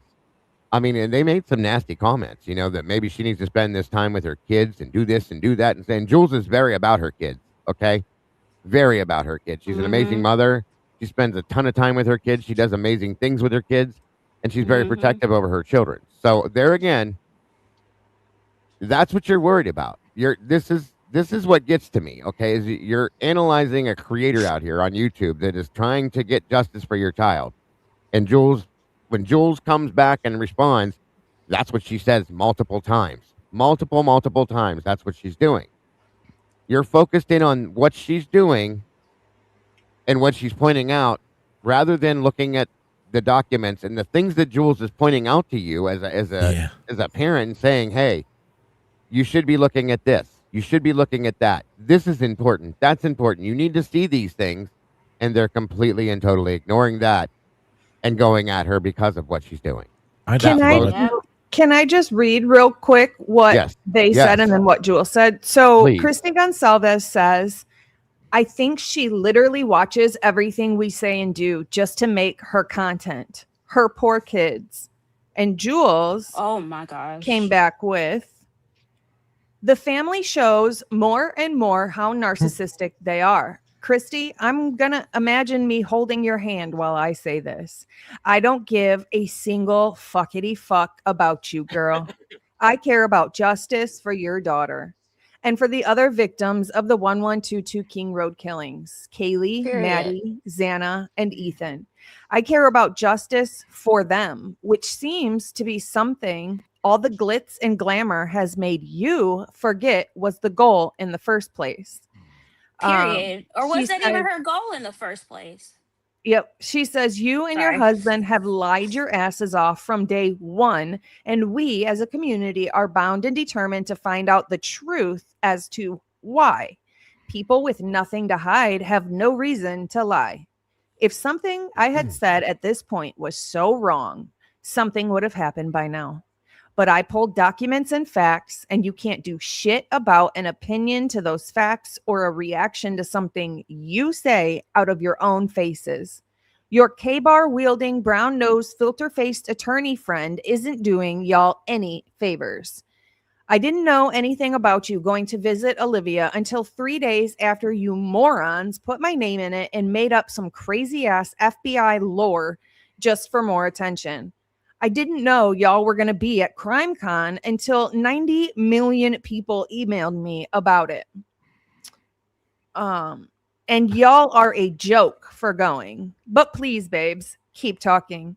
I need something to entertain myself in between teaching my kids how to cook, homeschooling, working, playing video games with my boys, having game nights with board games and pizza and snacks, taking care of my 2 dogs and 3 cats and my fish, and spending every waking minute with my kids that you think are so neglected because you are so big-headed and egotistical you think I actually care about your everyday life.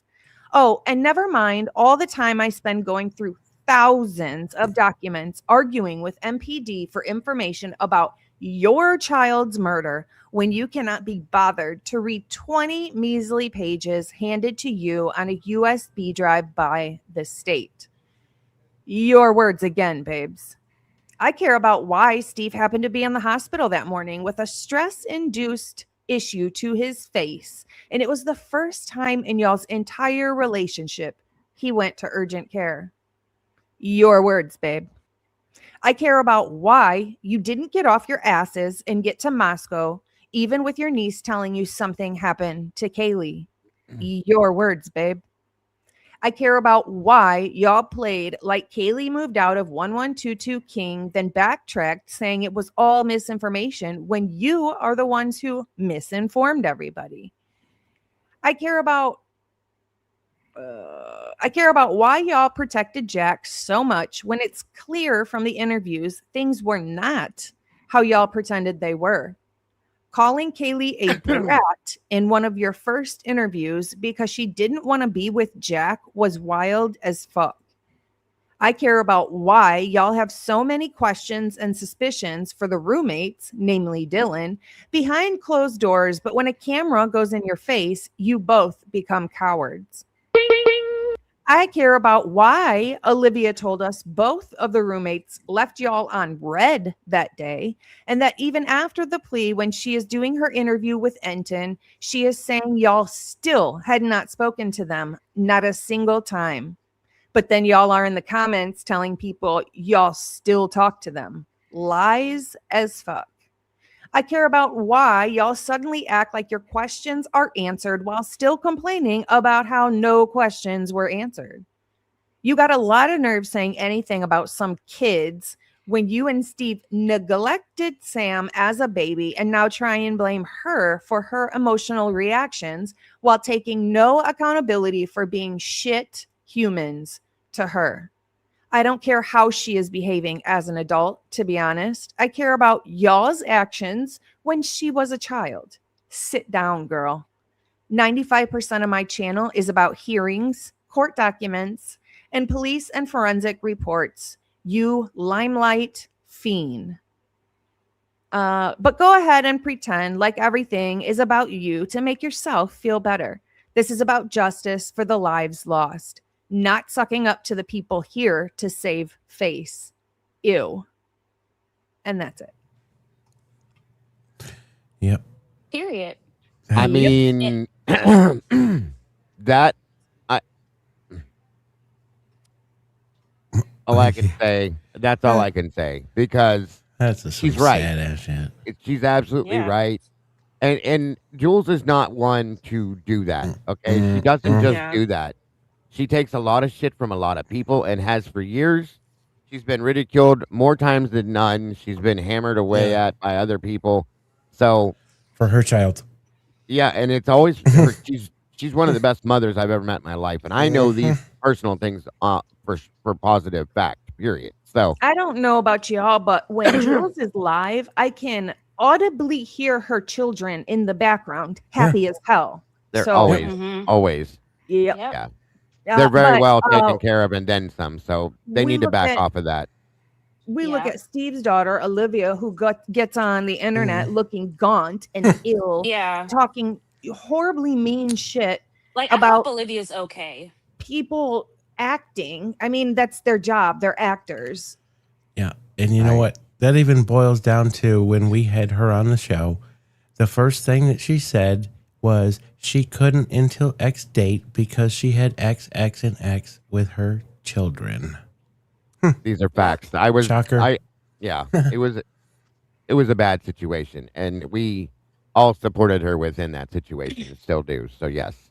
But yeah, she's fully And I get bad vibes from Christy. Like, I'm afraid of Stacy Chapin, but like Christy gives me like real bad vibes. And like my biological mother is a monster. She's a horrible person.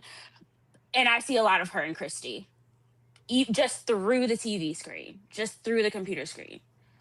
she says a lot of things that reminds me of like how my own mother acts. There's a lot of people that have given that statement to us over the past 3 years too. You're not the only one.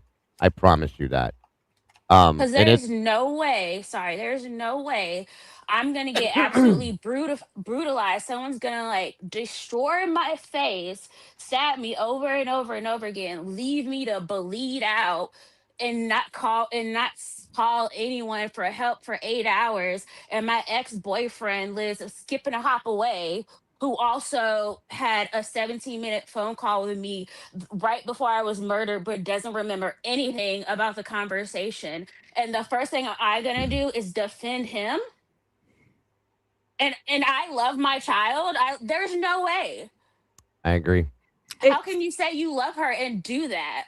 It's crazy how Christy thinks it's okay to talk about Jules's kids, but when somebody talks about Christy's kids, she loses her ever-loving mind. But she's a hating ass hoe. That's what they do.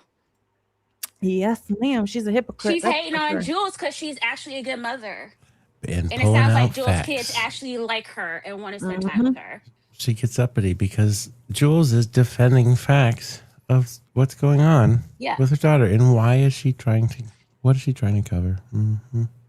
And Christy is so dumb that the only thing she can do is punch low. Yeah. What else is she very gonna say? sad. All It's she can very do is sad. punch low. All she can do is go in the gutter. There's a lot of That's what people Christy that is. She's a gutter bitch. there's a lot of people that have come forth and they've said, with this new organization or new what is it called, you guys? Foundation. Foundation. Nonprofit, I've seen multiple. Harsh was reading through them. I've read some already. A couple of channels have read them. A lot of comments that have come forward, about this new foundation. One in particular that I saw, Harsh read that one today, and another one said, with this amazing and awesome new foundation that you're putting together, are you going to be testing the hair that was found in Ethan's hand? The response to that from Miss Gonsalves was, if it was real, absolutely, but please kindly go fuck yourself. Insane. She always speaks trash. What? This is somebody that's supporting you and the foundation, and that's what I mean, you guys. And she has no class because that's someone on their Facebook account, and yeah, they do have trolls or whatever, so I can understand that. But like, you could read that message either way: one, they're being sarcastic, or two, they're being actually genuine about like getting answers about what happened to Kaylee. And so if I was Christy, I would have assumed the latter. I would have given the person the benefit of the doubt and didn't assume they were just trying to troll or be shady. Everybody has always, from November 14th that I know of 2022, been here to try to help this family and all these other families to get real truth and real justice for the loss of their children. And we have been pushed back, shoved back, kicked back, slapped back in every option you can think of, at least from this family, when all we want is absolute truth. For the same thing that they should want is what nobody understands over here and in any of these communities. That's why we're doing this. The only reason why I'm here is for that reason. There's no other reason that I'm here. And I don't care what all these other idiot fools that are talking shit about us are saying. I don't care what they think. Okay. Yeah. You don't know me. You don't know what's in my mind. You don't know what I think about day after day after day after day. When I do what I do, you don't know me. You don't understand how passionate we are about this. We wouldn't do the things we do day after day if we weren't. Logan would not go in her own pockets to get a FOIA to get some information to prove something. Jules wouldn't do the shit she does out of her own pocket to get information to prove the things she does. Dylan spends his time off of work to find answers to this, to make it make sense. Mikey puts these shows together and invites people to join us to put these, so that we can have these discussions. Kim does her show every single day and discusses things and goes and gets FOIAs for different things. I do the same stuff every single day. Lana does everything she does. Pavarotti does everything he does, and digs and digs and researches and digs. Every one of us could be doing something absolutely different, and I'm sure would enjoy doing something different. But guess what? Here we sit, and all this of is us why. behind the screen. And all of you, of course, Like all there's of you, but thousands of us. Like we all we what are they gonna say? Like, I don't know. exactly. There's millions of you guys, truly and honestly, that are out here behind every creator saying why and how. Yeah, It it's not doesn't just make sense. Jules. No. There's thousands, hundreds of thousands of you guys, along with all of the creators that are doing this, that are supporting all of these channels, Yeah. every one of us, You doing guys the are more same like thing. our elected representatives That's a good way to put and it. It our is. spokespeople. Right. Right. I So will say, Jules handled that a lot better than I would have, Oh yeah, for sure. and Yeah, buddy. I've I I've said it agree. on I've said it a few times on Dago's channel. If you're not gonna give a shit about what happened to your daughter, someone has to, and I guess that person's gonna be me. And you lost respect. I mean, There's never been any. That's the sad part. Yeah. I mean, take a look at where we started. They lost a child, and 3 years later, they are the bad guys. Yeah. How twisted do you have to It be? makes no sense, buddy. It makes no sense. You're right. Trying to cover up And that also, family name. why wasn't Jack D interviewed until last year? Well, he was interviewed. He just wasn't fingerprinted till last year. Oh yeah, sorry, that's what I meant. Not interviewed. Fingerprinted. Which is wild, What? actually. Number makes no one sense. suspect. What? He was the number one suspect from day Oh one. gosh. And then Steve G was like, "Oh, he stripped for us to show us his Yeah. body." To bullshit, Steve. I don't believe I don't believe anything that Steve G fucking says. Sometimes I do. I do think that he actually genuinely is upset about what happened to Kaylee, and I do think at the beginning he really wanted truth. I honestly don't know if Christy is sad about it, but I do feel like I get the sense that Steve is sad about it. But there's a lot going on there. There's a lot going underneath, and I have a fucking dysfunctional family, and I recognize the red flags when I see a fucking dysfunctional family. Amen to that one. Well, with that being said, I want to thank you, Miss Kawanda, for coming up here and voicing your opinions, feelings, and thoughts on this. We really appreciate you, Dylan. Thank you as well for joining us tonight and voicing your feelings and opinions. Very much appreciated. And of course, for sure, and most of all, Miss Audrey with Glitch DNA. Thank you so much for coming up and joining us Yeah. one more time. Again, it was amazing. I can't wait till next time. Amazing information tonight. It was just an awesome show. It was a little bit longer than Yeah. what we normally go, you guys, but there was so much to talk about, and there's so much more to still talk about. So I think everybody up Yeah. here is burnout and tired. I think that's where we're at this point. So thank you all both so much for or all of you guys so much for joining us. Any last thoughts, Logan, before we get out of here tonight? I just want to thank everybody for showing up. I want to thank the panel for having me. I enjoy doing shows with you guys every Saturday. I want to thank Glitch DNA for coming on and spending her Saturday evening with us. She's so very informative, and it's such a blessing to this community. I want to thank everybody who sent donations for these FOIAs. Yes. Specifically, Jennifer, Rachel, Conspiruling, Adriana, and Kawanda. I appreciate all of you guys. And then everybody else who donated via YouTube. So helpful. You guys are just so invaluable. I can't even explain it. Do something nice for yourself today. Be kind, but more importantly, be kind to your animals.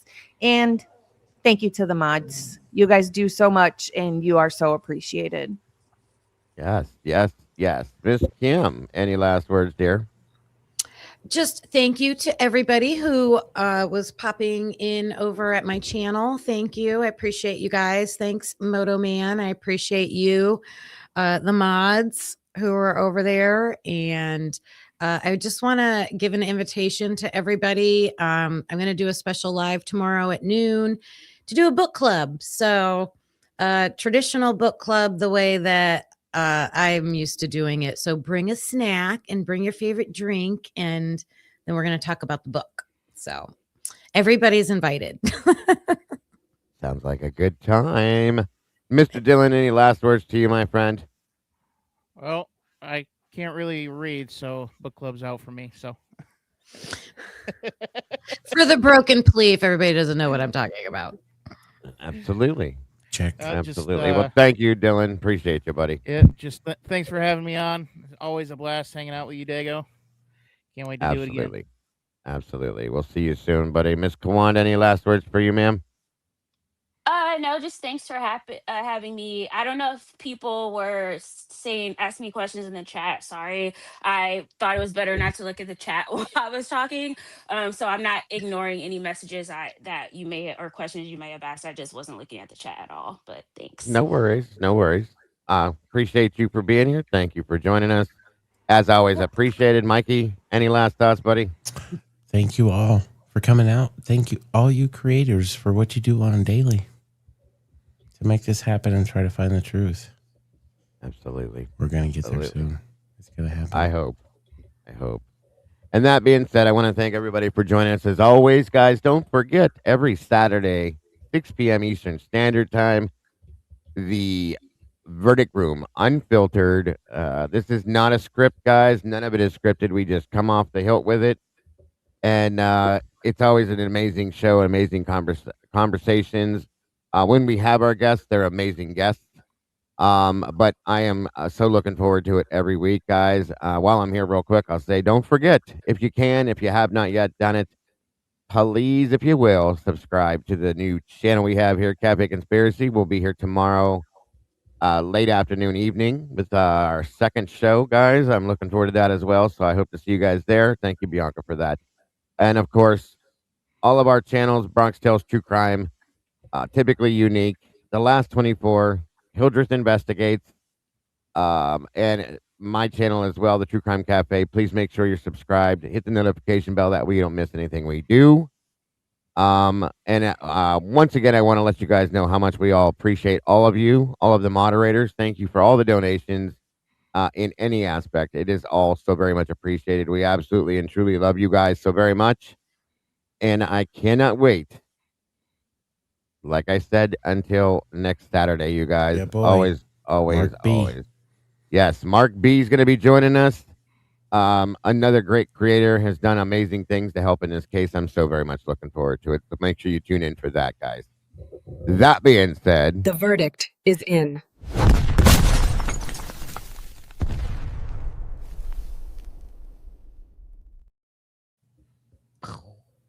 Adios, amigas and amigo. Bye-bye. Bye, everybody. Have a good night. See you. Bye. Thanks for coming through to the verdict room where we're seeking truth. Yeah, we're seeking truth. Hey.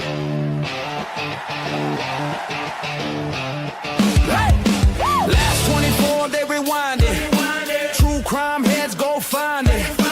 Breaking every angle, every track. Bronx telling tales, keeps us on track. Typically unique, never act. Being real, being sharp, being exact. Exposing every secret in the dark. Every little timeline, every mark. Welcome to the verdict room, where we're seeking the truth. Looking for answers, bringing the facts to you.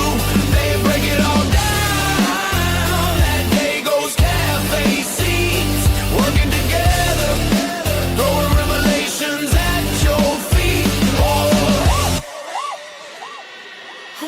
Crime scene chart, they erase that. Put the story back, then replace facts. Looking for the motive in the cracks.